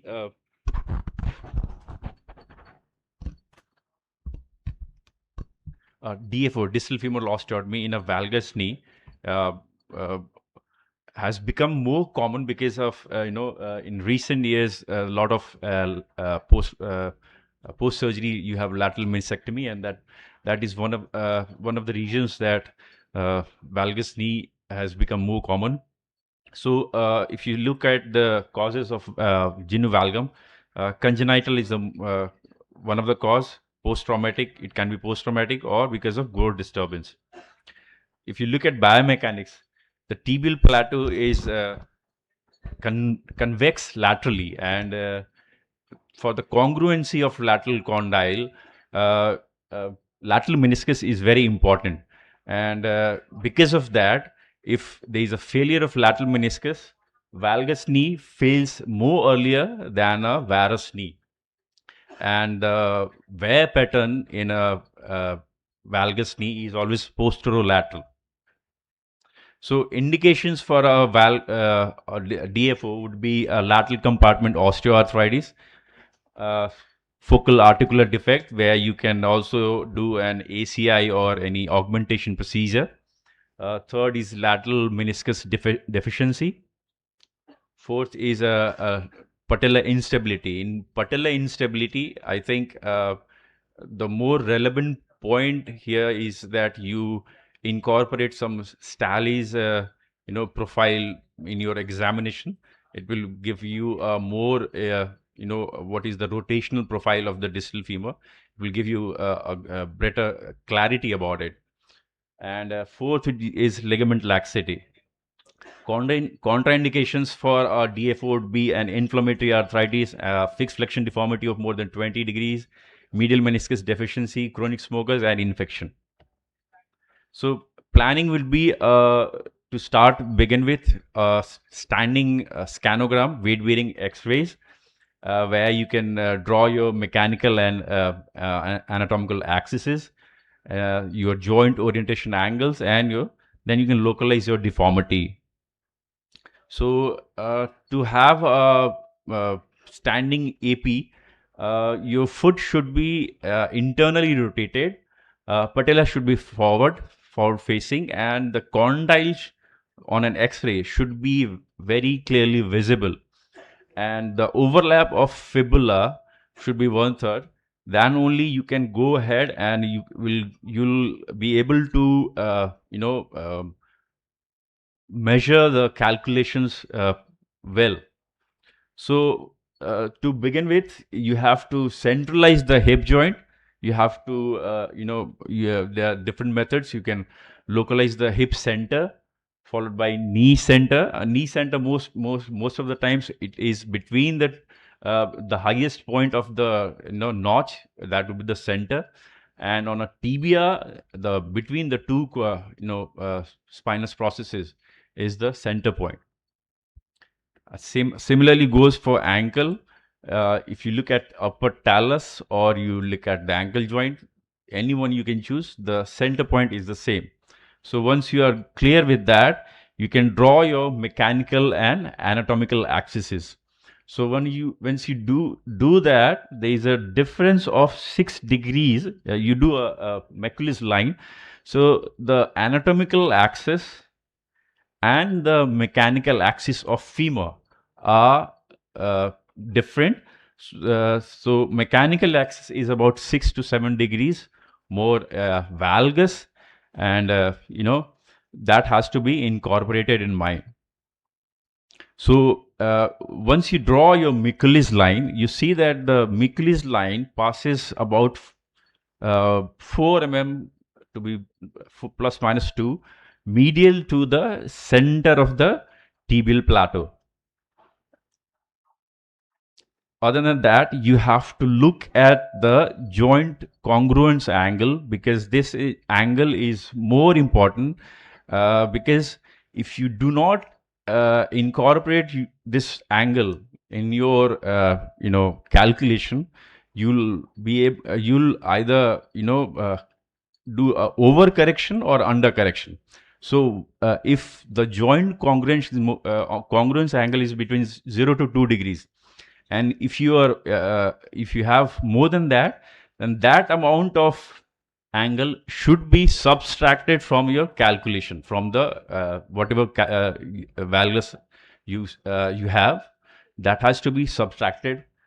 Joint reaction angle should be subtracted from that. So how to say that a joint is there's a mechanical deviation of joint. So for a varus, this is from Troy Pellet's book. So the varus knee is about 15 mm from the midpoint of proximal tibial plateau, 15 mm, and for a valgus knee it is about more than 10 mm from the midpoint of the tibial plateau. That is the mechanical axis deviation, and based on that you can say that there is a varus knee or a valgus knee.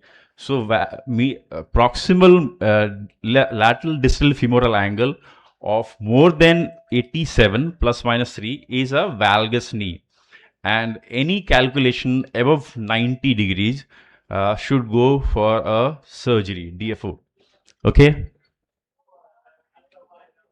Second thing you should look at is the hinge.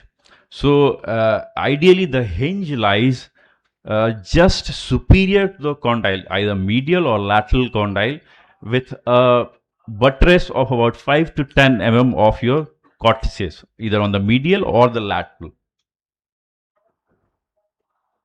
Once you do that calculation, you again draw the Miculis line. In a valgus knee, the Miculis line will be past lateral. So you draw another line, the line where you want to correct, and that varization line is on the medial tibial spine.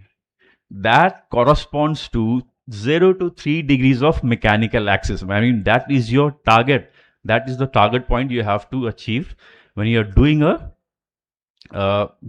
so this is a Miniachi's technique where you draw the Miculis line of that patient, then you draw another line where you want your the correction to be the second line, and that gap which you see between D and E is the amount of angle, that is the correction angle.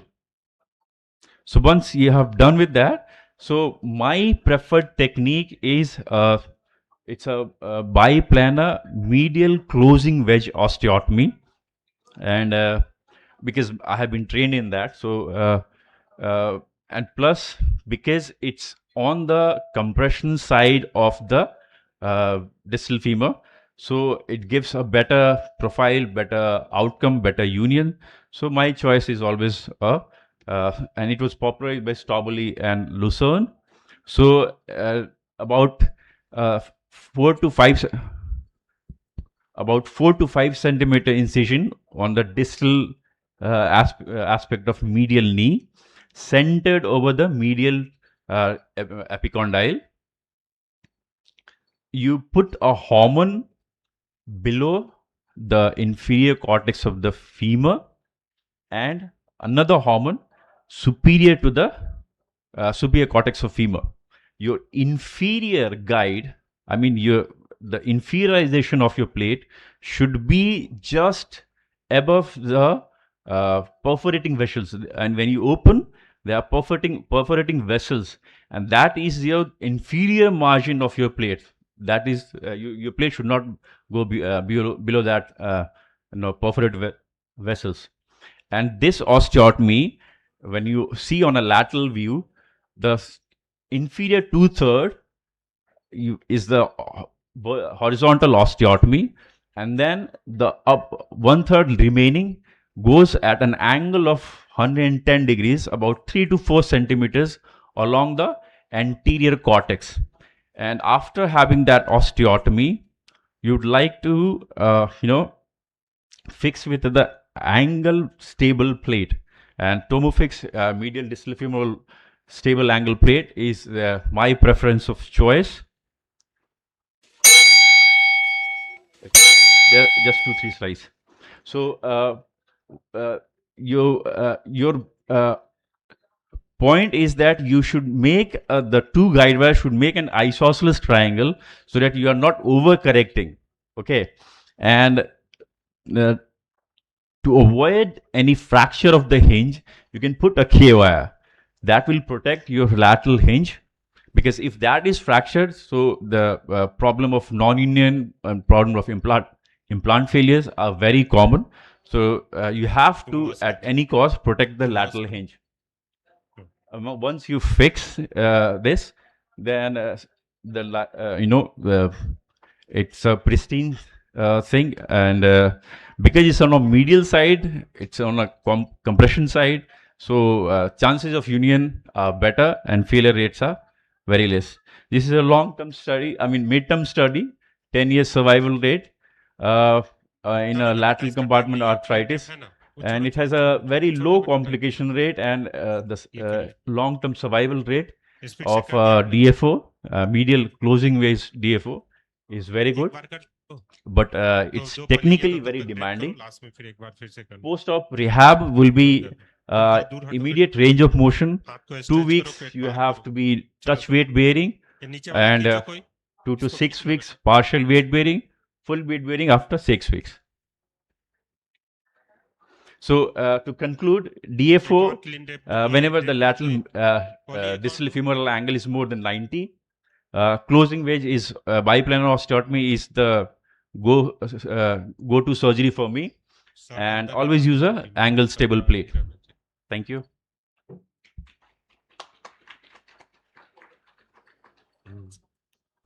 Thank you, Dr. Neeraj. With this, we conclude this session. Double clip देना जरा एक double clip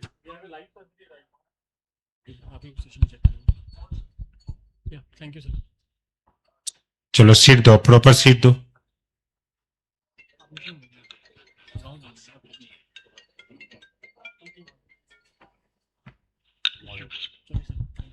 Ravi से पूछ लीजिए जब वो बोलेगा तो हम लोग लाइव हो सकते हैं कोई दिक्कत नहीं सर हम लोग रेडी हैं sir oh superb So Ravi, what? So should I start, Ravi? Yes, sir. Hello. Yes, sir. We can start. Oh, perfect. So this lady is 60-year female, having pain for last 6 years, and pain is mostly on the medial aspect of the knee joint. And this is the X-ray. This side is AP extending, this is lateral view, though it's not very true lateral, but we can appreciate a little bit of the patellofemoral here, and this is the long leg view. So in the AP view, we can appreciate the completely absent joint space on the medial compartment. Lateral compartment looks fine, though there is little bit osteophytes on the femoral side as well as on the tibial side, and little bit subluxation of the joint. So that's very usual story after 4-5 years of this. Slowly it's start developing varus, followed by complete loss of the joint space, followed by little bit subluxation of the joint. And on the long leg film, you can see there is mechanical axis of the femur has been drawn as well as the mechanical axis of the tibia. So on this femoral side, LDFA is 90 degree and MPTA is 80 degree on the tibial side. So there is 10 degree of the varus on the tibial side, and joint line convergence angle was 6. Usually 2 degree of the joint line convergence you take into the consideration, and rest you have to add into your osteotomy correction angle. So plan is here 10 degree correction at the tibial side as well as 2 degree on the joint line side. So total 12 degree I will be correcting. So since on the femoral side LDFA is 90, so I will not do any correction on the femoral side. So suppose it would have been 82, 80, 84, something like that. Then this is a case of double level osteotomy correction. Since total deformity is on the tibial side only and little bit on the joints, so I will be doing correction, complete correction on the tibial side. And say it is in between 10 to 12 degree only. So many a time deformity is much more than this. Suppose it's 16 degree, 18 degree. and then if you are doing correction of the single level only, then there is chances of increased joint line obliquity.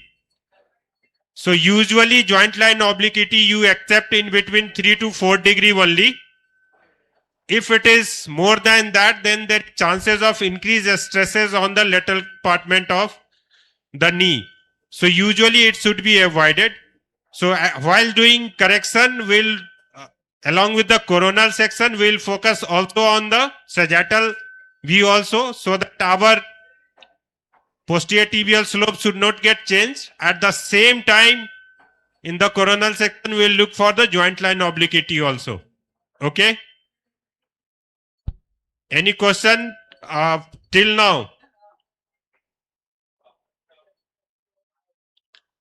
Hello, Rabi. Yes, sir. Has anybody left in the hall? No questions so far. Okay, that's so about the positioning. While doing positioning, you should be taken care regarding the hip vision in your C-arm. Many a time, this hip don't come into the C-arm over certain table. So always you should check in case if your table is not allowing the vision of your hip joint. So you should take the patient little bit down so that your hip joint should come into the C-arm. And most of the time nowadays my practice is always I do orthoscopy while doing this osteotomy to look for any abnormality inside the knee joint. I always ask for MRI also, because couple of time we have find there is chronic synovitis. Sometime it is root comes into this root is there, medial meniscus root is there, that is fresh root tear. Patient was having pain for very long time, and suddenly for last 1 to 2 months he or she was unable to take the weight on the affected limb, and the MRI says there is root tear in the scope. The root quality was good, so we are able to repair at the same time, though this is little bit controversy regarding whether we will be doing repair or not. But once is quality is good and patient since already is in OT for high tibial osteotomy, so my philosophy is there is nothing wrong is doing root repair simultaneously if tissue quality is good. Table up please. Camera लगाओ. Saber blade लगाओ. TURP set. So any question till now? No, sir. Sir, you routinely do diagnostic arthroscopy for all patients prior to STO? Yeah, in my all cases of STO, I do diagnostic arthroscopy. Okay. Anybody in the favor of uni? Since this patient is having little bit of, यहाँ focus करो बेटा, एक हमको artery देना.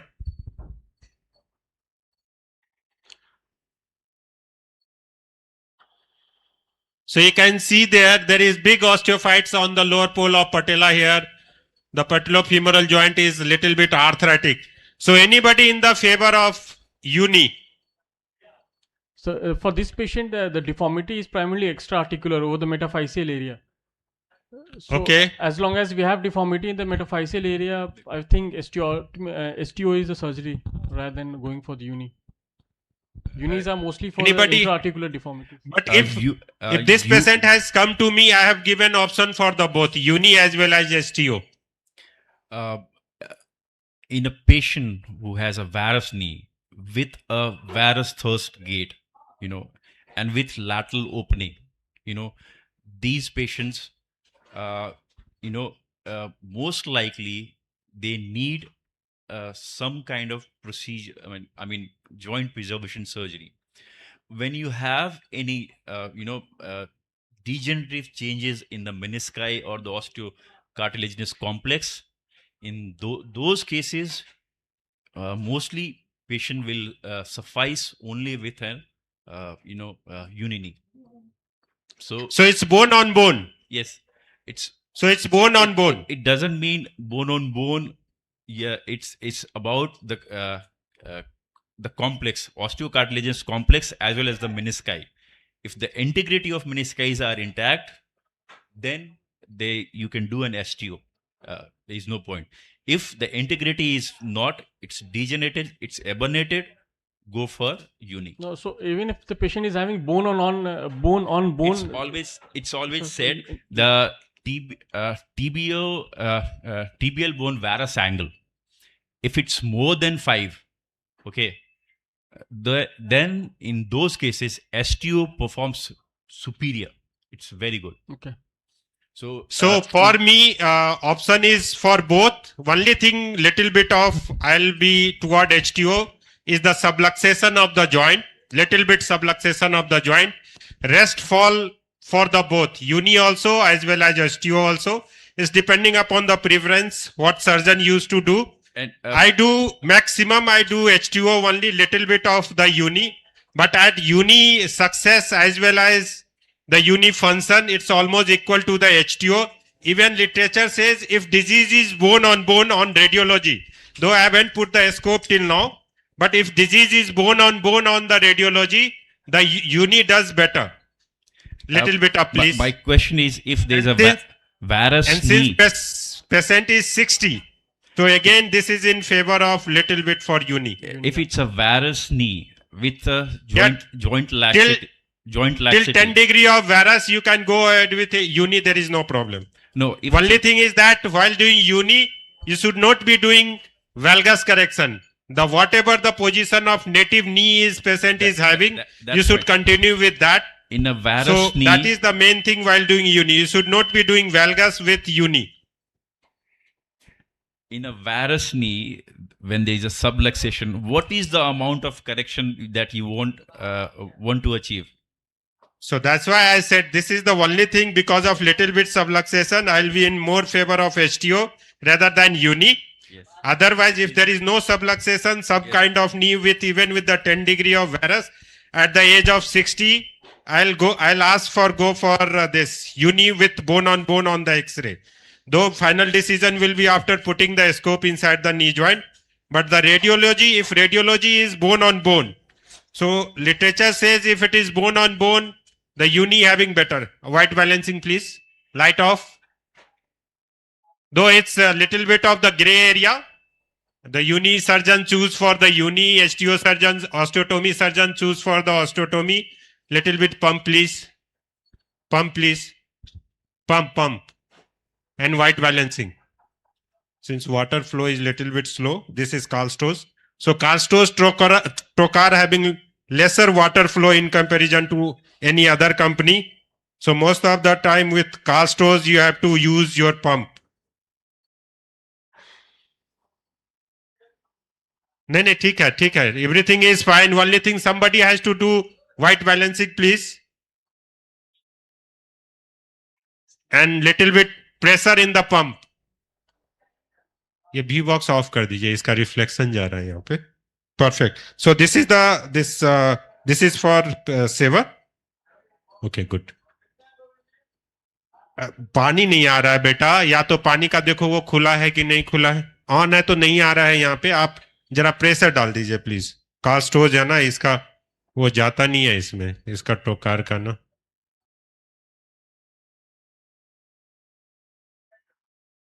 अच्छा pump use करो, चलो ठीक. So any question please? Not so far.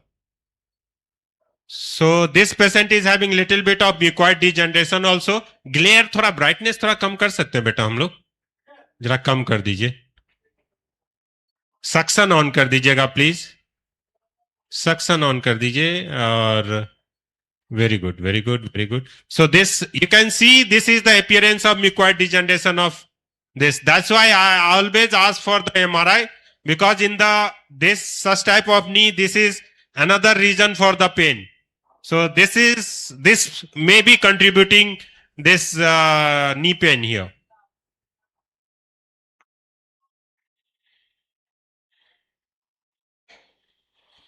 So impinging both over the femoral side as well as the PCL side. So little bit of decompression I'll do here.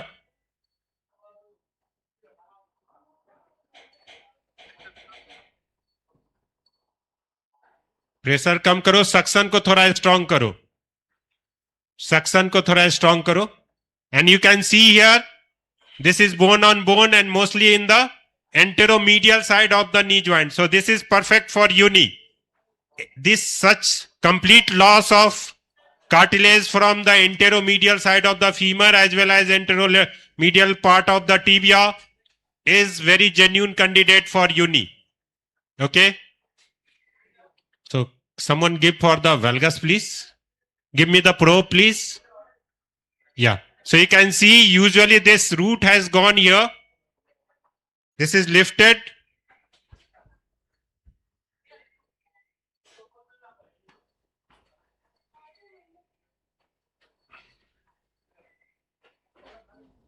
So you can see almost root is here, non-functional here. It's getting lifted completely. Usually, most of the time, this is the real story with bone on bone. Most of the time you found this root is not there. That's why my preference has shifted toward the uni nowadays. Initially, I used to operate all such type of knee with HTO only. But recent couple of years, I have shifted toward for such type of knee for uni because somehow in our follow-up after 4 or 5 years, such type of patient is not so happy. Those having complete root tear and complete degenerated meniscus in comparison to those having little bit of the left meniscus also. So lateral compartment. Another criteria for doing HTO, you should always look for lateral compartment. Your lateral compartment should be fine. Figure of 4, please. एक minute आराम से छोड़ दीजिए. Thank you, doctor. So Dr. Thakur is with me.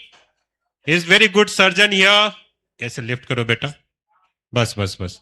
So you can see here lateral compartment looks fine. Lateral meniscus is good. Lateral femoral condyle is also looks good. So this is another paramount condition for doing HTO. Though our indication has extended nowadays, some particularly for this failed ACL with varus knee, many a time there is lateral meniscus root tear is there. So we do root repair of the lateral meniscus with HTO with revision ACL. Cautery मिलेगा यहाँ पे ACL को थोड़ा divide करने के लिए under water cautery, not this RF मिलेगा नहीं है कोई बात नहीं कोई I'll manage. So is everybody is agree for doing decompression of ACL here, or I am doing something wrong with the patient? No, good. Decompression helps a lot. So everybody is agree with me? Yes, sir. Yeah, perfect. So in decompression, basically I look for whether it's not till the impingement I am removing. Till that point I'll do debridement. बेटा suction बंद हो गया है शायद लगता है. हाँ, on है. देखिए थोड़ा काम नहीं कर रहा था. पावर बढ़ा दीजिए. An impingement here happen at the femoral side, at the PCL side, as well as this trochlear groups at north side also. So I'll remove this extra amount of tissue here. And since she is 60 housewife, little bit of activity, so removing till half of the ACL is not going to harm her.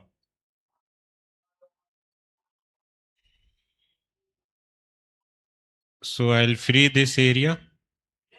I think this much should be fine. Just extend this slowly. Slowly, Dr. Thakur. Go. So you can see this is impinging here. Okay. छोड़िए. So all these 3 impingement I usually take off. So this is the advantage of doing this orthoscopy while doing HTO. Though lot of big guy of osteotomy say there is no need for orthoscopy, but since we are the orthoscopy surgeon and we are knowing the reason, इसका flow कम हो गया क्या बेटा? ये speed कम हो गया है saver का क्या? Speed बढ़ा दीजिए. लगता है 1500 के आसपास है क्या? अच्छा कोई बात नहीं ठीक. And since patient is already in OT, so putting a scope is hardly 10-minute job, not more than that, even less than that. And as much as we can help the patient in treating different kinds of pain in this osteoarthritis of the knee joint. So this is now, this should be fine. So now there is no impingement here. Okay. So now we will be shifting to this STO part.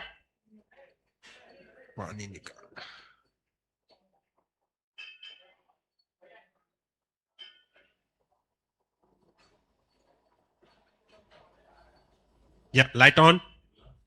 Light on, please. Plate कौन सा है हम लोग के पास? Tomo. Okay, perfect. ये low profile चाहिए. Low profile, perfect. So since this, so usually Tomo Fix comes with long stud plate comes with two profile. One is bigger profile, another is lower profile. And we'll use lower profile for this lady. She is thin built only, so we'll be using this. Almost copy of Tomo Fix. हटो बेटा उस तरफ जाने दो. So now I'll be operating from the medial side here. इधर आ जाइए doctor साहब, सबको इधर आ जाइए. Give me the knife. Table down please.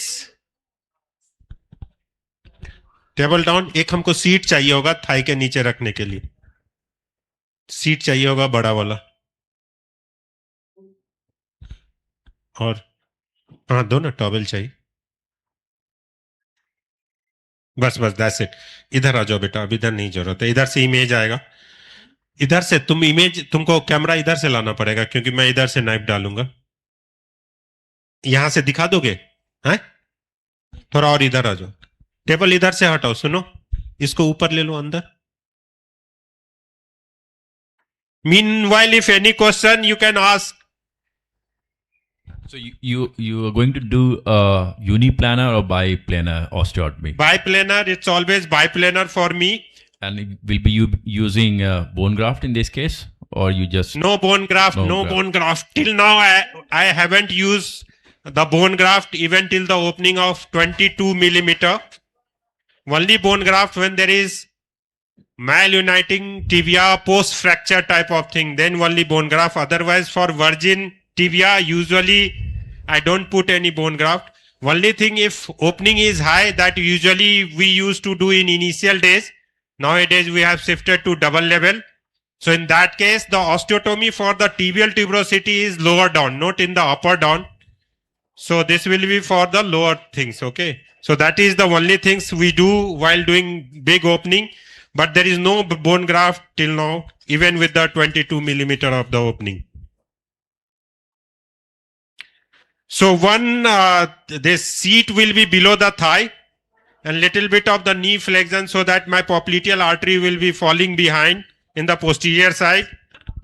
And then incision, full incision, I don't do in mini incision. So nowadays there is lot of smaller plate with the same strength. With that you can do with the mini incision, but usually in this case, in the middle of the shin of the tibia till the joint level. And usually this incision getting mixed with my portal, anteromedial portal here. K wire load कर लेना बेटा machine पे. 2 K wire चाहिए होगा. नहीं चाहिए, नहीं चाहिए, कुछ नहीं चाहिए. हमको लैंगन बैग 2 दे देना. तुम इधर आ जाओ बेटा, उधर से सियाम आएगा. So my dissection is visible to you people? Or do you need some correction of the camera angle?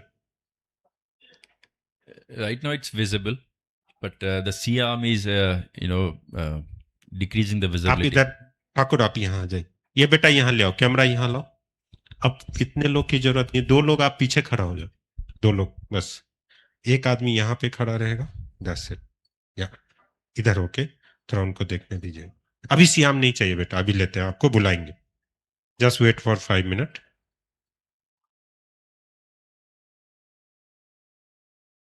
So how do you manage your MCL? So I'm coming to that only. So this is, so after superficial dissection, everything will be in front of you. So this is the deep fascia over this upper part, retinaculum. As you come down, the posterior half is, you can see here, this is the posterior part. This is the MCL that is going through here till that point. Okay. So this is the MCL here. So this is the MCL. At this point, I'll take the periosteum. So my dissection of retinaculum between the MCL till goes to the level of hamstring tendon only. So this is the upper border of hamstring. Most of the time this is the line for osteotomy, but in some shorter patient like this, usually I take little bit of hamstring from the proximal part. Here little bit just, because otherwise this tomoflex usually don't fits there. Okay, so this is the periosteum. You can see first this MCL is going posterior. So release of this MCL is very important. Otherwise, with doing valgus on the proximal tibia, we'll be doing overstuffing. Knife mat hatao beta, yahan se kuch saman mat hataiye. And sometimes if you don't manage your MCL, you may land up into fixed flexion deformities. Yeah, absolutely right.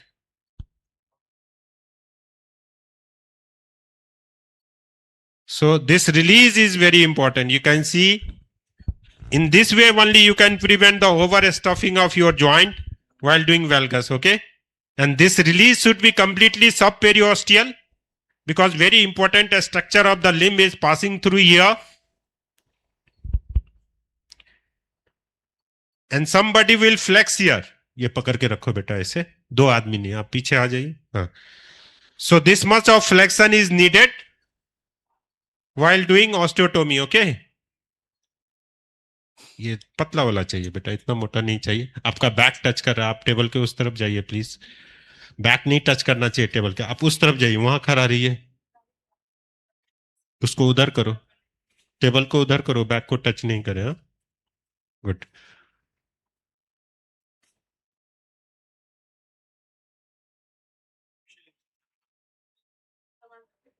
So you can see this is going through and through till this, okay? Yes. Forceps दीजिए, knife दीजिए. This is an important step, because if you don't put that hormone below the posterior tibia, you might injure the vessels. Yeah, absolutely right. At the same time, since it's a biplanar, this is my tibial tuberosity. So I'll be doing dissection here also. I'll be making plane for putting my saw there, okay? So this is the retropatellar fat pad. This is completely off. Now you can see. So usually this angle and this angle most of the time, this will be making around 110 degree. Yes, exactly. Again, I'll check here for the plate, because this is she is the shorter lady. So before putting the saw over the patient, always check for this here, because many a time this osteotomy line comes over the level of a screw, particularly this shorter patient. So I'm absolutely fine here. So this is going till opposite side. At this position, I'll make the knee straight, because here I need the real true picture for my caver. Do beta.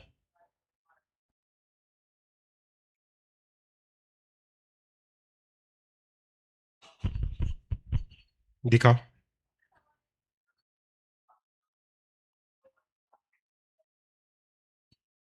Sir, what's your landmark for putting the K-wire first? Like, is it at the level of tibial tuberosity or just distal to it?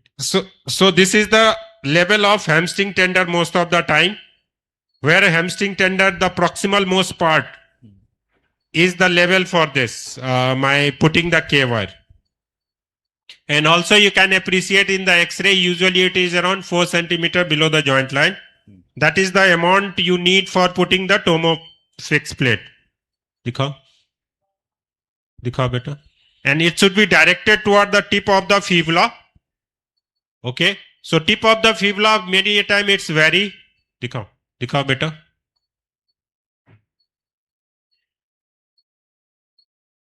So, दिखाओ.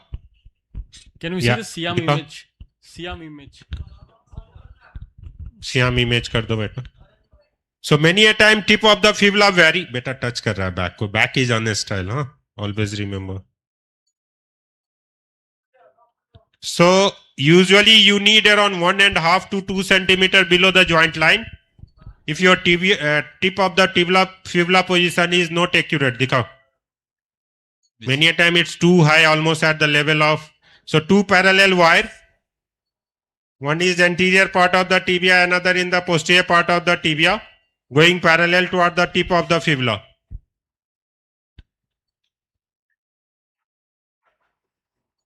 दिखाओ बेटा. Perfect. Do you put the hinge KYs or you? So usually I do, truly speaking, none of my cases I put hinge KY. If you want, I can put there. दो बेटा एक KY दो. मुझे उस तरफ जाना होगा. Since we are doing this osteotomy for very long time, almost now 15 years, and there is little bit of the crack on the lateral side. Couple of times, it's almost around 5% of the cases. इसको up करो. But since we are using Tomo fixed plate, so most of the time it's horizontal screw that going from medial side complete lateral side. So usually we are not worried about that. But if you want, I'll put this hinge wire also for the sake of demonstration.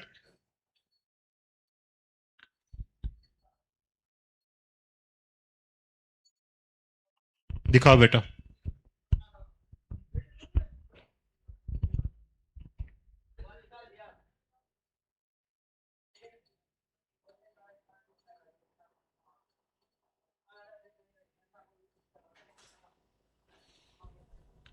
दिखा. Good. दिखाइए.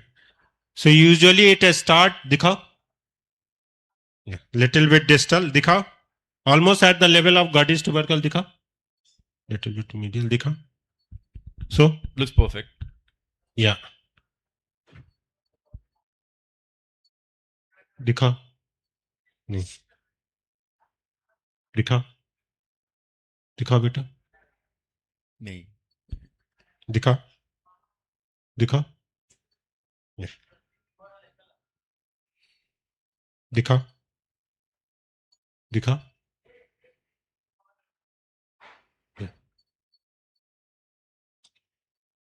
दिखा. Happy? Yeah, this is fine. So what's your landmark for putting the K-wire on the lateral view? Like, So as I said, it's the Gardner's tubercle, and at this point I'll check for the lateral view whether it's going in the center part. Either you Many a time AP it looks fine, but I'm telling you people do lot of mistake. That is truly not in the really at the point where it should be. So lateral view please. Dr. Thakur, please give some space. तो table पे इसको रहने दीजिए. Put it there. Doctor साहब आइए बेटा trolley बाहर करो थोड़ा.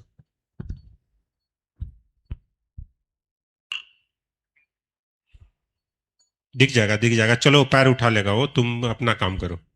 A little bit faster. Between Gardner's tubercle and fibular head. Midway between the Gardner's tubercle and fibular head. कैसी? The K-wire, the hinge protection K-wire.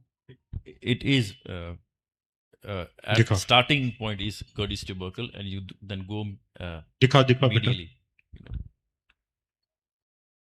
Many people put nowadays screws. So you can see here it's almost there. दिखाओ बेटा. दिखाइए. AP पे आ जाइए.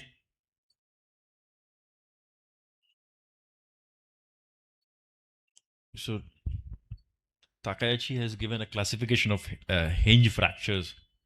So type 2 fractures which goes inferiorly, which has high incidence of non-union. Okay. बस.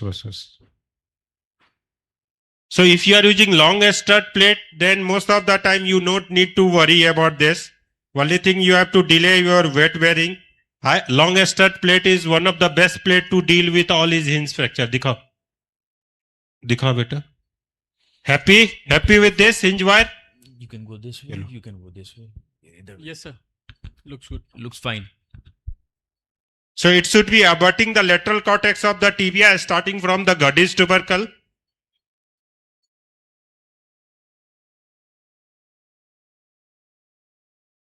Sorry, cutter दो बेटा K-wire का.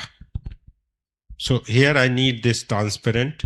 So this is the transparent radiolucent carbon detector. Wire cutter नहीं है. Meanwhile तब तक. So meanwhile they are coming for the wire cutter. This I'll be doing osteotomy for the tibial tuberosity for the saving the time. And this angle usually in between the tibial tuberosity and this saline le lo beta. And in the tibia usually 110 to 120 degree. Knee flex करना होगा. तुम पानी नहीं दे सकते बेटा, पानी कोई और देगा. नी फ्लेक्स करिए, सीट को ऊपर रखिए. बस बस बस आराम से. दूर से कर सकते हो, इतना पास आने की नहीं जरूरत है. यहां से हाँ.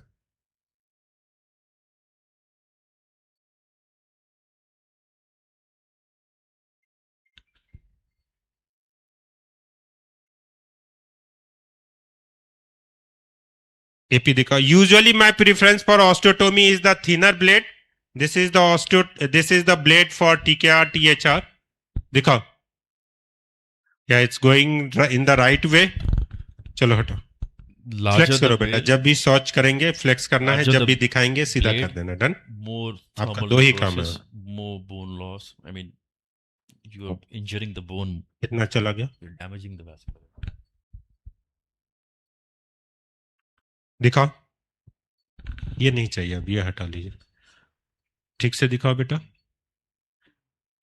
दिखाओ. So my preference is to go saw as where it's needed till complete osteotomy.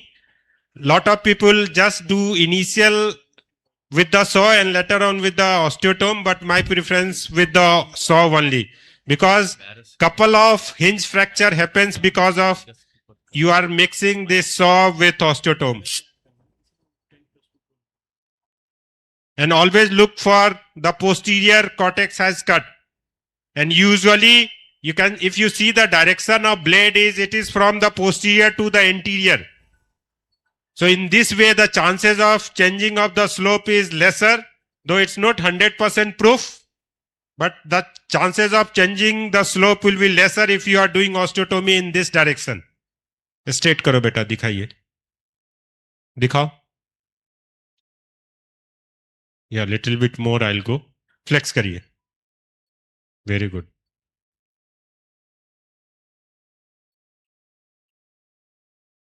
सीधा करिए. दिखाओ. दिखाओ. ठीक से दिखाओ. So little bit more. Agree or you want to stop doing saw? Siam picture. Siam picture दिखाओ. Flex करो. Dr. Rabi? Yes, sir.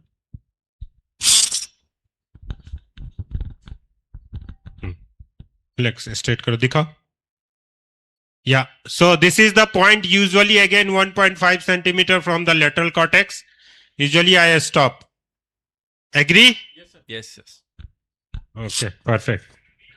Since I have done the osteotomy for the tibial tuberosity, so I'll go with this osteotome. Progressive osteotome दो बेटा. Company का बंदा कौन है यार? तुम पतला osteotome सबसे पहले चौड़ा देते हैं बेटा. Very good. क्या नाम है तुम्हारा? तुमको सीखने की जरूरत है बेटा अभी. चलिए नेक्स्ट.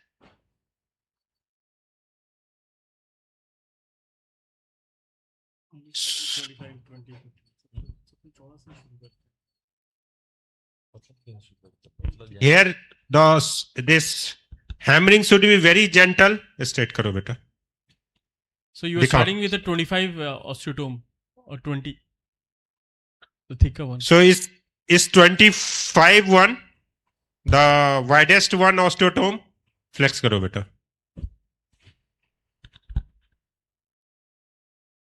सीधा करो. दिखाओ. Yeah, perfect. So and after that, this one. So how deep you have to go up to the level of osteotomy, or you have to stay a little proximal to that? Up to the level of osteotomy till the point where my saw has reached. Okay. And usually it is around 1.5 centimeter from the lateral cortex most of the time. 1.5 to 2 centimeter. And this hammering should be very gentle, otherwise you will be breaking the lateral cortex. This much of pressure only, not bang, bang, bang.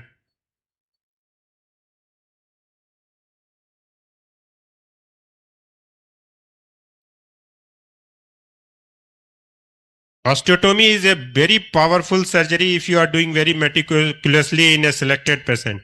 This really works wonderful.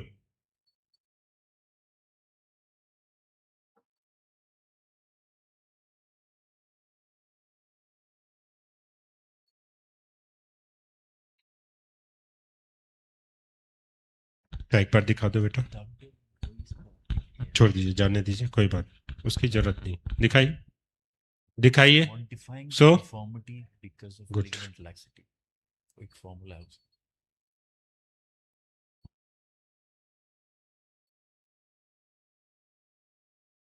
This osteotome is very bulky, so I'll use only 3 osteotome, not 4, like Tomofix. This is very bulky osteotome. With this, I have this much of thickness there. सीधा करो जरा, दिखाओ. This little bit. इसको ऊपर रखिए.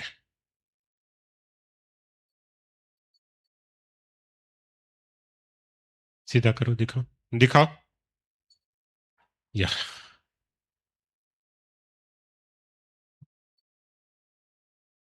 At this point, you should check the this posterior cortex has been cut adequately. This is another region of the hinge fracture, particularly type 3 hinge fracture. If your posterior cortex is not cut and you are doing with only cut in the anterior cortex, your fracture line will propagate into the joints. And also you should check here, dikhao. You can check here integrity of your lateral cortex, okay? Perfect. So your lateral cortex is intact here. With doing little bit of the opening, it's coming back, okay? इसको पूरा खोल के देना होता है, बंद करके देना होता है बेटा, ओके? ये नहीं मिला, कटर नहीं मिला यार, तुम लोग फिंगर की बाजा बजाओगे यार.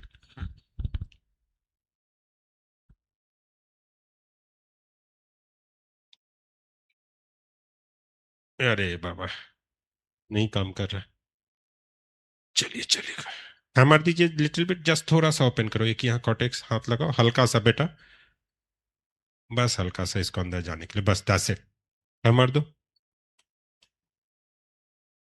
हाँ, अब हटिए बेटा, टाइम ऑफ. कितना होगा?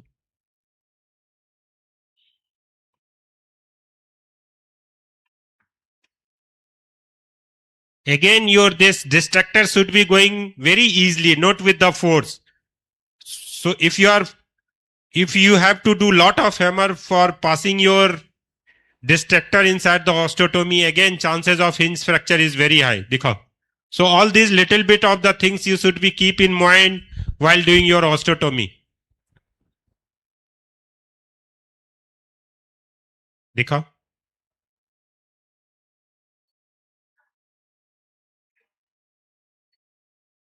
दिखा.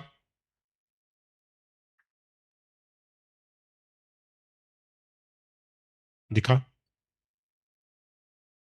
Yes. Now at this point, this towel will move from the thigh to the level of ankle. So in this way, this will open more on the posterior side, less on the anterior side. At the same time, there will be no any flexion deformity. Okay. So that is another tips of putting towel inside below the ankle. And give me the screwdriver, please.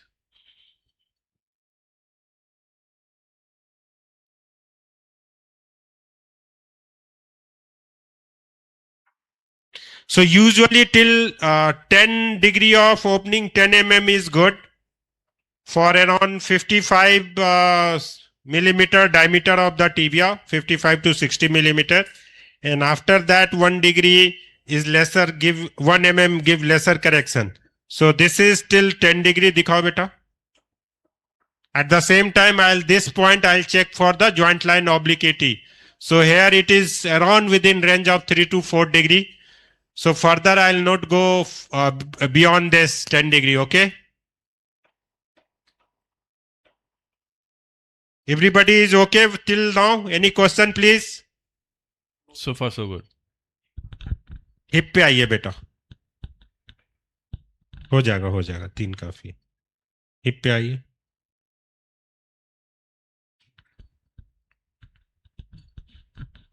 ठीक है उसको रहने दो बेटा।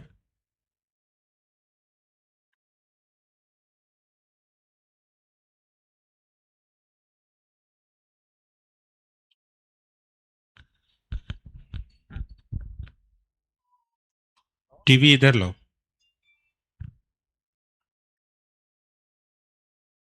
बस ठीक दिखाइए। नहीं उसको अभी मत दबाइए, अभी पहले देख लीजिए। नहीं हिप दिखाना बेटा, आप ठीक थे जहां थे। बस सुपर। बस दिखाइए।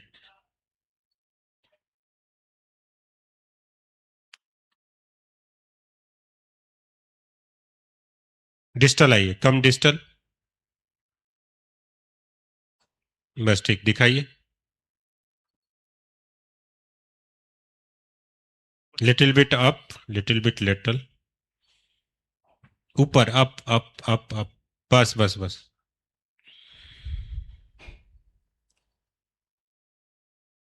Is this okay or do you need little bit more medial? No, it's okay. It's okay. So हाँ बस वहाँ दबा लीजिए, दबाइए नहीं, छोड़ दीजिए। बेटा come to the ankle joint.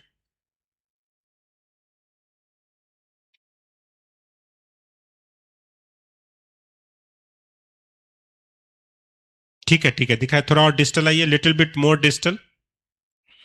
बस परफेक्ट दिखाइए। सो दिखाओ हो गया। Towards me, little bit towards me, मेरे तरफ। बस दिखाइए।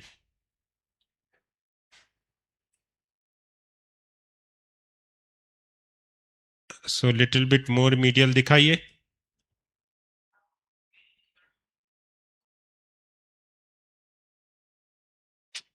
लिटिल बिट लेटरल दिखाओ।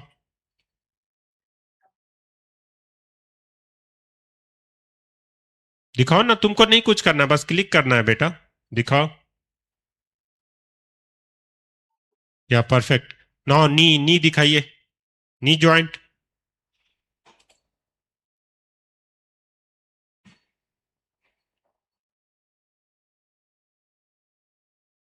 So it's almost in the center. Looks Okay, fine, I haven't taken further 2 degree of that joint line convergence angle. So this is fine for me. Otherwise, the joint It's line fine. obliquity will get increased. So my calculation was exactly perfect. Usually my preference is to take just lateral to the lateral tibial spine. But since in this case, this will lead to increased joint line obliquity. So I'll stop here. So even if it is in between the medial and lateral tibial spine, my weight distribution around 50-50. 50% this side, 50% that side. If I go to the more on the lateral tibial spine, so 60% will be on the lateral condyle of the tibia and 40% on the medial condyle of the tibia. So 50-50 is good for me. I am happy with this. Any further comment for the correction? Welcome, please. ये निकालने के लिए Looks very fine. Very nice demonstration. Fujisawa point तभी 60 Fujisawa in ही अपने paper में 62.5 mention नहीं किया। Fujisawa mention किया 30 to 40% which corresponds to 60 to 70% of the lateral tibial plateau. तो Fujisawa एक और स्केल दिया है। Fujisawa has said that depending on the amount of cartilage loss, you have to lateralize your this angle. You have to more lateralize depending on how much is the cartilage loss. If there is a cartilage of 1/3, 2/3, or complete cartilage loss. So he has given a scale of Fujisawa scale, and depending on that, you can do corrections.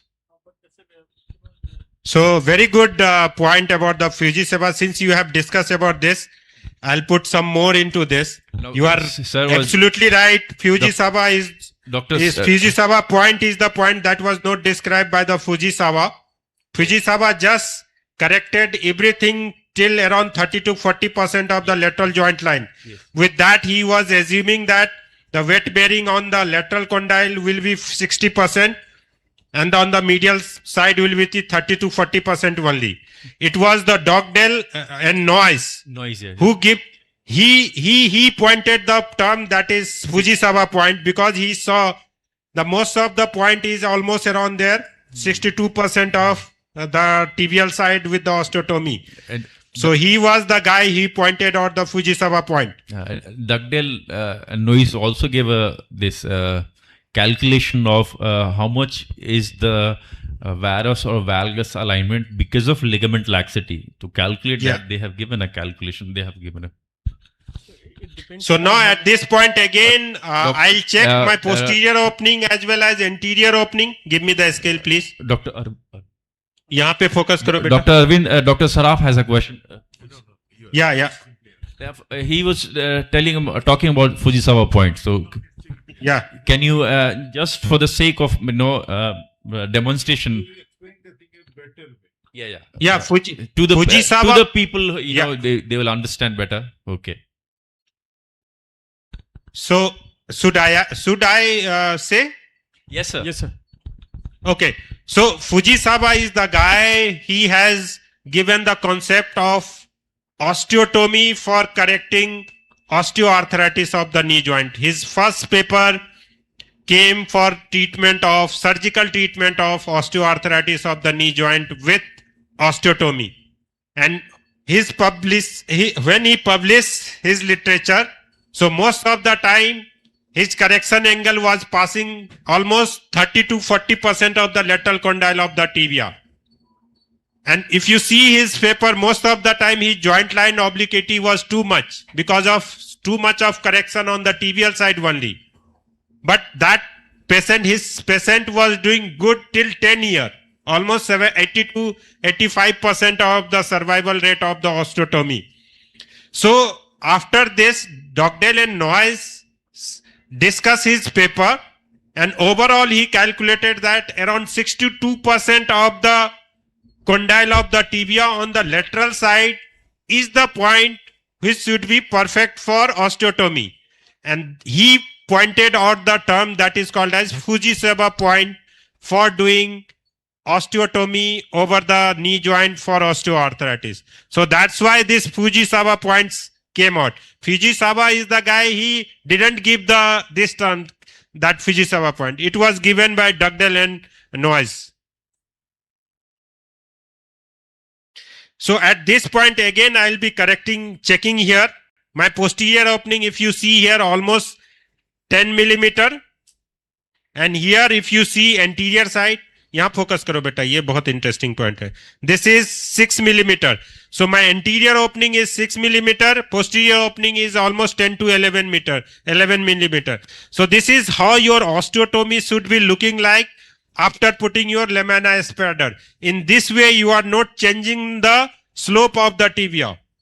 And also look for the contact of your tibial tuberosity with this. It means you have not disturbed the patellar height.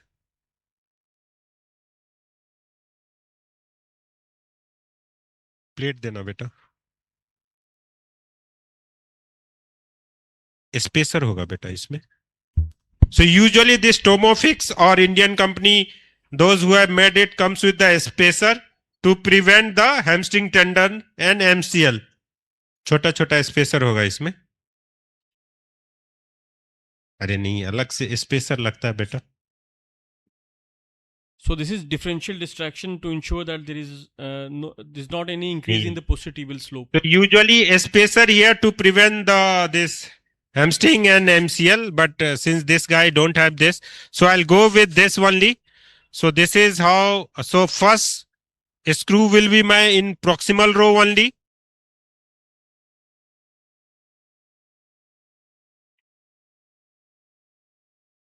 दीजिए drill bit, दिखाओ जरा बेटा.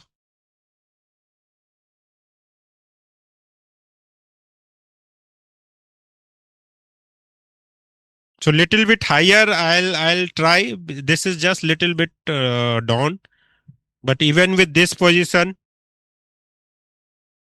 it will be good. There is no problem. But little bit higher, I'll go. Show me the X-ray, please. X-ray दिखाए.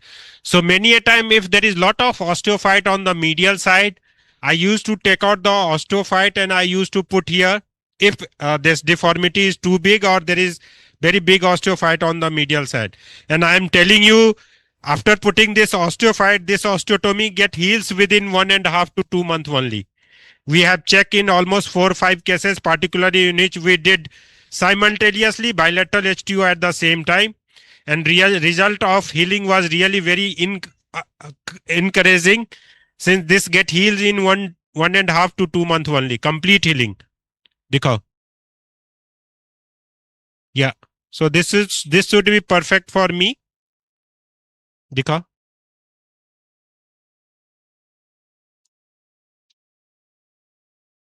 So this is the problem with this Indian version of plate. They exactly don't copy the things what really needed. Dikha beta. So no, I'm not happy with this. Ye pakro beta. So even though if I am starting with too much low, this is how it's going. So I'll put in another hole. Dena beta jara fir se, let's see. Little bit of change. Little bit of directional change. Usually this go in this direction exactly from the medial to the lateral, but I'll draw from anteromedial to the posterolateral side this time. Dikha. Dikha beta. Little bit down. Hello, Arvind boss. Yes, myself, Dr. Sakti. I am asking just for the sake. You have not seen even lateral image, even slope single time.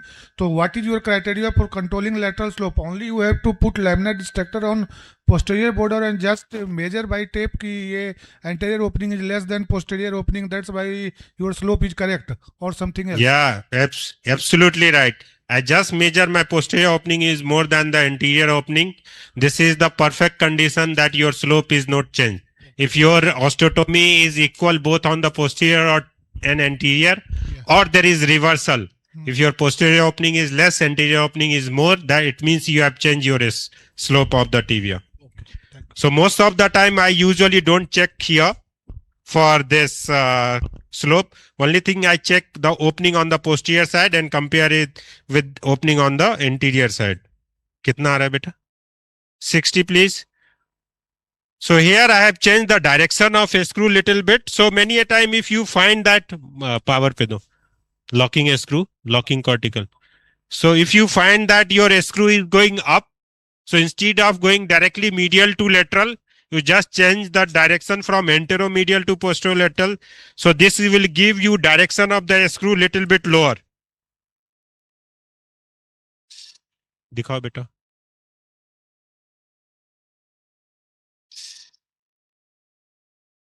दिखा दिखा reversal होता है ये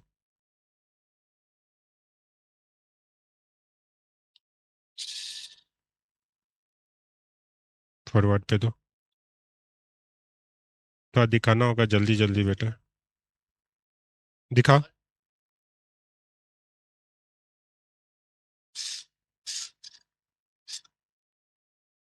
दिखा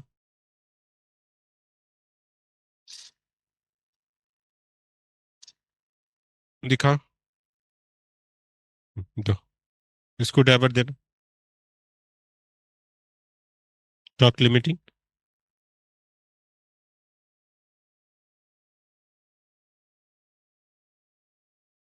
next sleep please. So when you are doing ACL with HTO with tomo fixed plate, you have to leave this anterior screw blank that I have placed because your tibial tunnel will come into it. If you are doing root, then most of the time the posterior screw you have to leave, or if you are doing PCL, then again posterior screw you have to leave. Dikhao beta. Yes, so if you're doing an ACL, you with an HTO, you do your femoral again, tunnel. This is going. And, so again, this is going up. So I'll do little bit of the cheating here. Do beta, screw then a 65. You do your femoral tunnel, then you come back, do your osteotomy. You put your posterior screws first, and then leave the anterior screws. And after you have drilled your tibial tunnel, you have now you put the scope into that into the tibial tunnel, and then you pass the anterior screw so that it does not impinge your graft. That's how you do it. That's how I'm going to do it, Doctor. Yeah. Only thing, I'll place reamer all the time while I'll doing this screwing for my HTO plate in Okay. case of any ligament or root part. Okay. My reamer will be inside the tunnel, tibial tunnel all the time. All the if time. this my drill bit get hit there, so I'll be knowing that I have to change my direction. And most of the time I do use polyaxial plate with Arthrex. Most of the time, whenever there is need for ligament as well, ligament root with HTO. बेटा ये दिखाइए, दीजिए drill bit दीजिए. तो जैसे drill दिखा ये डाल दिखा बेटा, दिखा 50 दे दो. पर्पस जो ग्राफ्ट जो डालेंगे एसीएल का, जो टीबियल टनल बनाएंगे, उसमें वो आ तो नहीं रहा है। जैसे मैं करता हूँ तो जब एसीएल कर दिखा. रहे हैं तो जो आप टीबियल टनल बना लिए, टीबियल टनल बनाते समय जो डॉक्टर अरविंद बता रहे हैं कि वो ड्रिल छोड़ देते हैं ताकि वो देख पाएं कि कहीं भी मेरे टीबियल टनल में वो ड्रिल बिट तो नहीं आ रहा। ठीक है। एक और टेक्निक है कि वो स्क्रू नहीं डालते हैं, पहले टीबियल टनल बना लेते हैं, एंड तब क्या करते हैं कि हम लोग फिर उस स्कोप को टीबियल टनल में डाल के तब वो एंटीरियर स्क्रू डालते हैं।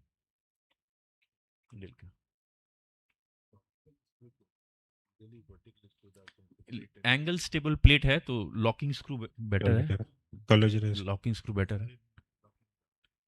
हाँ बिल्कुल बिल्कुल, कंप्रेशन की जरूरत नहीं है। तो since in this case the cortex is intact, so no need for compression. I'll be putting, if you want I can demonstrate देना, जरा cortical screw देना, where you should putting this screw while you need to doing नहीं drill bit दो 3.2 का। We completely agree with you that there should be only locking screws. Thank you. थोड़ा ऊपर, just demonstrating how if you are putting cortical screw, this is not going to change your opening, because people say there will be compression and that leads to decrease the opening. Yes, so just a technique where you should be doing this drilling. Your drilling should be just below the locking screw hole. It should not be close to the plate. Can see it? यहाँ focus करो बेटा, यहाँ focus करो, ये plate दिख रहा है? So this is the hole. Can you see it? दिख रहा है? The camera should be on the plate side. The camera should be on the drilling side. इधर से आओ बेटा, वहां से नहीं दिखेगा. So this is the hole. Yes, we can see. Yes, right? Yes. So this is drill on the compression side of the part. hole. Yes, yes. And this is my screw. Yes, so whenever I'll be putting cortical screw in HTO, my drill bit will be here only, not here. So in this way, you will not be doing the decreasing the opening of your osteotomy. So okay, as my screw will glide into the hole, this will not lead to the compression at the fracture side. Okay, this will only compress on the lateral side, but this will not decrease my opening.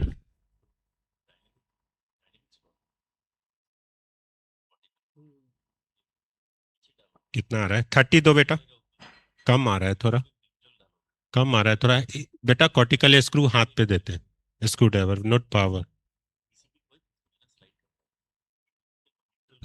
इसके बाद जरूरत होगा तो दीजिएगा मुझे। So again you can check this screw is not from this plate side. This is away from the plate area. Hole is just below the cortical screw hole. So here you can see this is hardly going to decrease my opening. Okay, दिखा,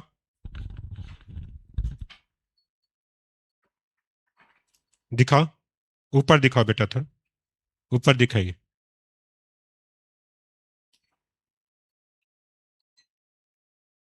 okay, sleeve दीजिए, आप एक locking screw दो, फिर एक बार tibial slope दिखा देते हैं सो दैट कि काम हो जाए.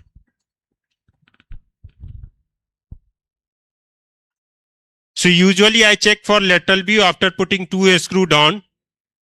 With lamina spreader on, usually I don't check for, because with the lifting of leg, many a time this leads to fracture.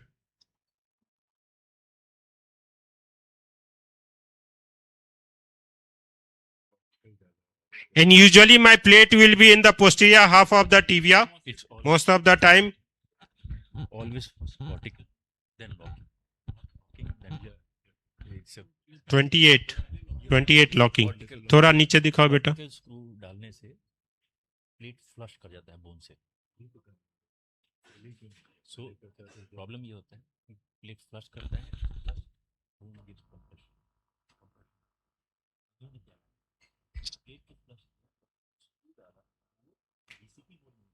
इसको ड्राइवर दो.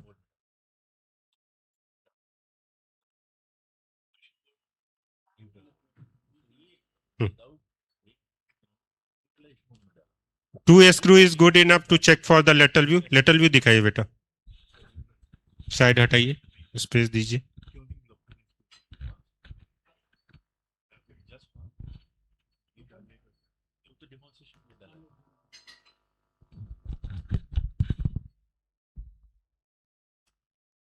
थोड़ा ऊपर चलिए. बहुत ऊपर चलेगा बेटा. नीचे आइए. नीचे नीचे बस दिखाइए. बस बस दिखाइए.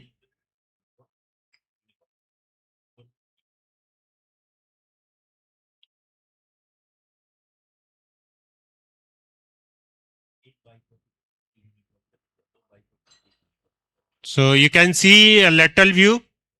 The slope is almost the same, 5 to 7 degree. Is it okay? Yeah. Ravi? Can we see the Siam image? Siam image, वहां फोकस करो बेटा. दो. वहां फोकस करिए please. Good sir, perfect. Okay. So further to screen, any question?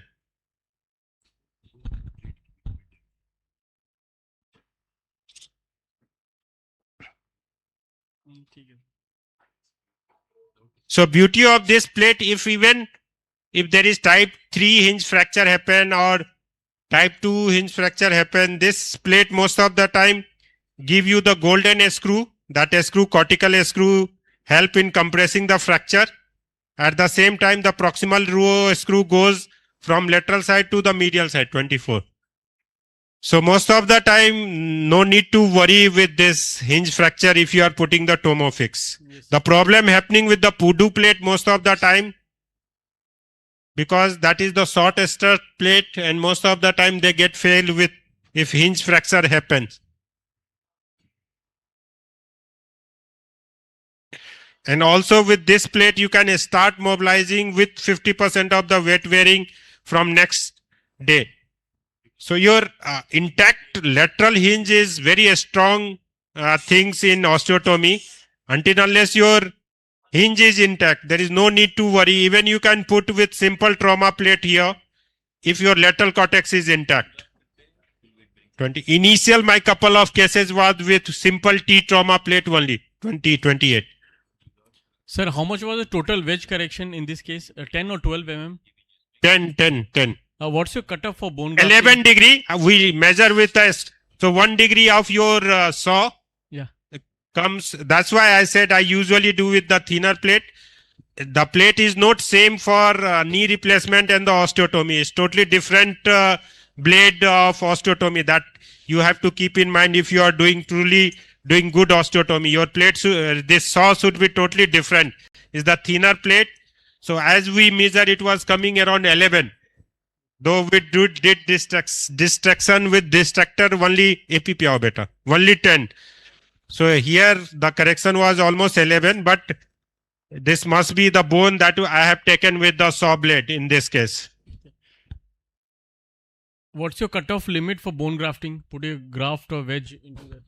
No graft at all. Even as I said, till 20 degree, I haven't did this osteotomy for virgin tibia. Bas stop. Pristine tibia I usually dikha.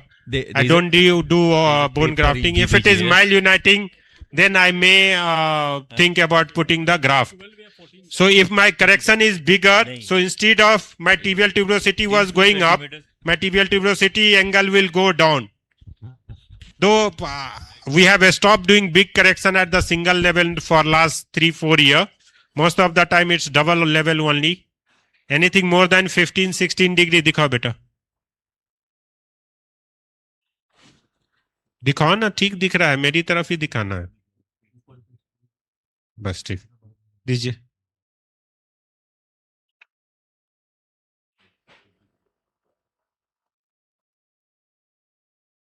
तो 55.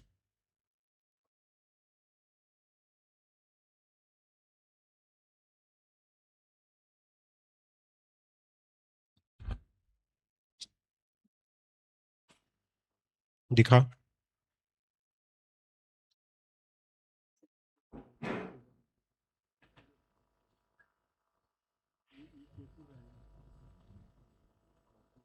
So all the 4 screw up, 4 screw down, and I'll take out the hinge wire. Suppose there fracture of the hinge has been happened. So in the track of the same wire, I'll put one screw there to increase the stability of my osteotomy. But as I said, with Tomofix type of plate, you nothing need to worry. Only thing you have to delay the mobilization. But in this case, you can start wet wearing from next day only. And within 4-5 days, full wet wear, there is no problem at all. That was a very wonderful demonstration of STO. I think, any questions? Thank you, Dr. Arvind, for such a delightful, enlightenment, and looking forward to the same in future. Yeah, thank you. Thank you for thank you, sir. It thank was you a for wonderful demonstration of discussion. high-tech Thank you very much. We have Dr. Thakur, and there is lot of staff that is behind this successful surgery. You should do a good clapping for them. Thank you, sir. Thank you all. Thank you. बेटा वो दे दीजिए हमको, crepe bandage दे दीजिए और mop दे दीजिए. Compression bandage 10 minute यहाँ लगा के रखिए. इसके बाद एक ड्रेन चाहिए होगा, ड्रेन डाल के फिर क्लोज करिए. ड्रेन 4 घंटे के बाद खोलिए. ठीक है, ठीक. ये क्लिक ले लो यार. चलो इधर आ जाओ. ये मॉनिटर इधर करो यहाँ पे.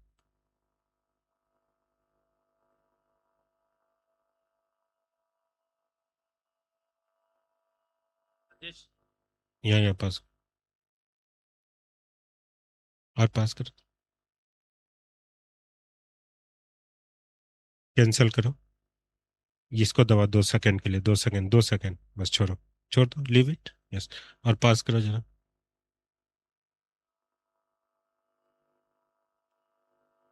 ये भी आ जाए. इधर आ जाओ.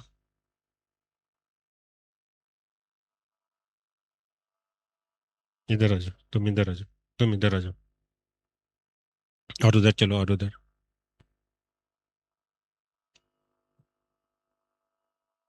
हम सब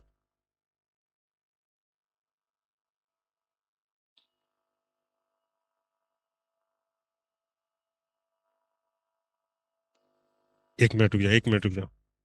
मैं तो डिग लो. चलो.